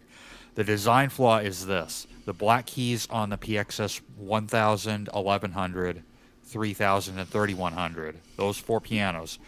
The black keys are a little bit lighter than the white keys. Can't have that if you're going for a grand piano action. But I think they're going for form factor more than they are the action. I think they're trying to find that balance. Oh, how can we get a playable piano in such a small package? I don't think it works. Granted, I have yet to play the M8X, and it should be coming next week. So, yeah, I can't wait to try that. But what I noticed when I had my RD1000 was from playing down here and playing up here, which I have to do when you're on the black keys. The resistance is pretty much the same on my RD1000, or it was. They had the balance point on that, perfect. But then again, that was a very deep piano, and the keys went all the way from the front all the way to the back of that piano. The thing's a beast. I think what Casio's done is they put the pivot point on the keys in the wrong spot. But then again, I'm kind of, going into a different territory here. But yeah, no, I will not touch a Casio. I have not liked anything they've done since, like I said, the CZ1. Or really any of the CZs. I mean, they're great, synths, but anyway. I actually had a Casio SK5 here with me, but I gave it back to my friend. Yeah. Someone's selling a CZ3000. I say Z because I'm Canadian. Yes. Oh, that's no, it actually, the funny thing is, though, is that, I don't say Z, but the song by Rush, it really is YYZ. YYZ. Oh, it is. So I stand corrected on that one. I've said that wrong for so many years. Hey, you know what? I can play the song, so there's that. Well, there's that. Yeah. I mean, Well, I won't lots of people in England say Z because of Sesame Street. Yep, pretty much. Taught the kids to say Z, Oh. much to the annoyance of their parents. I will say this: like, I love to spell my words with Z instead of S. So please, I hope nobody gets mad when they see me using that all the time. It's like I'm just going to continue doing it because I just can't see I don't know. Like Z is so much cooler. Like, why don't people like Z? Yeah. Like I can't think of an example for right now. Oh, there better be one though. Oh yeah, the legend. Yeah. So the funny thing is that this is a amazing drum machine. Oh yeah. Despite it having, I take that back. It has a proper line level output. It's the old trick though. It's left and right. So if you want to have any isolation, you've got to pan instruments to the left and pan to the right. So right. But it integrates with your DAW without any analog audio interfacing. That's great, right? No noise. You can get like just perfect. So this is why Roland actually says you cannot sample this and sell the sample packs, I believe. You can sample it, of course, and you can use it in those samples in your music, but you can't sell the samples as, resources for other people to use. Right. But then the thing I love about this model is that it is an 808 in terms of its workflow. It's got the A/B switching and swapping and all that kind of stuff. Okay. And what I want everybody to do as an exercise, is go back and listen to "Baby Got Back" by Sir Mix-a-Lot again, and listen to the drums. Not only is it an 808, and I'm going to say I don't know if I'm right, but what I'm hearing is somebody actually programmed the real 808 with the A/B switching and the fills, and they cut that to tape. Yeah. Yeah, the way it's supposed to be done. An actual performance. Yeah. It's the way that the fills happen and the way it goes from one to the next. You kind of hear the A/B pattern. Yeah. Once you kind of recognize it, and then you start to hear it. And it's really cool, But it's digital. The thing is that what I've learned is that drums can be digital because the transients are so short. It doesn't really matter. Oh yeah. How about a TR-77? 707? No, 77. 77. I don't know much about the TR. 1973. No, because there's a few that just popped up. It sounds pretty fun. It really sounds funny. I gotta see a picture to see if I know what this one is or not. Yeah, it's a first thing that Roland ever produced. When they were Ace Tone, right? Well, yeah. So, they bought a company that was making that drum machine, and you can see it. It's really for an organ. Yes. Yeah. Oh yeah. Yeah, that's back when like these were meant to be accompaniments that you would stick on top of your organ. Yeah. Play along with. I love it. But they sound pretty. I mean, they don't sound bad. But One of the things that I like about the boutiques is that the knobs are all, I think, made for Roland for the devices.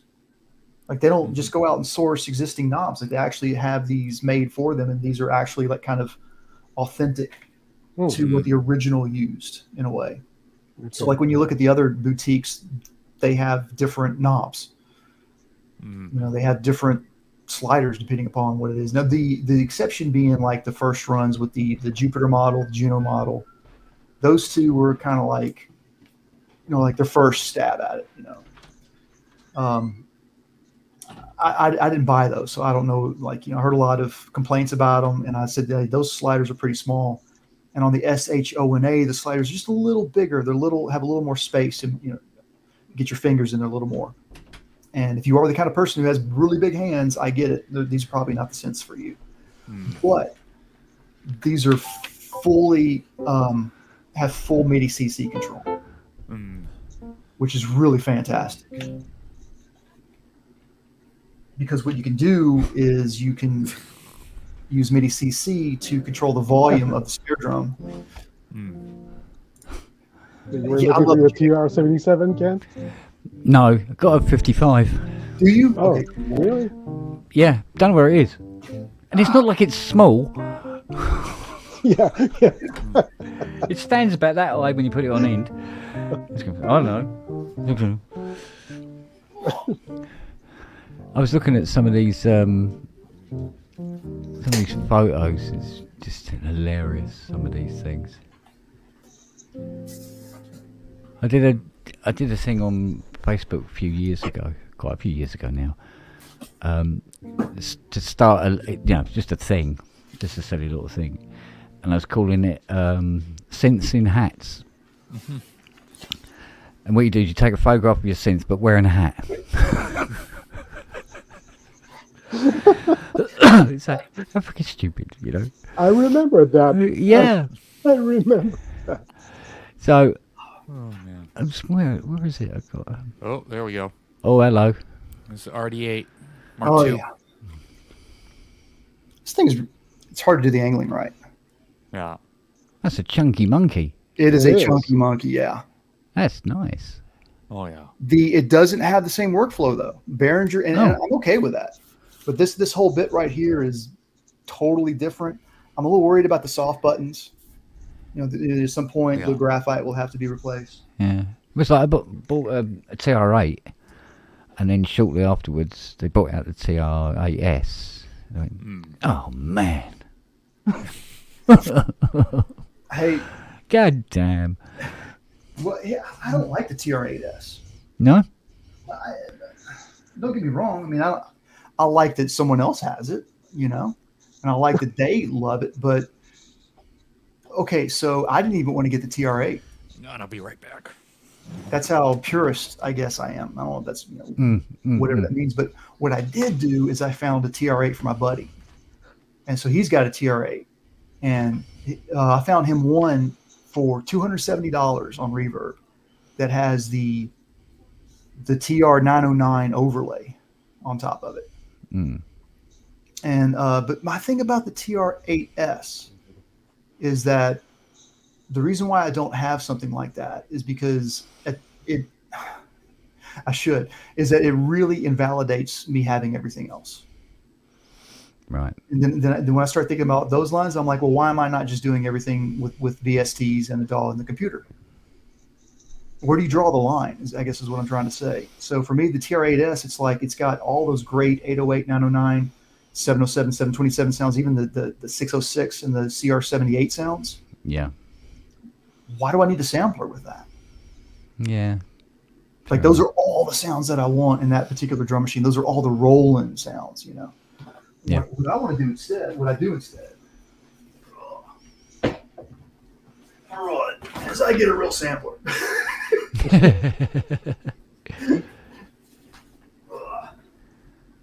Right, see if we can get these into the thingy.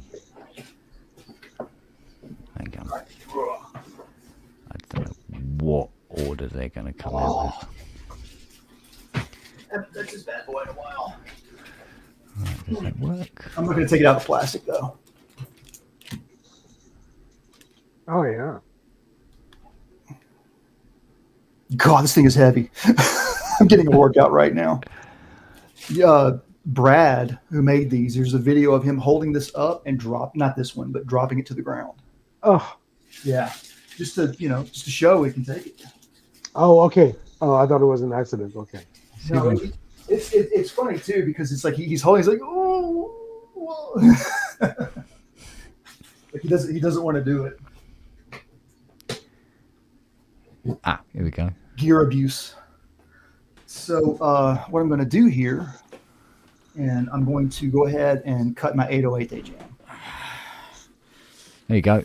Oh, beautiful. Good God Almighty! Yeah. Are those all no, those are what are those? Those vents that look like speaker. Are those matrix? They're the matrix panels. Matrix panels. Okay. Yeah, but they're matrix using sliders.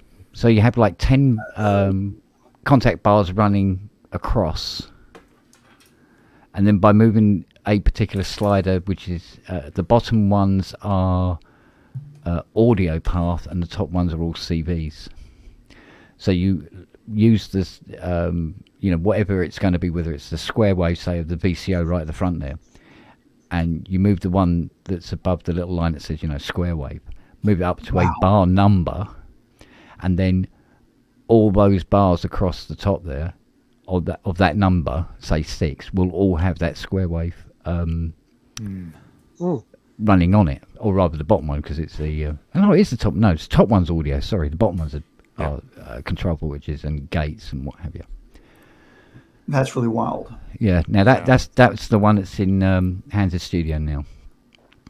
Wow. Yeah, he bought that. He bought that puppy. It's a real beaut, I must admit. I always wonder why they had like the reverse, couple octaves of reverse color keys. Yeah. That's what I was wondering. Because you could assign one of the VCOs to those black keys, or actually you could assign as many as you wanted, depending on how many VCOs you had, so and it could be a bass synth. So it has a different. So it was a primitive way to split the keyboard. Then. A very primitive way of doing it, because it was done in very much a Heath Robinson kind of way. It was all very, nothing special going on inside. It was all laid out. Is that an RX-7? RX-17. 17, okay. So it's the 21 and the 21L combined. So it's got your basic drum sounds, and then it's got the percussion sounds. I used to have that. I used to have the RX-17. I loved that.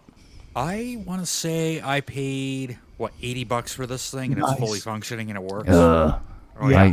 I paid the $399. Yeah. When she was brand spanking. I would like an RX-11 too. But. So they were bigger, weren't they? Bigger case, wasn't it? The 11s, or was that the 5? Was it the RX-5 with big drum machine? Well, yeah, 5 was the big one. Right. Had individual outs. Yeah. Yeah, that was very pricey though. Oh yeah. So what I love about these drum machines is that even though, the 808 and the 909 have very distinctive sounds, and I think they sound better than the Yamaha variants, than the other. I'm trying to think of the other one just real quick. Oh yeah, even the Roland 505, that kind of stuff. But what's so great about all of those is their ability to have they're what am I trying to say? So when you're recording drums in a studio, right? Whatever the drummer brings in, you're trying to make that sound as perfect as possible without any reverb or any of that kind of other stuff. Yeah. So what you get when you get one of these old drum machines like that is you're getting like these perfectly usable drum sounds. Out of the box, they're flat and stale and they don't sound very good. But when you shape them with effects, you've got sounds that work well with effects. Oh yeah, throw some compression, and enough EQ. This thing can sound enormous. Yes, exactly. Just a little bit of overdrive, and you can start getting some wonderful harmonics. Yeah, just the right kind of distortion, even tape distortion. Yeah. So there's someone out there who, even if you're like Ty doesn't like the 303. Fine. I was talking to someone else who's more in the Twitch community, and they love 303s, but they hate the 909 drum machine. I mean, what is it? This is what happens when we I guess people coming up through the 80s and the 90s into these things, there's certain things you like and there's certain things that you don't like, you know? So I guess maybe he associated the 909 with the Marky Marks, the Madonna Vogues, and that kind of stuff, you know, not realizing you can use it for whatever songs you want to. So I convinced him that the 909 was not a bad drum machine. Yeah. Yeah, here's something you won't read about in a book. Check this out. These are both up 2600 front panels. Yeah. Wow. Take notice of one is bigger than the other. Oh, yeah. Yeah, no kidding. Oh yeah. Yeah. This one this side is on your left was the I believe it was the last of the 2600 builds where they used the Odyssey sliders on it with the Odyssey knobs. Yeah. Yeah, we were talking about that. Yeah, and this is the puppy. Yeah. Interesting. Yeah, so we made a case up for this thing before it arrived, and I offered the front panel up to it, and it just fell in. Oh, hang on a minute, we've got a problem here because it's also not as long as well. It's more they've squashed it up a bit. Got little buggers. Thanks for that. And the worst synthesizer ever created by man? Oh, the Timberwolf. No, worse than that. Genos? Oh my God. Oh gosh. Oh, what the hell is that? A toy? That is angry fruit salad. Yep. That looks like one of those Radio Shack electronic project labs that you might as well kid. be, wouldn't it? Yeah. The EMS polysynthety. Awful. Oh wow. So, Does it sound as bad as it looks? yeah. Okay. And that's saying something. Yeah. All right. How about some synthesizer porn? What have we got here? Yeah, please. Oh, baby. mwah. Oh, I've restored so many. I know that machine inside out. How close does the Cherry Audio one get to it? Adequate. Yeah. Absolutely. Yeah. You know, another thing about adequate. Hey. Ooh, there we go. That, Hello, talking. baby. is that 4 different? 3 of the same? Okay. It's 3 3100s. Got it. I've Basically. heard about that one. Was it us who were talking about it here? Yeah. Might have been. Yeah. Yeah, where it was actually cheaper to get that than it would be to get, or something like that. I'm trying to remember. One of these. These are rare. That reminds me of the Crew Wasp Mars, for some reason. Yeah, the crew. What a wonderful sound that had. Oh yeah. Has anyone done a plug-in of that? Probably not. I don't know. I haven't seen one for sure. Calling Cherry Audio. yeah, calling Cherry Audio. Any JP8 fans? Mm-hmm. There we go. Oh, yeah. I'm a huge JP fan, but I would never have one. Yeah. They're Yeah, let alone everybody's Velcro league. it. Yeah. Let alone Velcro it to the wall and play Journey. Right. I'd tell you, no, if I had, I'd give it to Justin. Yeah. Okay. RA Minimoog number 47. Oh, 47th ever built, right? Built by Bob himself, and this is how it arrived to be restored. Oh. Wow. Yeah. Oh, that's a sin. And this, How I got in that position. That puts the sin in synth. yeah. And it just, so, Oh. it had all the parts in the box, but some of them needed replacing. All the wires pulled on the, oh, mate, it was a mess, right? Case missing, or the wood panels missing? The case was in the box as well, but it needed a lot of work. Right, it was it cracked, it was coming apart, and there was lumps taken out of it. It needed a lot of repair. And this is her when I finished her. Oh, Ta-da! nice. Man. Here we go. Question. Did the original Minimoogs use XLR outputs for the line out? No. Okay. Yeah, they were 1/4 inch, weren't they? No, 1/4 inch, yeah. The new reissue doesn't it? Have the XLR out? It would make sense to fit it now. It would, Certainly, yeah. yeah. Waterworld CS80, Ooh, nice. when I just finished her. Oh, God, that had a lovely sound. yeah. Beautiful thing. Beautiful finish on that wood. Yeah. Well, we put a real hardwood surround on it instead of the plywood. I love it, but I just got a hernia looking at it. Yeah, they are a weight. There's no two ways about it. They do weigh a little, for sure. Oh man, that little side panel with all the things in there. Yeah, this What's puppy. that? Yeah. All this. Oh, yeah. All about. Under here. Yeah. You got all the.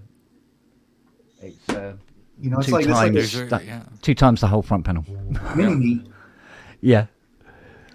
It's madness. Absolute madness. That's like I still think that there's gonna like a lot of people are really never going to fully appreciate what the heck that thing is. Yeah, no. Yeah, I mean, I still find new sounds on them now. It's ridiculous. They're Raymond Castile. Have you heard about him yet? Go on. He's a guy that Matt Wright found, and I think he just found his channel. This is a guy who does horror toy, like miniature horror toys and action figures from the 70s. He's a collector. Yeah. He's got a CS80. Nice. And he's got a Blade Runner. Him playing the opening credits for Blade Runner. His approximation of it. Yeah. So I mean, he knows how to play, and it's just kind of. But it's like, where did you get that? Yeah, it takes some doing, I tell you. See if I can find you. Where's my? Oh, here we go. I'll put that one up as well. That's a bit of synth history there. Now, somewhere in here, I've got a photo of my old 80, where it was customized to hell. It's the one that Vangelis borrowed. And where the hell is it? I'm sure I had a photo of this puppy somewhere. There it is. Okay. Right, so what we got here? Yeah, this, I took photographs of this because the guy wouldn't believe me. He asked me, he said, can I restore his Prodigy? I said, yeah, what do you need done? He said, everything. I need new caps in the power supply. Duh, yeah, they all say that. Clean out the parts, blah, blah, blah. Make everything immaculate, wash the keyboard. But can you take the case apart, sand it down, stain it and wax it? I said, yeah. He said, but I really, really need it soon. I said, how soon? He goes, well, the sooner the better. I said, okay, let's take a photograph of it now. And I'll take a photograph of it when it's finished and phone you up and tell you it's ready for pickup. He went, okay. I said, so what's the time now, like that to him? And he goes, it's about, I think it was about 11:15, something like that. I said, all right, well, when I phone you, I'll send you a photograph and it's done. He went, yeah, right. So, and I really went to town. My God, did I break into a sweat. But that's the photograph I sent him. That's what it looked like. Yeah. Mm-hmm. 2.5 hours later. Oh, wow. Ooh. Okay. There you go. Photoshop? No, I'm just kidding. Yeah. I wish it was. Yeah. 2.5 hours. My hands were aching and everything, but I got it finished in time. And he's going, he goes, do I still pay the same price? Oh, yeah. Yeah. All right, synth porn. I love this picture. Oh, yeah. Yeah. That's 10,400. Yeah. It's 2 G clefs, 1 tonus, and 1 Mark III. Black and orange. Oh, wow. Mark III. Beautiful. Lovely, lovely machines. And the really, really rare 2600 keyboard, the really, really early one. Oh, yeah. Down on the... Yeah. This is... we call this the Vienna Mini, because it's Ultravox's. Yeah. Tim Curry's one. All these mods you see on it, none of them worked. Dancing with tears in my eyes over that one. Yeah, exactly. Oh, really? And he's got all the playset. That's one to lament over. Yeah. And the guy who bought it in the end, Jason Rebello, bought this. And I said, right, what do you want me to do with it? He said, just make it sound like a Mini, but don't touch a thing on it. I went, okay. So that's exactly what it looks like to this day. Wow, okay. Well, you know what? No, seriously, if that, I'd want it to look like that. That is rock, man. Yeah, exactly. He goes, that's how it always was. Yep, leave it at that. I said, okay. So I got it sounding beautiful and calibrated up and everything like that. Rebushed the keyboard, and he was as happy as Larry. Oh, here it is. This is my 80, and it's when we were putting the first studio back together. With its Babylon 5 front panel on it. And this is a note to people who want CS80s. You start with the CS80. And you start with the CS80. You build a studio around it. Yeah. And one day I'll build it. I will build the anaglyph. Yeah. One day. I'm gonna have to save up for a plane ticket to come over and play it. Oh God, yeah, I can imagine. So, if anything, it's going to get hands on the show. You go, oh yeah, I've got to buy that. I've got to buy that. Yeah, you got to go on the show first, mate, before you can have it.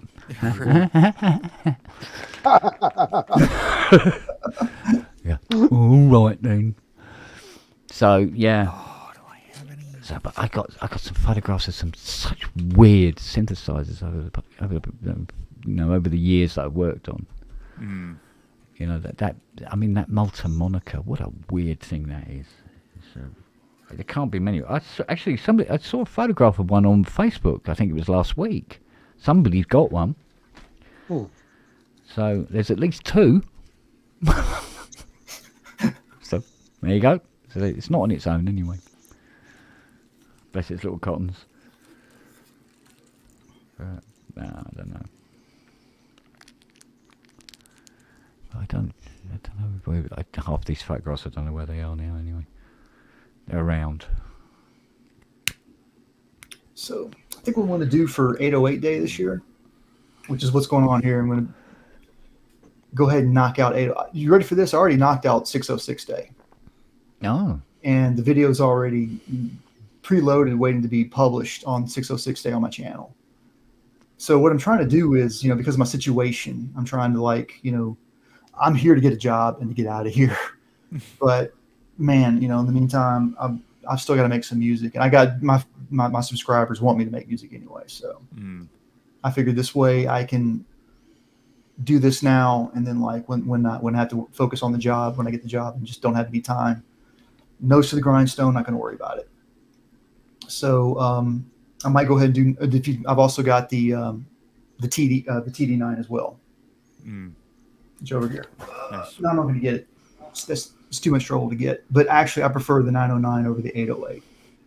But they're both, and I love all the rolling drum machines. I can't help myself. But crap, what was my point? I was going to say something. Oh, yeah. So what I thought I would do, because I've got to always do something different. I just don't want to do the same thing that I already did last year.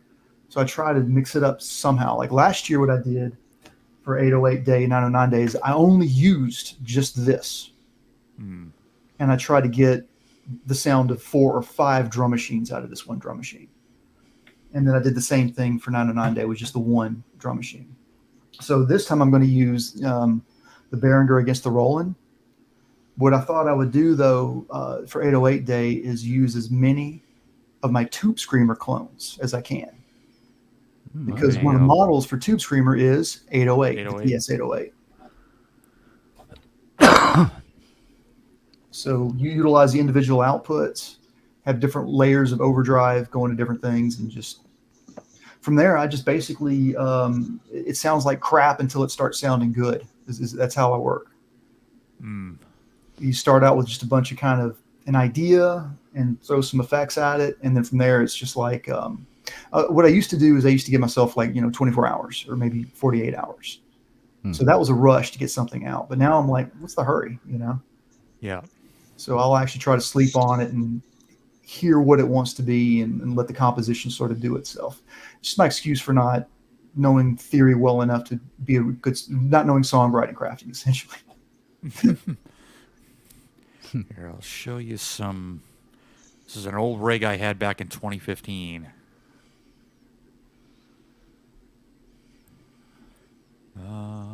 Should be. Yeah, all my old rigs are drum sets. So. Yeah. It's really just the same drum set. It's a Yamaha. How ironic is that? I own no Yamaha synths or drum machines, but my acoustic drum set is Yamaha. Yeah.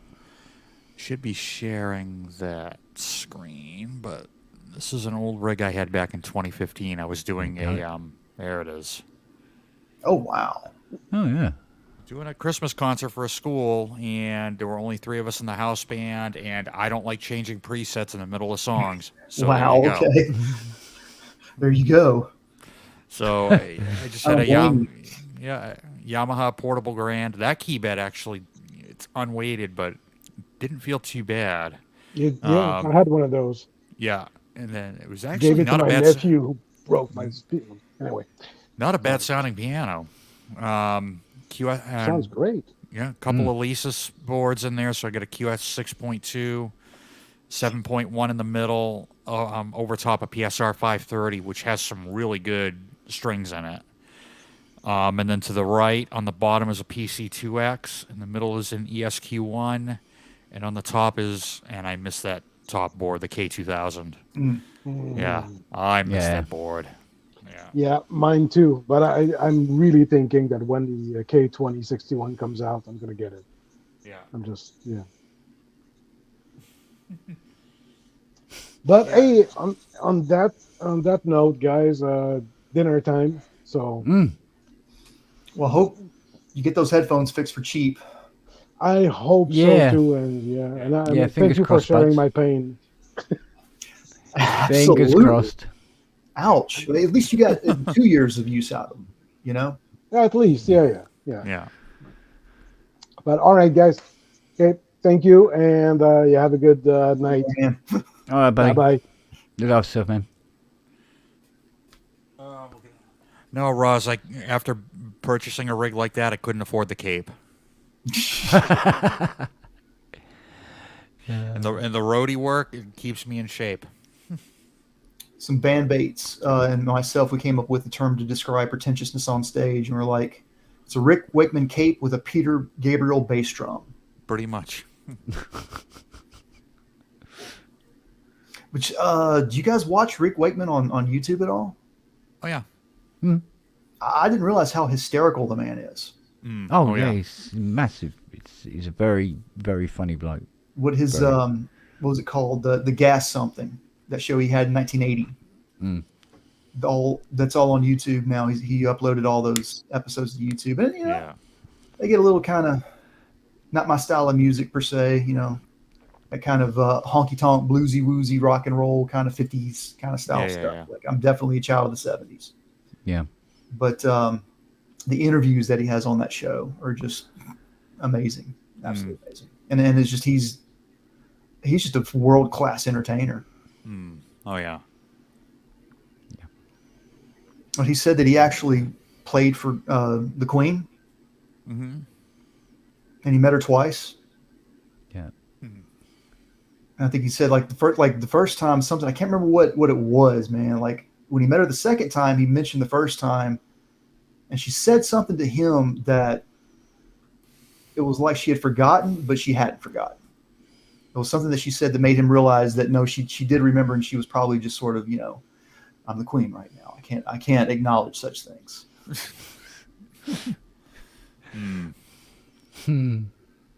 Oh man. I saw he did a rig tour back in 2016 when he was touring with what it was known as ARW, which was Anderson, Rabin, and Wakeman.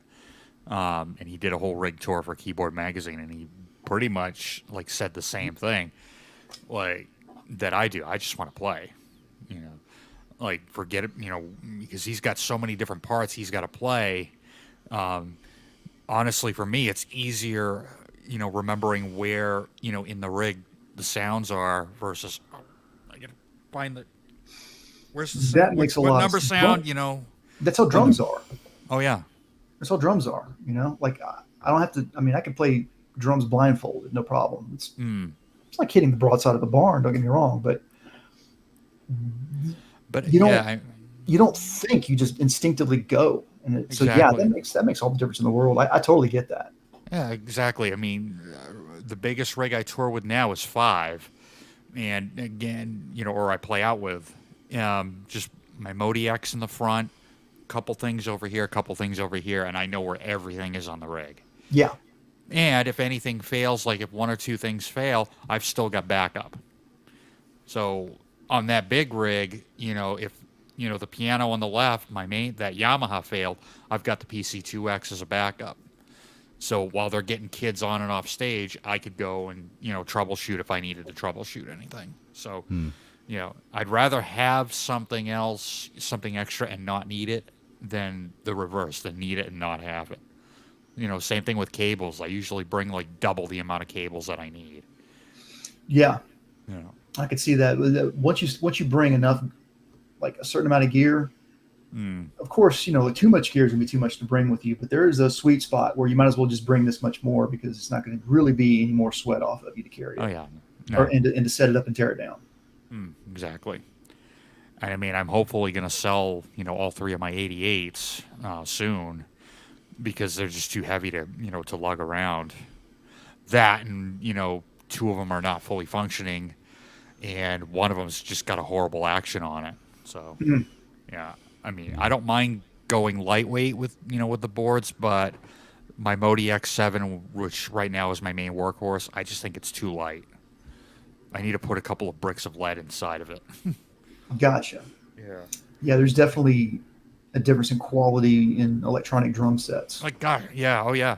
Well, this Keylab is, I want to say it's about 25 pounds. It's 61 key. It's heavier, even though, like, as far as like the width of it, like, you see how thin that is? Yeah.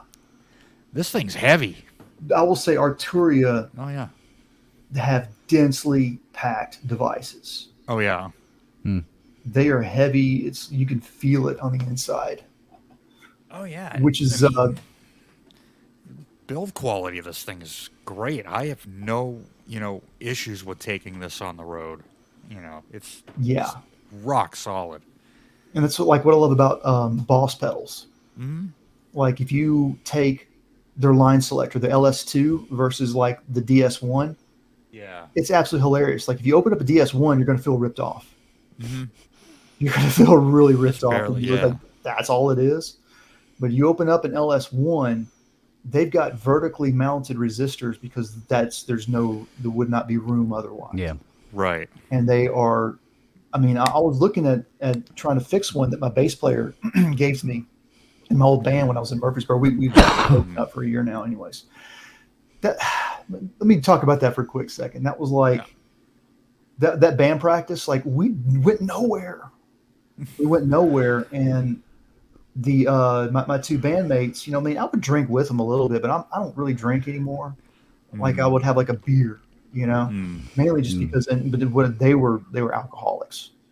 They were pounding down beers. The bass player, he seemed very responsive. Like, he didn't have a whole lot of beers with him, but like, he was drinking pretty high gravity stuff.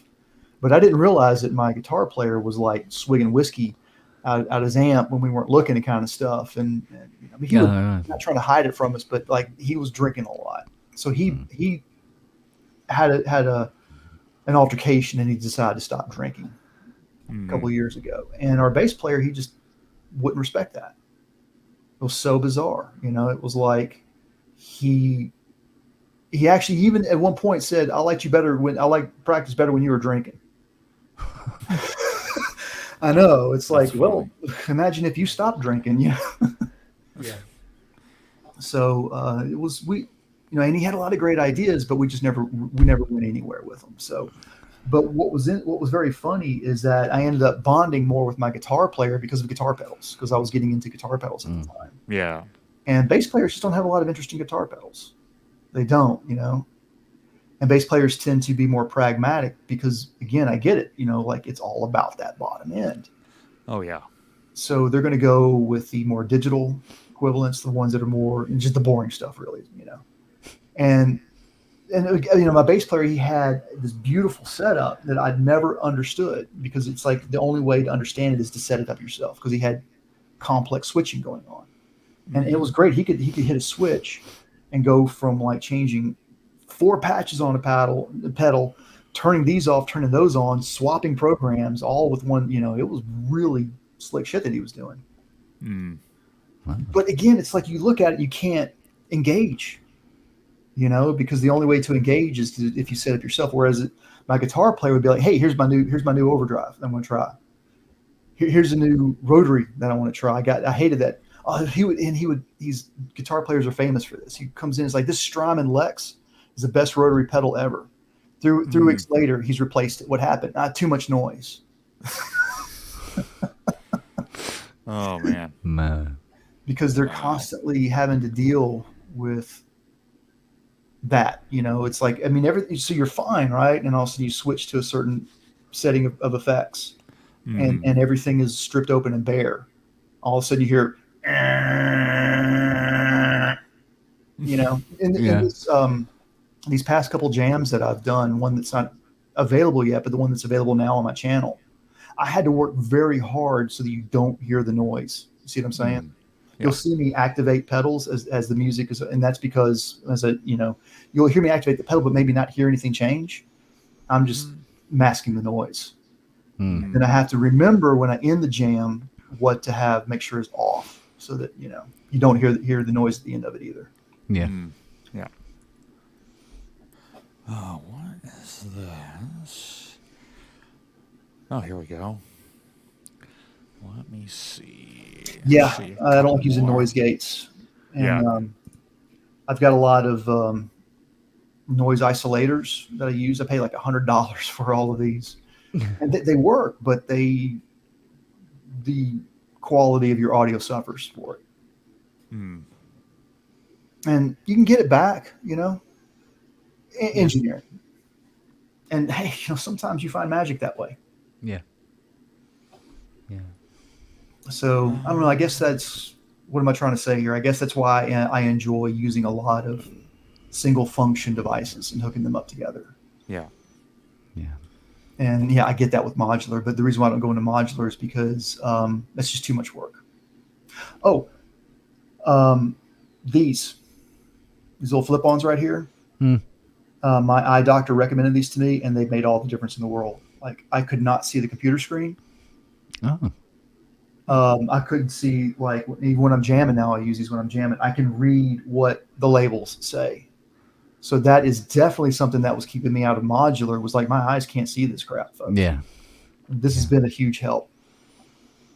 Yeah. And it's one of those things you have to start considering when you get older, isn't it? Oh, absolutely. Yeah. Whereas before you just say, just go for it. Yeah. Yeah. This is like $12 on Amazon. That's cool. Yeah, so, if you have trouble seeing the screen, you wear glasses, try a pair. Yeah.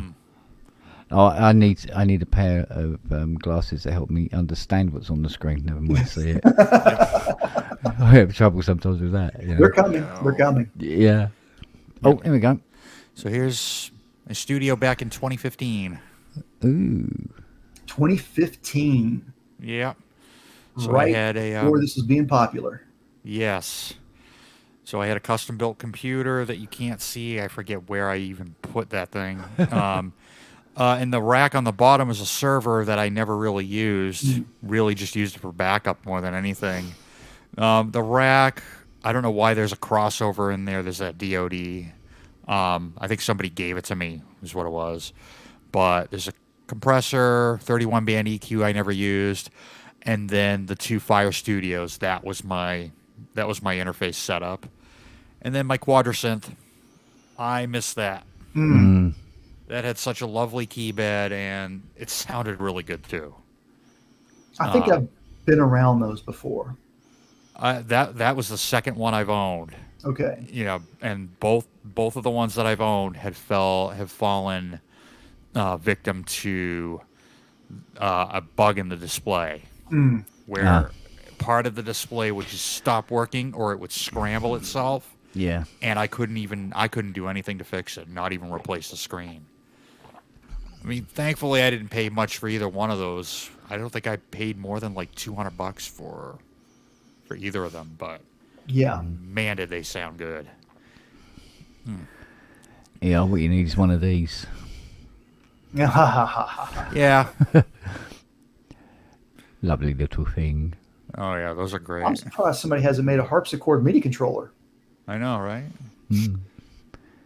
Oh, Roland probably have. This is one of my early R&Ds. Oh, wow. It's a breakout controller for Oberheim 4 voices. That's really yeah. cool. Nice. So definitely need to upgrade those screws. Yeah. It's too big. Yeah. Horrible things.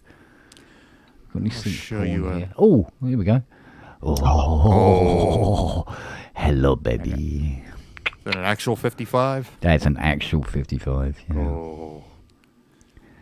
Little cutie. Oh. Little. Oh, so beautiful. Yeah. I use the word little loosely. Yeah, loosely. I saw this photo though. I thought this was funny. Look at this. Oh yeah, that's awesome. Yeah, I I've love seen that. those. I love that. And what year do you reckon that was taken from? Oh God. It's hard to tell. It's hard to date it by anything, isn't it? That's got to be 21st century though.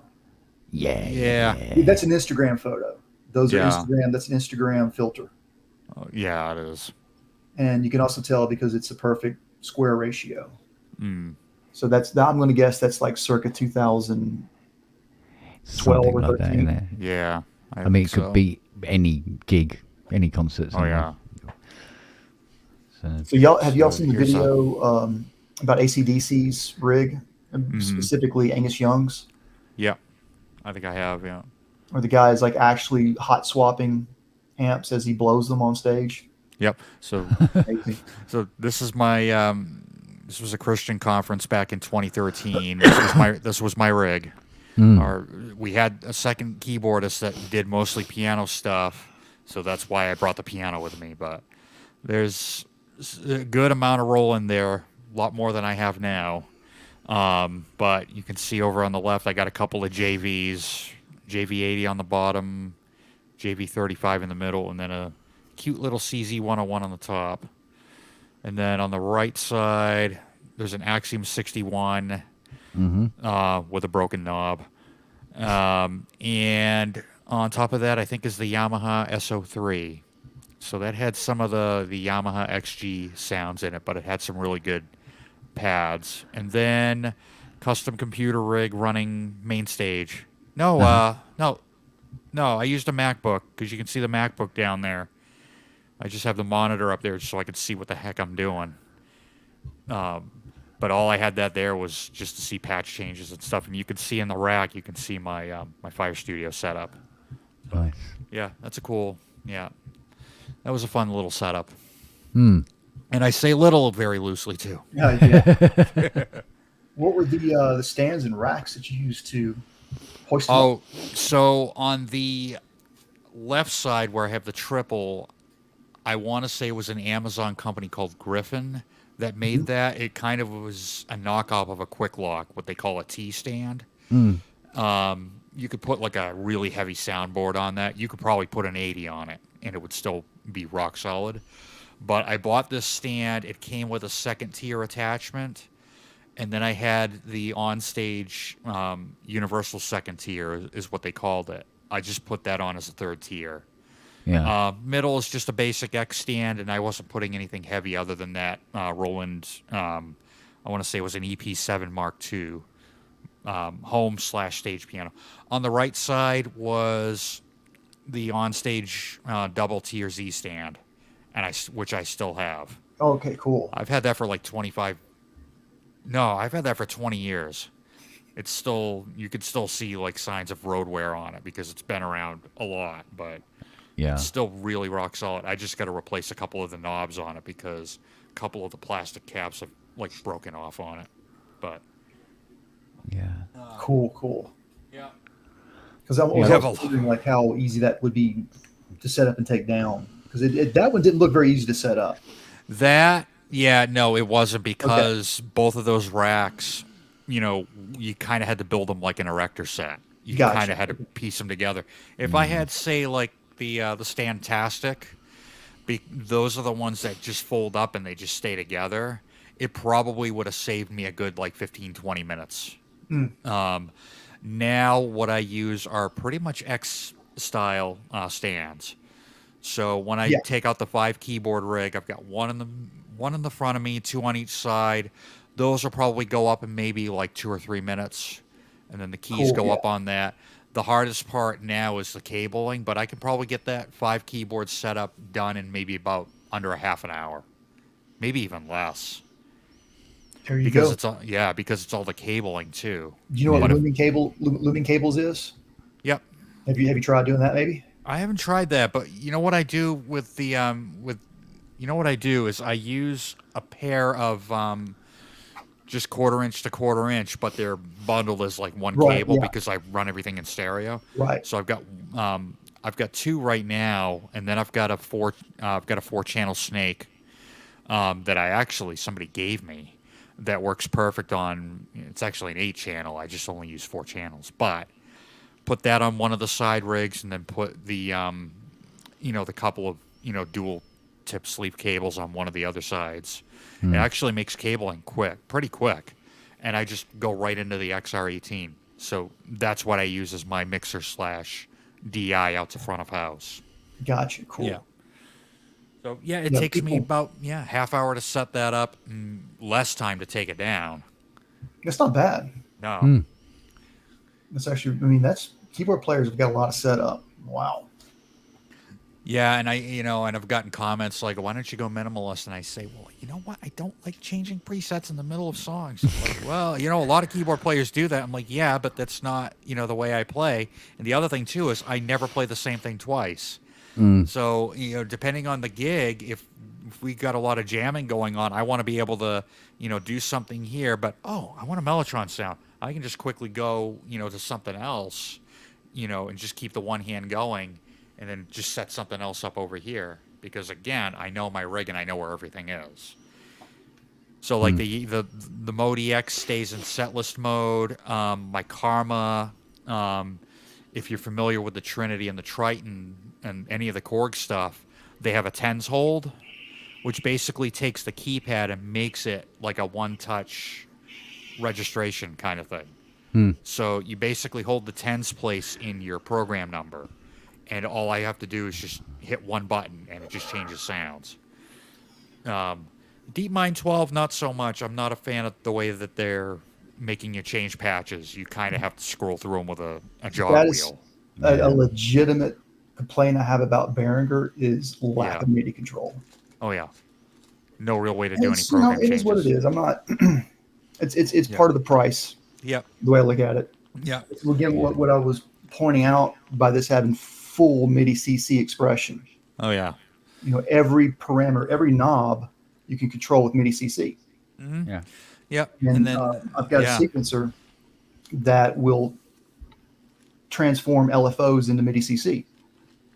It's beautiful. Yeah. So, like with the TB03, the Roland Boutique 303, I can sweep its filter with the MIDI CC function and let it just do its thing, and then have focus on other things. So I can put that on autopilot and then not go stagnant. Yeah.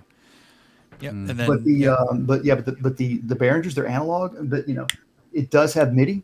You can trigger notes. Yeah, that's it. All you need though, really. Yeah. But the everything else is a luxury. DeepMind 12, the DeepMind 12 should have program change on it, because there's like 8 banks of.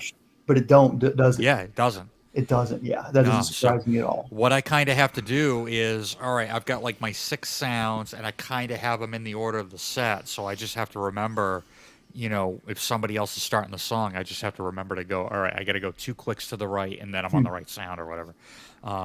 This just stays as an organ, or I can change, the user scene on the Keylab if I wanted a MIDI over to the 2600. And then the SY77 is just brilliant. I don't use any more than like 8 or 9 sounds on that, but I can just put them all into the user 1 bank and just have, buttons 1 through 8 just be my 8 sounds or whatever. Well, I might just go for worship playing, but I hate hymns. I will say hymns. These little guys right here. Yeah. I don't want to yank this out of its position, but it's a little mini chaos pad. You can see this at all? Oh, yeah. Yep. And you can have up to 3 effects saved as presets at any given time. The thing is, it's the same buttons to save them and to recall them. Yeah. So you end up wiping out your settings all the time. What was it? I'm trying to think. Oh yeah, the Alone, the Sonicware groove boxes. That was the main thing. Was it's pretty much the same functions to save as it is to delete or overwrite. So if you want to go to save your project and you erase it, Man. it's like, oh man, that was. But again, like I think we should have all learned our lesson by now, right? Like if you're going to learn a new workflow, you give yourself little projects that make sense. Yeah. That that if you do fail, you're not going to lose everything, and then in the end, what you end up learning is how to save everything. Mm-hmm. So I still feel sorry for people getting into this game because you've got what? How many different arenas are there that someone coming into this, a new player, has to think about which rabbit hole do I want to go down? You know what I mean? Oh yeah. There's music theory. Yeah, but everything's available now as well. There's not just the gear. Yeah. Right? There's music composition and songwriting crafting. Yeah. Oh, I was into all of it. Yeah. I was Right, into and all then of there's it in high school. electronics. Yeah. There's computer programming. Mm-hmm. So Yeah, sound design, scoring, all that yeah. stuff. Oh wow. Yeah, I actually got to take some classes on film composition, and I forget what we did. We used. I mean, we're talking. This is like 30 years ago. And I haven't touched it since. So I don't remember hardly anything that we used, but I do remember we used a piece of software to find our cue points. So, we would watch the scene that we were going to score. I picked the Highlander. I picked one of the worst scenes to try to recreate all of the audio for. We had to recreate all of the audio in like a 5-minute segment. And that was our only project that semester. And it took all of us. We worked overtime to do this. Yeah. It was notorious. Like there would only be only 9 people could sign up for the course in the first place every semester, and generally 2 would not make it through. So 5 would make it, 5 or 6 would actually finish it. Yeah. And wow. So we would use the software to score the cue points. Where's Ty? Ty does this all every day. This is Yeah. you're like, oh yeah.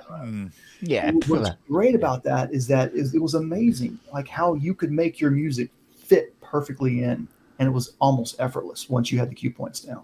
Yeah. From there, it was just a matter of you trying to immerse yourself into the emotion that you're trying to convey. It was really cool. Mind you, as Ty's pointed out on many occasions, he said you get your cue points, you get the track to fit.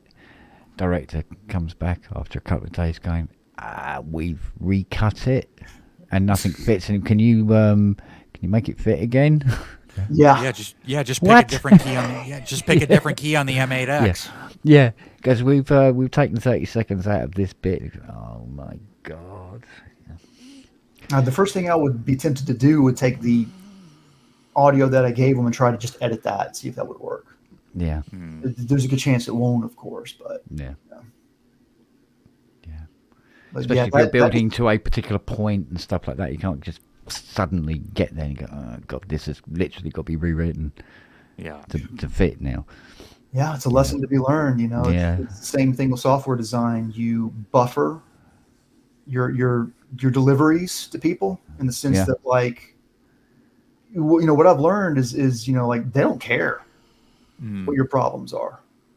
And they can be completely unfair for them to be that way. But when you understand that it's like they don't care, your job is to deliver, and that's what it's not. My job isn't to write code.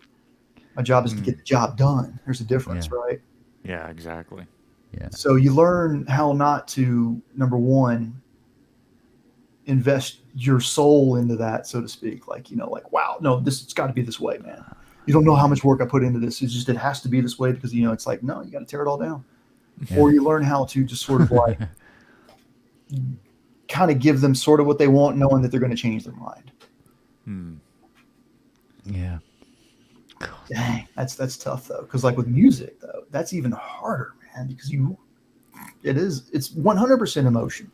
Yeah. So I was watching one of my favorite Canadians, John Bodin, on his YouTube channel, and he's got this old interview that he did with what's his name? Lou from I'm forgetting names right now. Sorry, from Foreigner, the lead singer. Oh, Lou Graham. Lou Graham, thank you. Yeah. Have you seen this interview yet? No, I haven't. Oh, it's a juicy check it out. one, man. It's one of those because there was a lot of bitterness between him and Mick, the guitar player. Yeah. And if I could tell you the story real quick, like that was part of it, is like, learning how to deal with that kind of situation. I want to know what love is. Yep. They Mick and Lou would determine the royalty percentages. Many times they would just put it up 50, and they had these post-it notes, and they would put up what they would both think, and then they would adjust accordingly. So this time, without going into the story or anything, or the reason, Lou said Mick 60%, me 40%. Yeah. And Mick said, no, me 80%, you 20%. So they're like, okay, let's redo this, right? So Lou was like, fine, hey, great, but you 75%, me 25%. Oh. You know what Mick the bastard said? No, me 95%, you 5%. And eventually it was Mick 100%. Yeah. Oof. I'm That's like, horrible. Oh, yeah, that was. But the thing is that Lou just, with that. Okay, this is where I'm going with this. Is that what? If you do that too much, this works in a what's it called? Not gun for hire. Sorry, a work for hire situation. Yeah. Right. When you work for hire, they don't like it, then you redo it. If you're in a band and that happens, you quit. Yeah. Mm-hmm. Yeah. Pretty much. Yeah. Communication has now officially broken down. Oh yeah, and that was what killed it at that point. The tour was just like, So here's the funny thing. What was it? There's another hit song they did. I can't think of what it was. The one after that, I Don't Want to Live Without You. Yeah, I Don't Want to Live Without You. Didn't you think that Lou sounded kind of weird in that? Yeah, he didn't have. He was missing something. Right. Yeah. And I was like, I never thought twice about it, but I was like, man, he sounds weird. Is that Lou? Is that the same singer? Yeah. It's somebody different. He was so mad that he actually did that on purpose. Yeah. That was him kind of being in spite. Was like, now think about that for a second. That song could have been even better. Yeah. Oh yeah. But the thing is at that point it was all Mick's game at that point. Lou didn't care anymore, It's when the ego gets bigger than the talent. Yeah. Well, and it all goes to shit, doesn't it? Well, the proof was when Lou co-wrote Midnight Blue. Right. He had the idea in his head, and he hired a guitar player songwriter to work on it with him. And he was like, I got these ideas in my head, but I don't know. And the guitar player was like a really good guitar player, like, a studio musician. He's like, oh yeah, it's a major sus over 13 or whatever that, I don't know that crap. But he was like, oh, you want these chords, So he actually took that song to Mick to write it for Foreigner. Like he was actually for that album, I think, with I Don't Want to Live Without You. He was actually going to have Midnight Blue on that album. And Mick heard it and he was just like, I can't handle this. I don't think that Mick had the ability to play those chords. Yeah. I think that Lou presented him with a real yeah, you're kind of a fraud. But he's not though. Mick was a great songwriter though. Is the thing. I think it just got to his head perhaps. Or what if it was his wife behind the scenes the whole time talking shit into his head? Wouldn't be the first time. Wouldn't be the first time. Wouldn't be the first time that's happened. Right, and it makes a little more sense to me because Mick wasn't that way early on, and people that are that way, they're that way early on from the get-go. Yeah, exactly. So he was grooming Lou during that time, but it was a little different because, Lou, it wasn't until Lou did his own work that he realized I can do this. I don't need Mick to help me. But before then, Mick was such a big help to Lou, and Lou was such a pro, right? Like to me, a pro is someone who will do your ideas, just keep doing your ideas. It's another angle. Yep.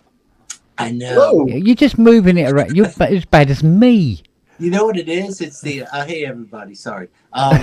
No, please interrupt. We're done. My main computer, the internet internet sucks, so I end up on the phone, and that gives me liberty to do things different every time. So you can relate to that, Ken. So, yeah, sure. And how is Cleo doing? She's good. She should be here any second. She was stalking me in the other room, so yeah. I expect her. She loves my shirt. This is one of her favorites. Murder Petey. What? What did I do? You should say every once in a while someone is just like staring at me, and like when I go somewhere and I'm like, what is up with them? And I'm like, oh yeah, I'm wearing that shirt. Yeah. They're a little concerned. They're not sure. They want to. Here it is. Where's it? I don't. That is an honest depiction of all cats. Yeah. Yeah. Seriously, they're all thinking it. Yeah, that was really awesome.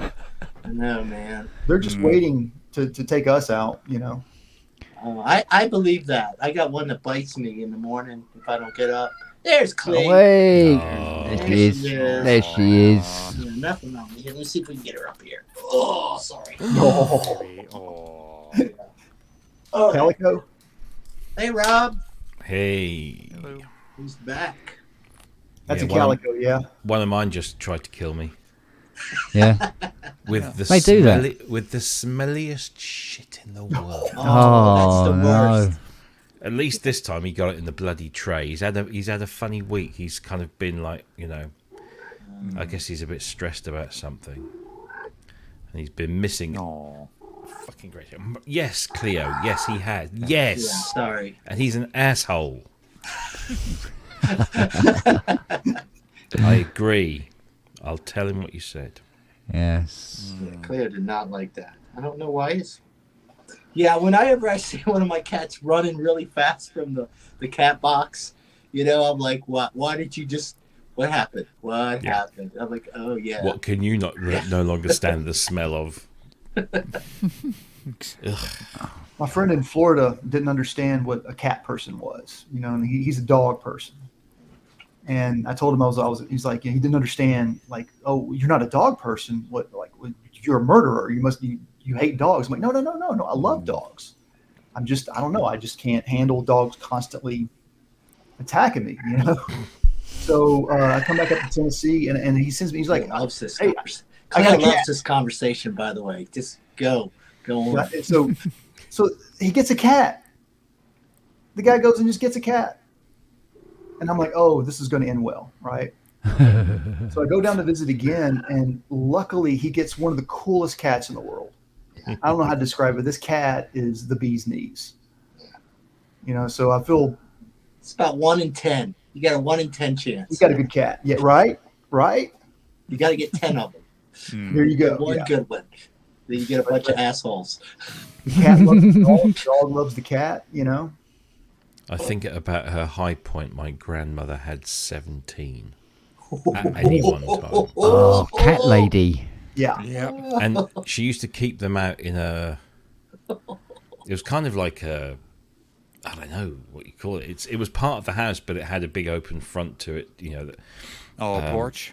Yeah. No, it was kind of... It was out the back. It was especially for the cats. It was just kind of like a lean-to type thing. But anyway... She would then allow 1 or 2 of her current favourites into the house, and then after a few weeks, she'd let another couple in. So they all eventually got their time to curl up in front of the fire and have a lovely. And then they'd get cast out into the big shed, and she was evil bitch. One of them got pregnant when my parents got divorced and split up. We went to live with her for about a year, and one of her cats cover Cleo's ears. This is horrible. One of the cats got pregnant, and so I was like really excited because I'd never seen kittens born or anything like this. It was going to be really cool. Not. And then she turned around and said, "Oh no, they won't. We can't have any more cats. I mean, she got fucking 17 of the fucking things. We can't have any more cats." And I learned from my mother that basically the plan was to drown them at birth. Oh, jeez. Oh, come on. Yeah. A lot of them usually don't make it anyways. It's really stressful. I remember our cat growing up, and we didn't fix them or anything back then. Everybody was just going. But It had kittens, and it was amazing. And then one by one, I think one of them survived. It was so dramatic. Yeah. It was awful. You know, you fall in love with them. That's for culture. I protested to the point where I actually put banners. Yeah. I put banners around the pregnant cat's basket. You know, she had a basket and everything, and I put banners, you know, don't kill my babies and stuff. And I would plead, and I was man, that's and then awful. she got her second husband, my step grandfather, who just basically did as he was told. And I woke up one morning and went downstairs, and she basically, you know, the mother gave birth during the night, and my step grandfather had just gone downstairs and carried out the act as he was instructed to do. Things. People were never wonder quite how the Nazi same. Germany happened. Well, quite. Yeah. Quite. Just That's Yeah. right. Horrible woman. Horrible woman. sorry that happened to you, Robbie. Yeah, that was a ugly No, turn you for know, cats. I'm sorry it happened We're to all the pro cats. cat. Well, yeah. Yeah. Ah. But there you go. That's and hence the shirt, right? Yeah. absolutely. Yeah. So now we know why it happened, right? Revenge. Yeah, they was like, okay, F you. If that's what you're gonna do, you know. So I've always I didn't have a pet because I had a cat when I must have got her when I was, I don't know, 6 or 7 or something like that, and we left her behind temporarily when my mum and dad split up. We left her behind with my dad, but my dad was so busy he couldn't look after her. In the end, a friend of the family took her in. Yeah. And then we came back for her and brought her. You know, once my mum had remarried, we brought her back, and she lived till 19 years old. You know, she was And then I didn't have a cat for a while, and then we rescued one. Me and my first wife. She was terribly abused as a cat. You know, it was a single mum and a kid, and they'd got this cat. And then she got a new boyfriend, and the boyfriend hated the cat and used to lock it outside during the winter hours. So he rescued that one. And then she lived with us for about 6 months and then got ran over, bless her. Yeah. And I found her by the side of the road, stiff as a board. Here you go, Rob. Go on.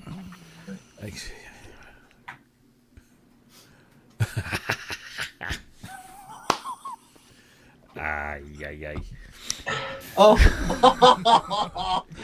Yep. Another one for you, Rob. It's a DX7, and it's been upgraded to the point that it's absolutely beautiful and faultless. Do you like that? Those rabbits. Ha ha. I know that garden. I know that asshole. No, look. There you There go. she's all finished. All finished. That's Ties not one. the ties one, yeah. Yeah. That's Beautiful ties. thing. Or you got a memory moog for the gifted.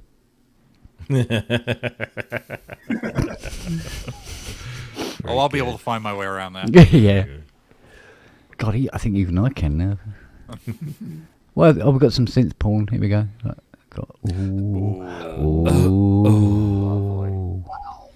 I've played 2 of those. Yeah. Yeah, I played Dave's and I played Simon's. Yeah.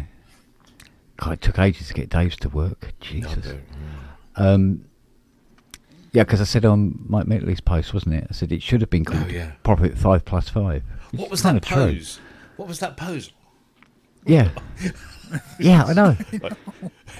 File this way for the boring. No, Here you go. How's this for an immaculate that's Ooh, nice. wow. That's a Oh. nice VP? shot.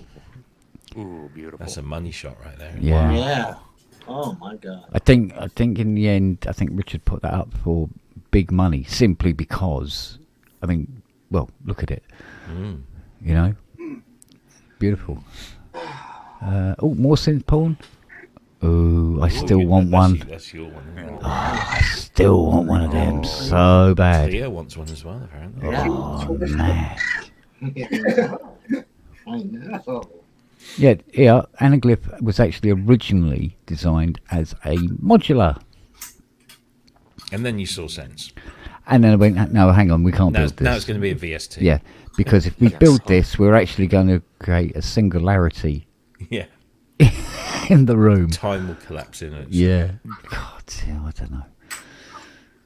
Yeah. But it was lovely. I mean, a lot of those oxygen sounds were literally the presets. Yeah. Such complex presets. It's like, really? That's the sounds you ended up going for with it? Yeah, why not? Oh, yeah, I know. But, I mean, normally you would go for more, sort of straightish sounds, if you know what I mean. Yeah, no. You know? Whereas some of the presets on it were like, really, wow, sort of like all over the place. I suppose, trying to show off what it was capable of doing. So, because some of them were just mental. Some of the presets, it's like, that's not even music. How the hell do you use that? But there's so few of those buggers around. Well, like I said, there's a software version, but unfortunately, it's reason only. Yeah, well, that's something that needs to be worked at. I don't know what's happened to the guy that used to be quite a good friend. I used to speak to him quite a bit. I haven't heard from him for ages. I wonder if he ever considered doing a... Well, he'd sell a few if he made it sort of like more generically VST'd. I've just been looking at that new Zoom recorder, the one 32-bit floating point. Oh, yeah. No need for levels. Thinking super booth with the camera. Might get some good stuff with that. I love Zoom stuff. It's not expensive either. It's only like 270, 280. Their stuff is crazy good. Yeah. Well, I mean, I've got a little Tascam at the moment. Yeah. And it's only a small thing. I paid silly money for it, but it's 48 kilohertz. I don't think it's 24. I think it's just 16-bit. But it works as an audio interface, as well as a 2-channel stereo recorder. But I figured if I go around, I'm no Nick Bat, okay? Nick Bat walks around these things for three days solid with his camera rig and his backpack, and it's just like, hi Nick, hi bye, gone, and he's I'm not doing that.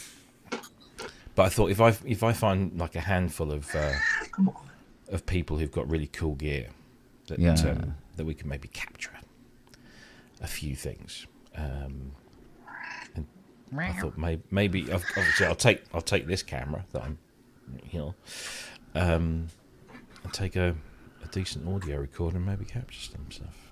Yeah. I need a gimbal then, don't I? Because you see, I can't do handheld. I go to gimbal. It starts getting very fucking expensive. Yeah. Cleo's got a lot to say tonight, isn't she? Well, that's because I'm not muted. Yeah, really. Well, that's I was listening back. I had a group of tracks I was working on, and I guess I used the mic on one of them, and I guess it got left on through the looper. And I was listening back to this track at the beginning, and I'm like, I thought I heard Cleo, so I kept stopping it.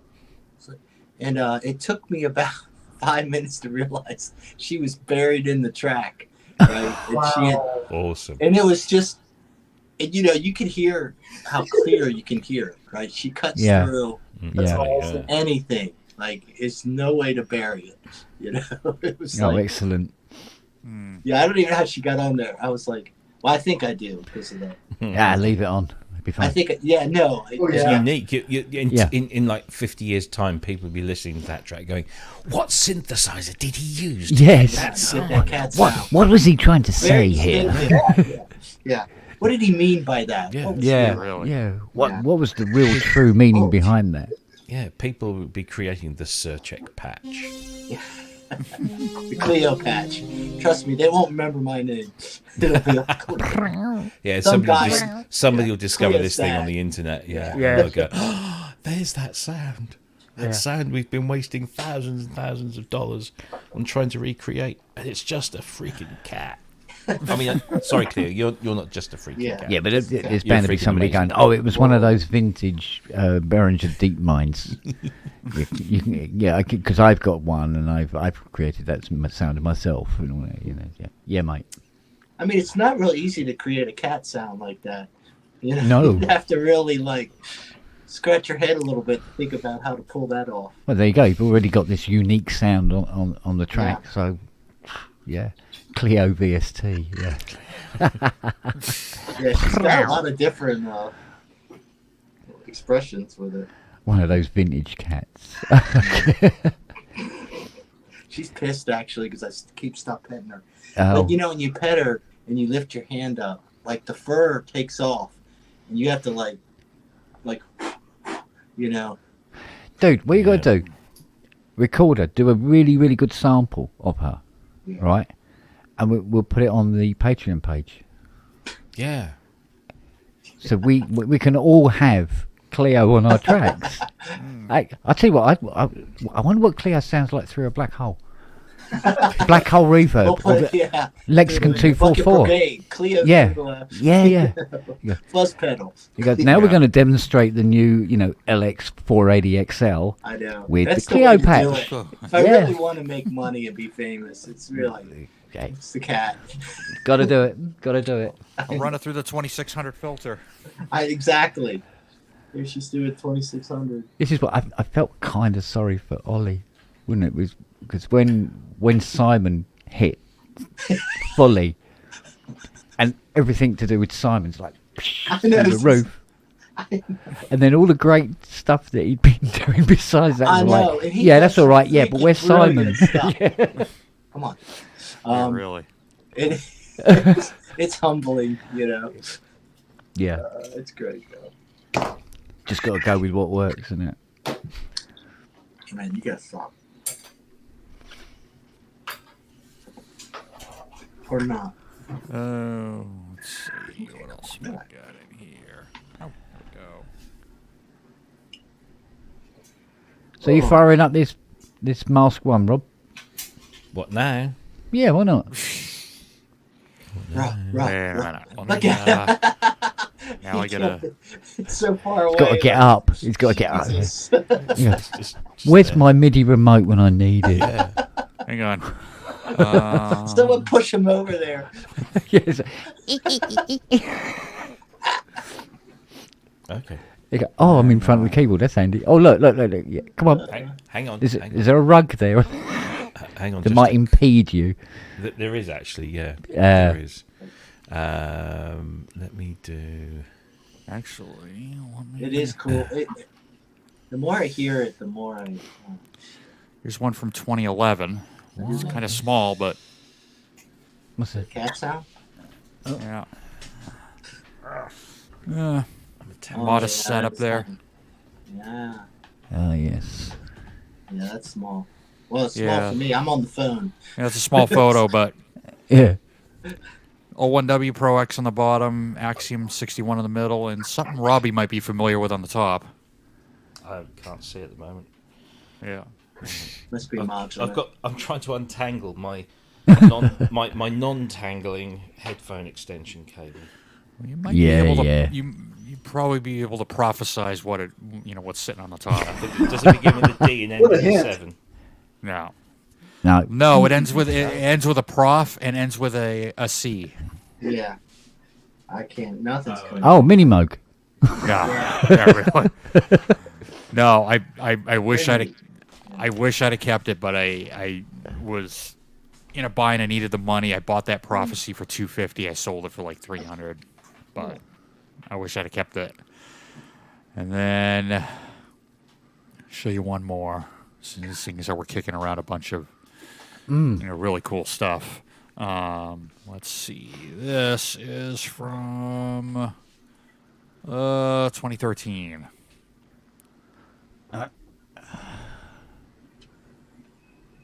Ooh, that's a good shot. Oh.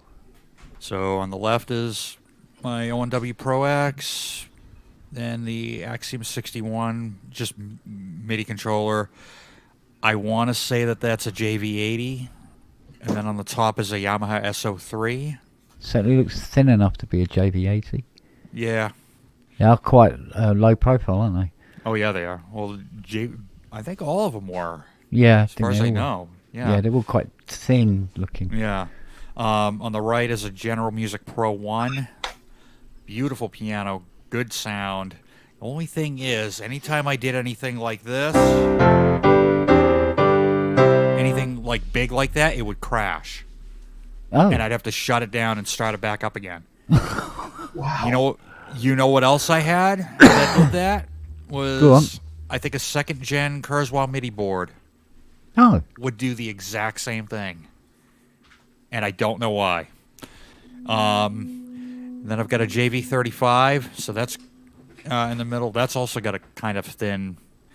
And then on the top got is one of that them little, downstairs in the front room at the moment, actually. It's not a bad, it's your typical sound canvas fare, but you know what? It sounded really good. And then on the top is what is it, CZ101. Ah. Yeah. I think $100 I paid for that.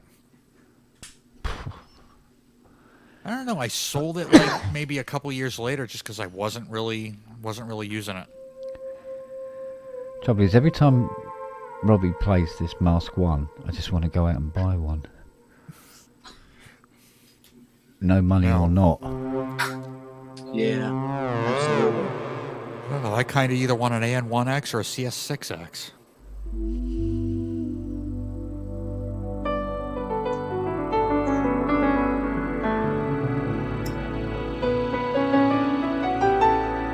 The sequel. Yeah. Part 2. Yeah, really. Now I gotta start putting this stuff in. Leo will sing.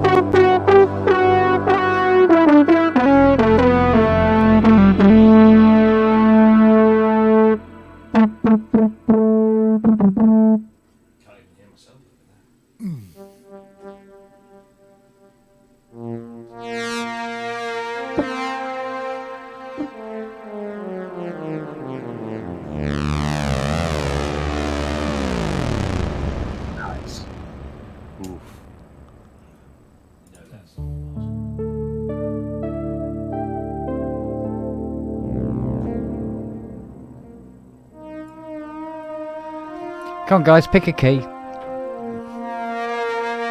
It's 61. I can pick one. I don't know.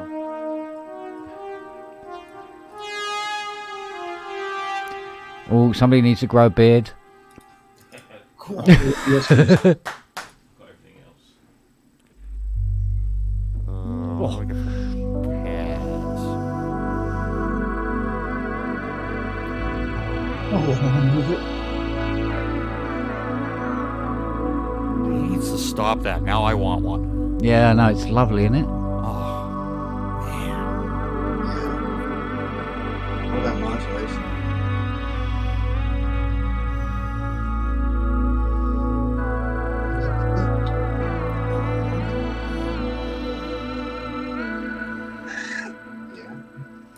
Pull up Opus.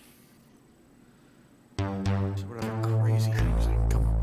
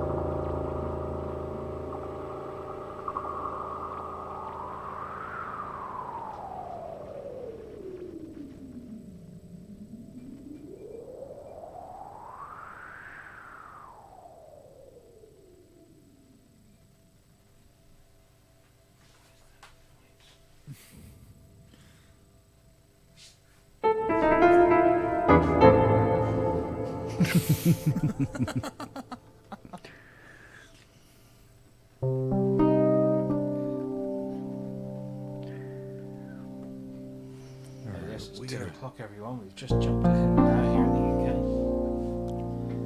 Oh.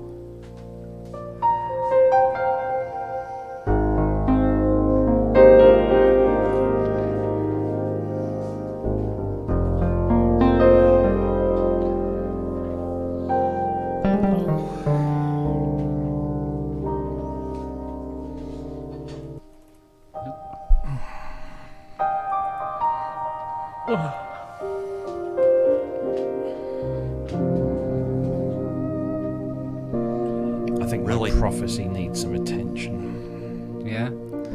I know a guy. It's suffering from that quiet output.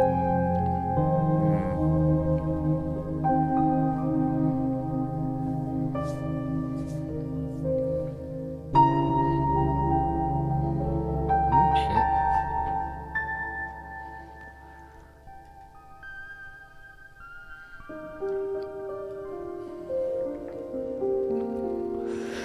Oh, I Yeah. love piano verse.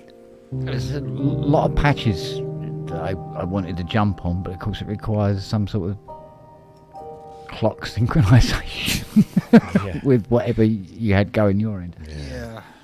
I hope that my percussion didn't disrupt anything. At first, I didn't, No, fine. No. I didn't I didn't realize really- that I wasn't going to be able to hear myself because of StreamYards, right? So I was like, why am I not here? So I spent the first half of the jam trying to realize if I was actually making any noise or not. Well, you know how I fix that on my end is on my XR18. What you guys are hearing in StreamYard is actually a pair of monitor sounds. Nice. You're not hearing the main out. So what I did was I looped auxes 5 and 6 on the XR18 back into inputs 1 and 2, and I mute inputs 1 and 2. So my headphones are taking the left-right out, the main out. So I'm hearing you guys and the aux send at the same time. That's slick. Yeah. Nice. The XR18 is a very, very versatile piece. Yeah, I've probably should have gotten one, but can't get everything. So I think I gotta look into how to get Jamtaba streamed into StreamYard a little more. It's gonna require a second computer. No, Rans Think. did that thing where he dropped the Jamtaba VST thing or effects thing into his final out in his mixer. Ooh. Yeah. So then everything goes through and then everything goes out together. But So he's you doing hear that. everything in time from Jamtaba as well as what you're playing. And then That's you just turn interesting. down everything. Apparently, I don't know the full ins and outs. Yeah, I'm Light gonna have to bulb is research that.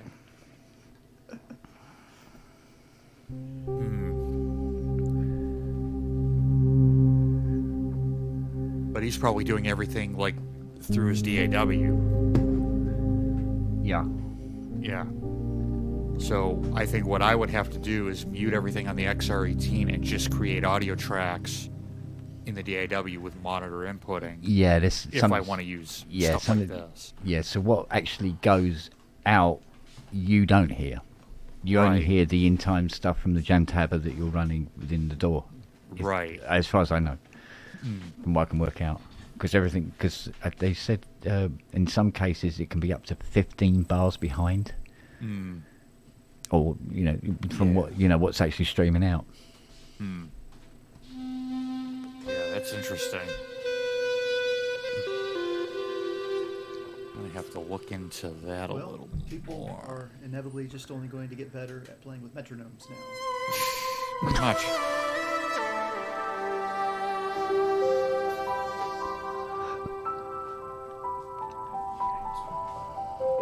Unless you just do ambient stuff. Oh, yeah.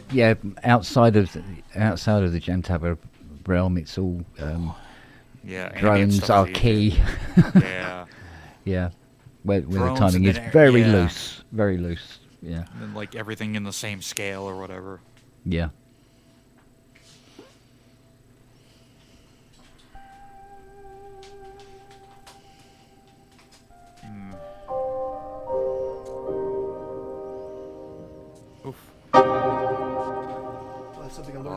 lovely times reverb. if I can't play keys, I can just add some nice effects.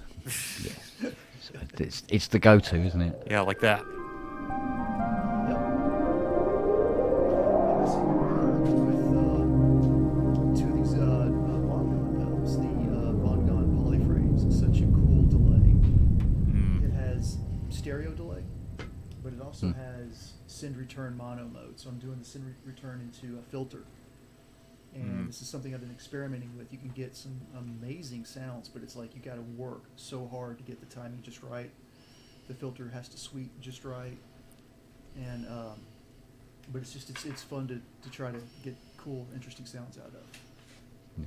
This Von Gogh filter though is like nothing I've ever seen before. It has a start and end time for how the envelope will retrigger. Yeah. It's really awesome. I mean, I know there's others out there that do it, but it's the first time I've had a device that will do that. It's interesting when I'm playing this M8X actually, because you're never quite sure what the super knob is going to do to the patch you're playing.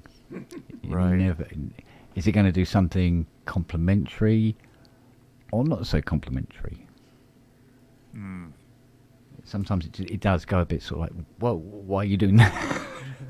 It's like, whoa, hang on. Apply expression pedal with caution. There's one on it, I think. Is it called Elysium or something? This one. So.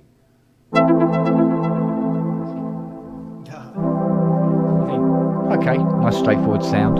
We bring in the expression, it'll bring in strings or something. No. Yeah. That's alright, right? Well, the cathedral organ, it does, Yeah. Yeah. They do. Still the same sound. Yeah.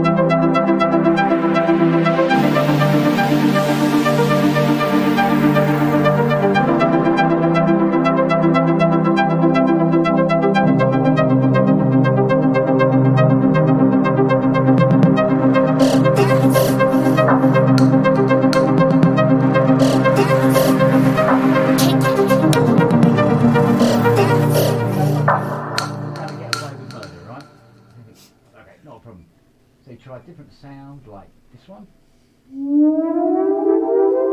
Nice. What's this bringing?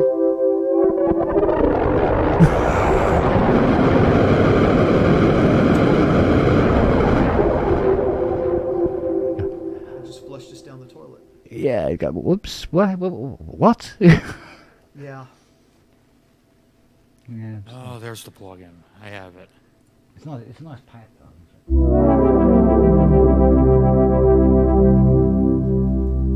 Just never know what it's going to do. So, Yes, you put it on your master. has our clock's gone forward now? Yes. Huh. According to chat. You just lost an hour. I'm always doing that anyway. All right. Yeah. I just wake up at the same time every day, regardless. Ooh, what is that? I know what that is.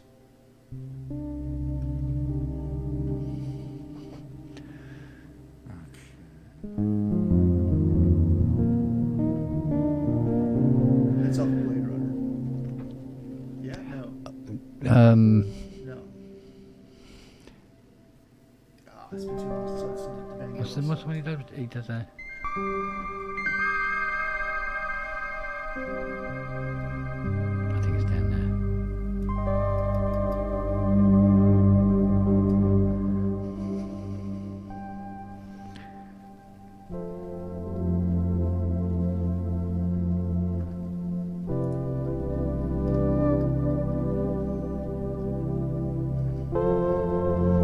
That one, isn't it? Can I remember the rest of the Right on chords? your head, already gone.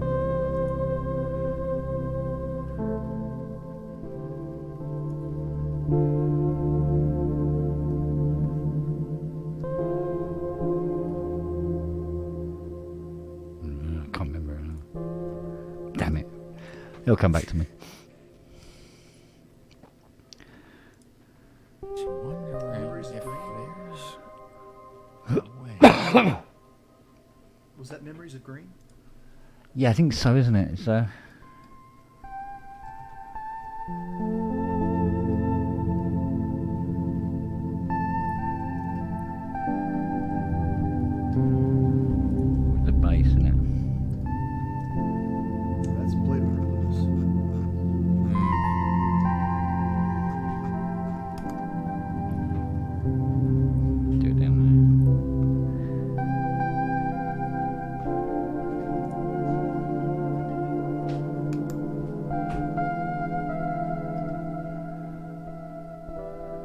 Was it? That's Rachel's.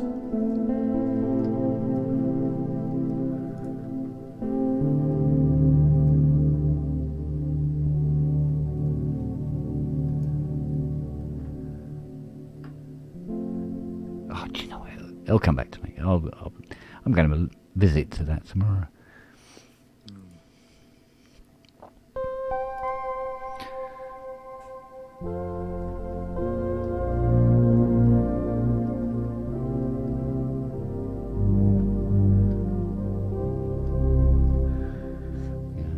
Must stop using this. I keep going to this sound. It's my go-to sound on this thing all the time.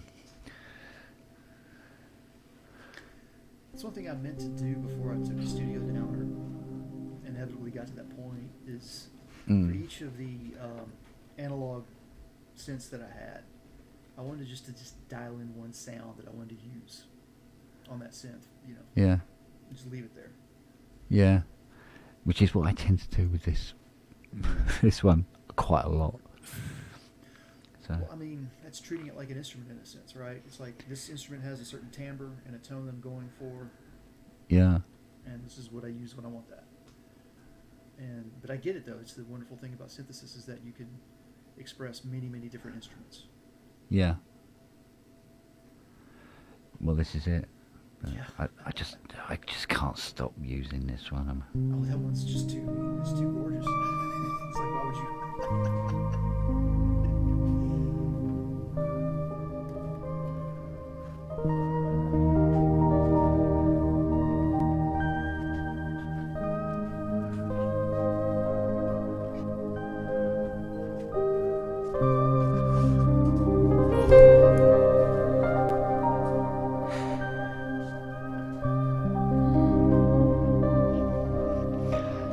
In the style of Happy Daylight Savings.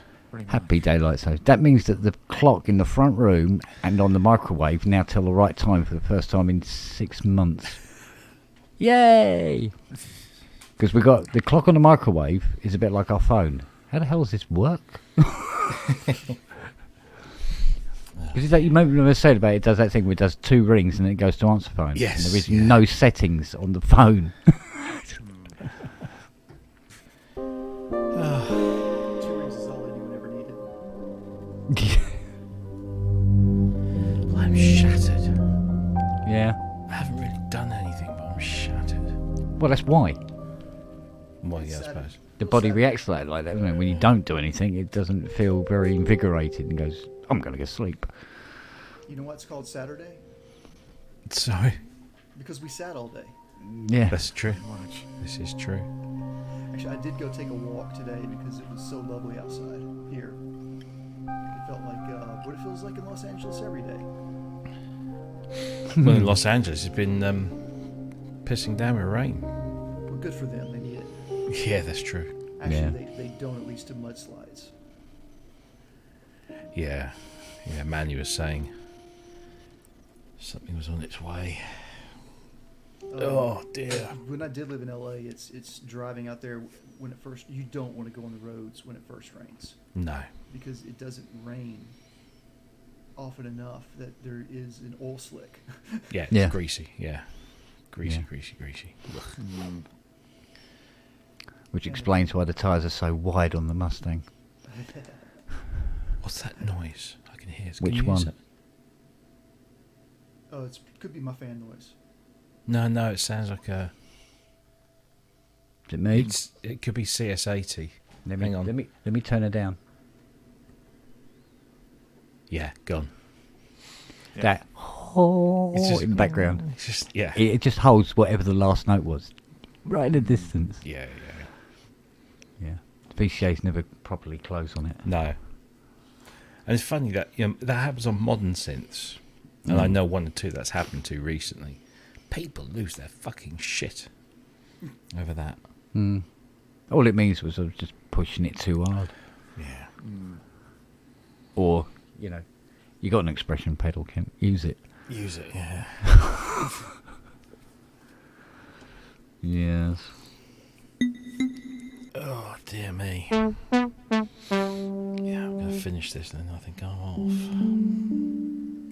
actually could use a whiskey right now, but don't have any, so oh well.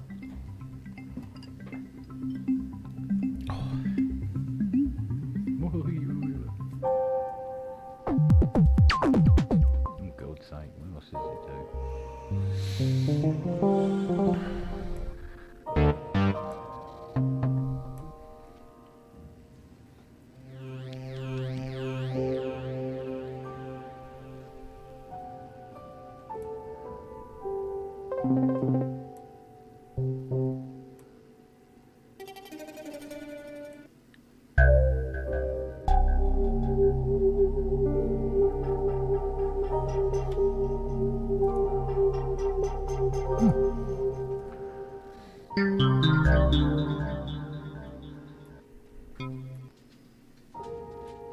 Hello. I thought it might be you, young lady. Come on in. Come for a cuddle. Quick cuddle.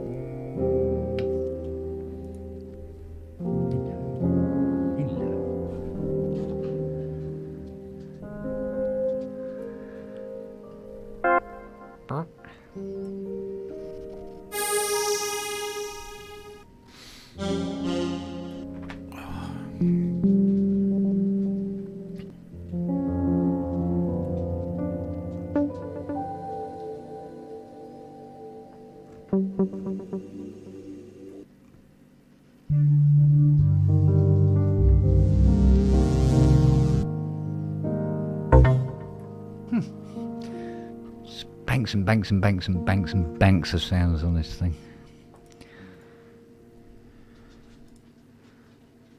I tend to keep using the same sound. I've got so many banks of sounds on the DO5.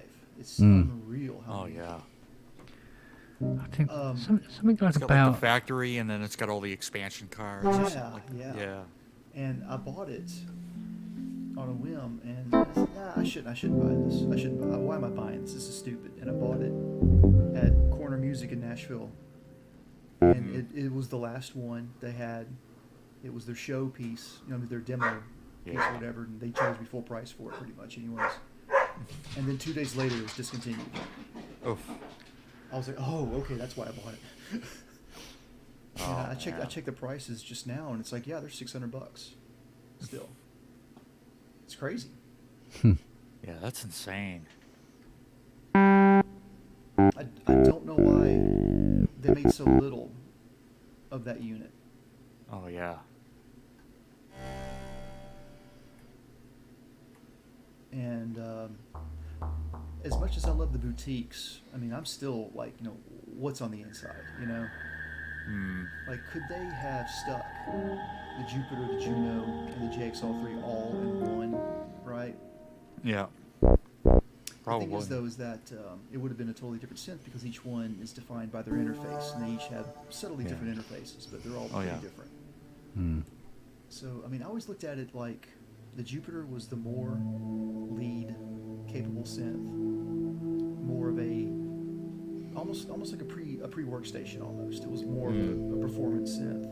Oh yeah. I don't think the Juno is as much of a performance synth as the Jupiter, and then the JX3P was simply meant to be the equivalent organ punched preset machine. Yeah, basically a preset. Right? Yeah. And they just said, well, we can also add the controller and open it up as a full-fledged synthesizer. Yeah. My first introduction to the 3P, we didn't have a controller, so you did not. There was no way I was going to edit those patches. Yeah, no. I did manage to figure the sequencer out, but I had a JX10 for about a year. How did you like it? You know what? I never got around to editing it. Because I didn't have the programmer. Yeah. So I didn't really get, much out of it. The presets, it's got some really cool sounds, but most of the preset sounds are like meant for accompaniment voices in the mix. The other thing too is, I was just discovering, Roland, just getting into them, and the structure of that synth was way over my head. I didn't know, the tone versus the patch. I had no idea what that was. I do now, but like I do now because I had a D10, years ago, like a little bit after that, and I kind of cut my teeth in the Roland architecture on that. Gotcha. Yeah. I've always been a computer person, so I literally thought that keyboards were all just computers. Mm-hmm. Mm. Well, essentially. Well, the Oasis was one. Yeah. It was a Pentium 4. Oh. Yeah, 2 gigs. Yeah, running a Linux distro. Well, apparently Korgs are now too. So. Yeah, well, the Raspberry Pis. Yeah. Which I don't have a problem with that, to tell you the truth, because sound cool. Yeah, and just because there's a Raspberry Pi in there doesn't mean that there's not sufficient circuitry for the controls, the interfaces. There's Surely it analog can't go any higher. parts. Yeah, really. There's filters, amplifiers, right? Mm. You don't really do digital amplification. You do, but at the end of the day, you've got to convert it into current. Yeah, you have to have a DAC in it. So 5 banks of 128. Mm. Wow. Yeah, that's like, 640. Okay. That's what a stock Triton would have. Yeah. And then you got loads of spare slots here. Mm. GH. Just 3 sets of 128. Mm. Well, the DeepMind 12 has 8 banks of 128, so it's double that. But what they did was they duplicated A through D to G through H. Not that I ever used any of the factory presets.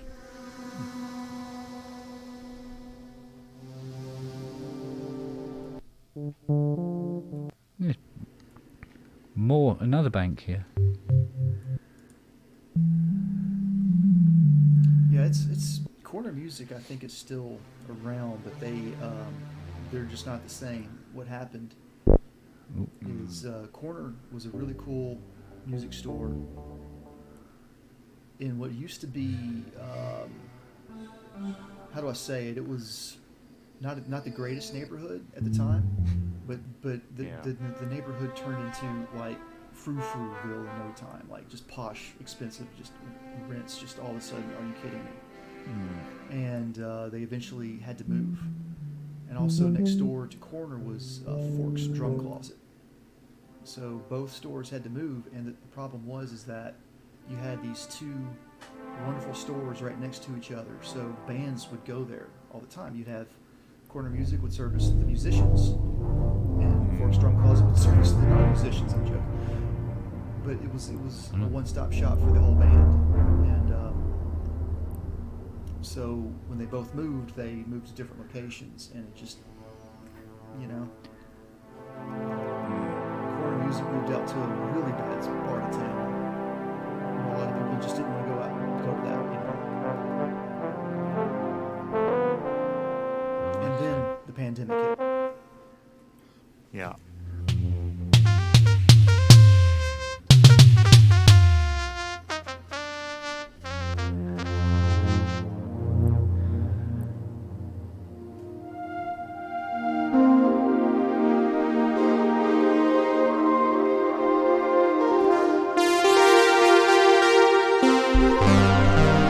Hey, Robbie.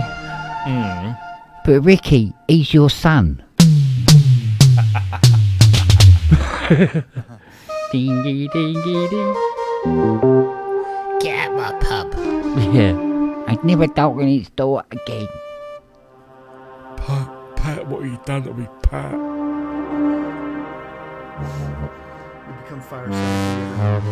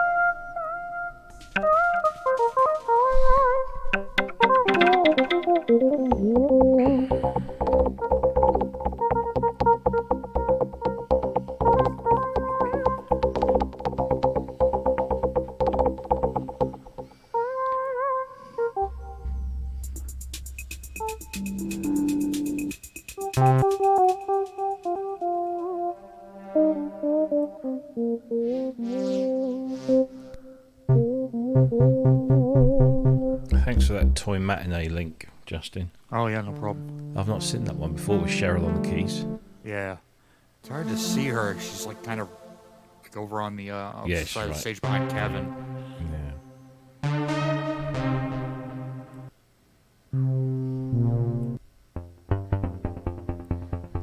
There's not some up this end.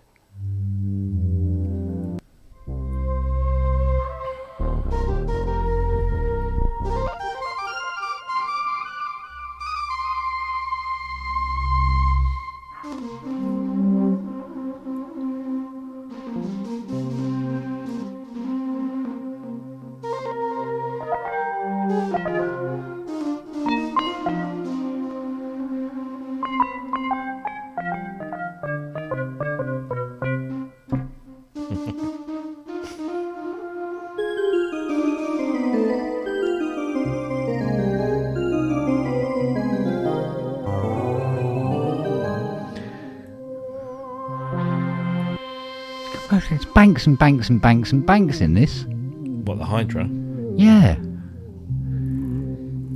Now we're up to the M1 bank, which has got another 128. Sorry, yes, I was muted. Now the M2 bank. It's getting to be over 1,000 sounds in this. Right, this is ESQ1 voices. Not really. Yeah.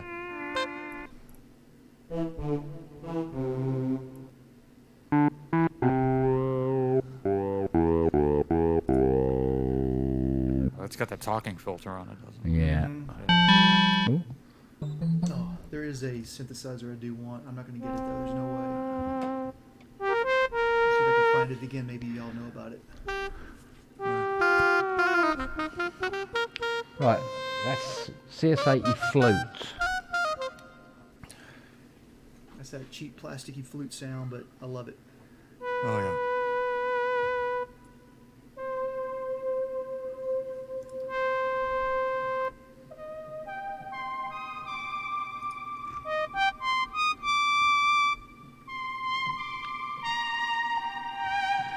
You have to take the effects off and compare them.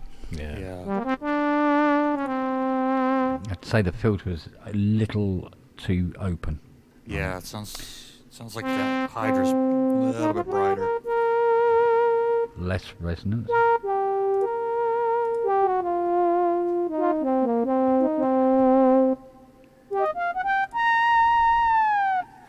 That's better.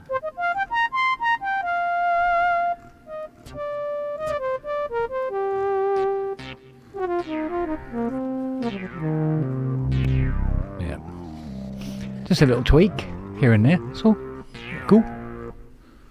That's what I love about the Hydra, is having those tweaky knobs there. You can just go, Oh, yeah. there we go. Well, and having the screen like show you exactly what those are, Mm. and just that roadmap on the side really makes looks like it's an easy synth to get around with all that. It is. The LFOs, I mean, those 5 LFOs, they do my head in. Because you're looking for the one that's flashing at the same speed of whatever it is you want to slow down, and it's never the one you pick. Exactly. Never. Have you heard of the SCR 2020? The what, sorry? SCR 2020 by Modular Effects. No. What is it? No, I'm sorry. By Analog Effects. My brain, sometimes when I walk away from looking at something, I'll say the wrong word. This thing, it's a bit pricey for me. That's a bit over my budget right there. But it's pretty interesting.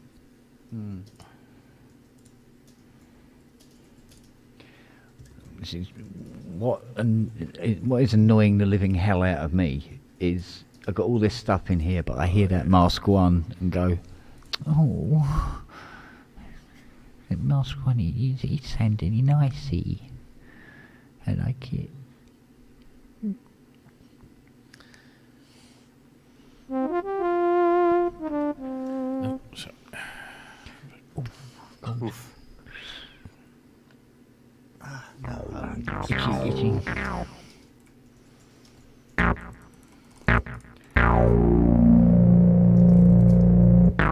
can't be another bank in here, surely. Bloody is.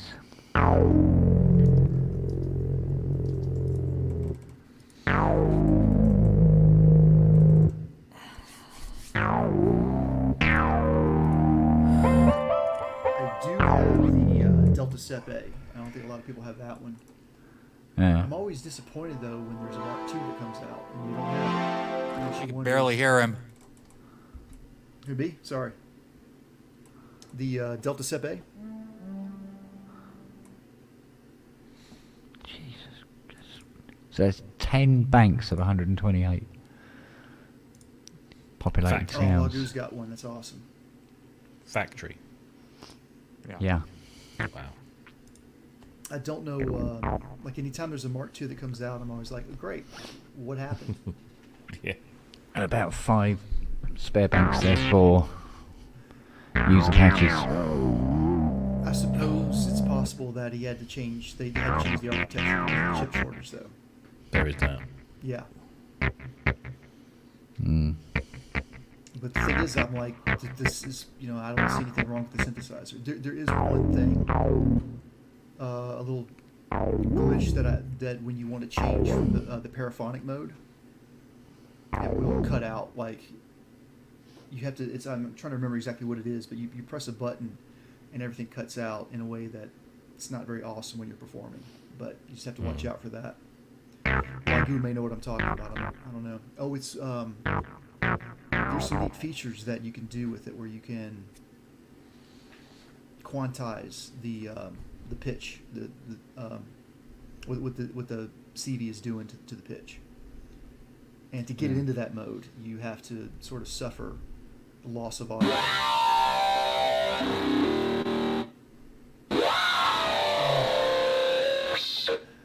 Moon's really low tonight, Rob. Is it?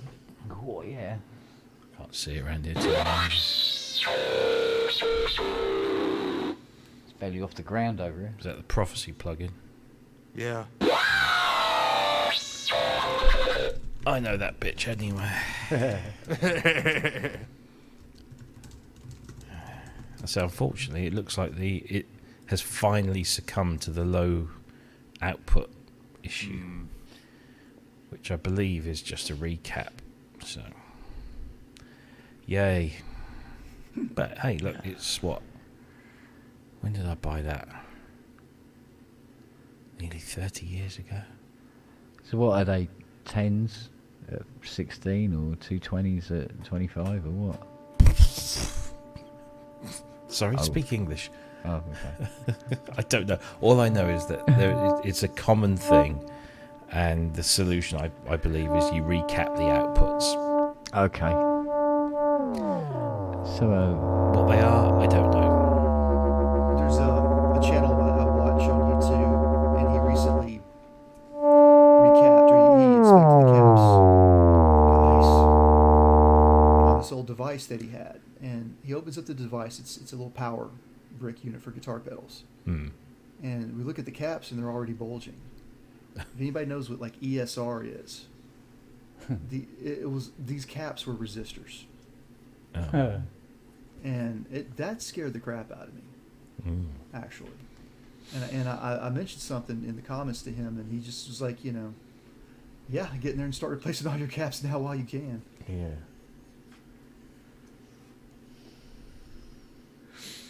Now, I know someone who's had this very issue with his Prophecy, so I shall speak to him, see what he says.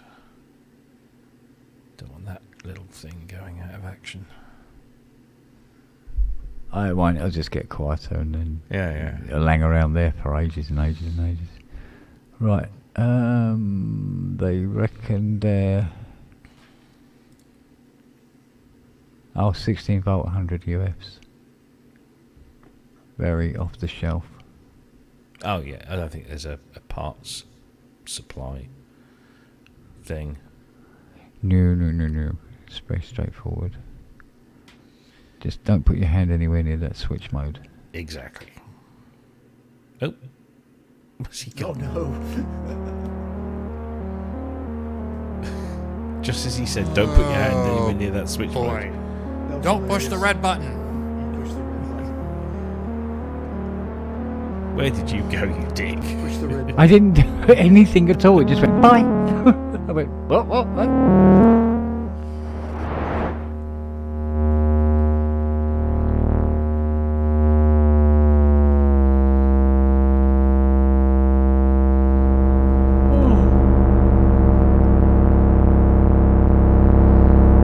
There's a brown note. I've got 26 holes right over here on the floor, boxed up, of course. I'm wondering if I should have just gotten the one that Justin has instead of the one with the real spring reverb. I mean, I don't have any regrets, but I tried, banging on the side, and it's really hard to get that thing.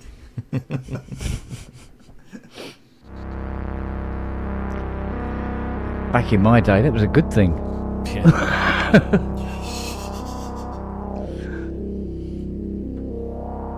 I've got a Marshall keyboard amp out in the garage No, with a big spring reverb in it.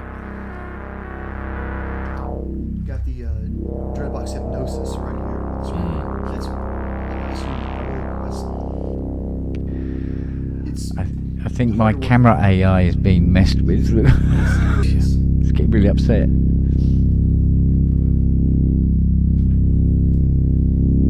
Oh, there we go.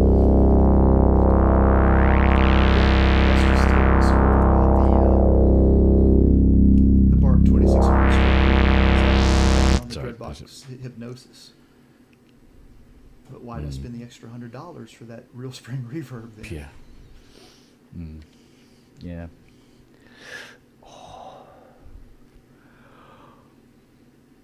I've also got a pedal that I built from a kit, but sadly it doesn't work. One of the channels works, but one of the channels doesn't work. I think I might have put the transformer in wrong. That would definitely do it. This is one of those pedals that, I mean, it's got unobtainium in it. I mean, seriously, I got it from the Netherlands, I think. I don't know where they got the parts from. It's a fantastic pedal. It's a fantastic circuit. What it does is it basically impedance matches your signal to one of two classes of spring reverbs. The lower, the high impedance ones. So I think the low impedance just uses a transformer, but the high impedance actually uses op-amp circuitry to do stuff, and so it has preamplification going into the spring reverb and amplification coming out of it. Then it mixes all your signal back together. So that's a pretty slick little circuit. And the idea is that you have your stomp box isolated from the spring reverb unit itself. So when you stomp and turn on the effects, it doesn't bounce around. But the low impedance, the low Z channel, just doesn't work. And that one broke my heart. And I said, I'm not going to be able to fix this anytime soon. I'm probably going to need to take pictures, take measurements, send it to their message board, have them kind of think about it, talk to them, and then, derive a plan of action. Right, chaps, I'm off to bed. Yep. I think I have to go as well. I've been yawning for the last 10 minutes now. 4 a.m. there now, almost? Well, nearly 3. Nearly 3 now. That's with the added hour now. Okay. So Yeah. we're back. We're back in synchronization with the rest of the world. Yeah. But boy, we're going to feel it in the morning. Yeah, but at least it's a long weekend, so... Oh, I don't know. Not if Fiona has anything to do with it. She'll We've got find nice, something. nice roast lamb tomorrow for Sunday dinner. Well, leg of lamb, not the whole fucking lamb. But, Yeah. Just leg.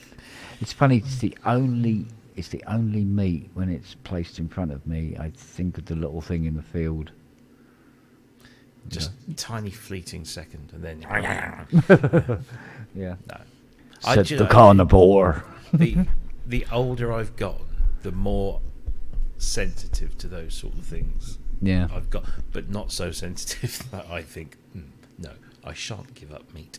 Yeah. Although when Pete was here last week, he's veggie, so we just everything, yeah. And there are some really cool veggie things out there at the moment. You know, it's not a dull palate, shall we say, these days. So, but no, I love lamb. Any of that sort of stuff. Yeah. No, I know what you mean. Yeah. So anyway, on that meaty note, on that succulent, juicy note. All I came for was a succulent Chinese meal. Have you ever seen that? What was the bloke that got arrested, the Australian guy that got arrested at a Chinese restaurant. I can't remember what he got arrested for, but somebody filmed him and he's being like, Australian. Yeah, he's going, I only came here for a succulent Chinese meal and now I'm getting molested by the police. It's a travesty. But yeah, just Google succulent Chinese meal and you'll find it's hilarious. It's a classic. Anyway. Well, someone's having some fun.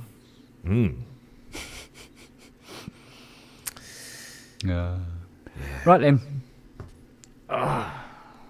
See you all whenever. Well, laters, isn't it? Yeah, indeed. Laters and roast potatoes. Absolutely. Good night, everybody. Yeah. Take care. Look after oneselves. Bye-bye. Bye. See ya.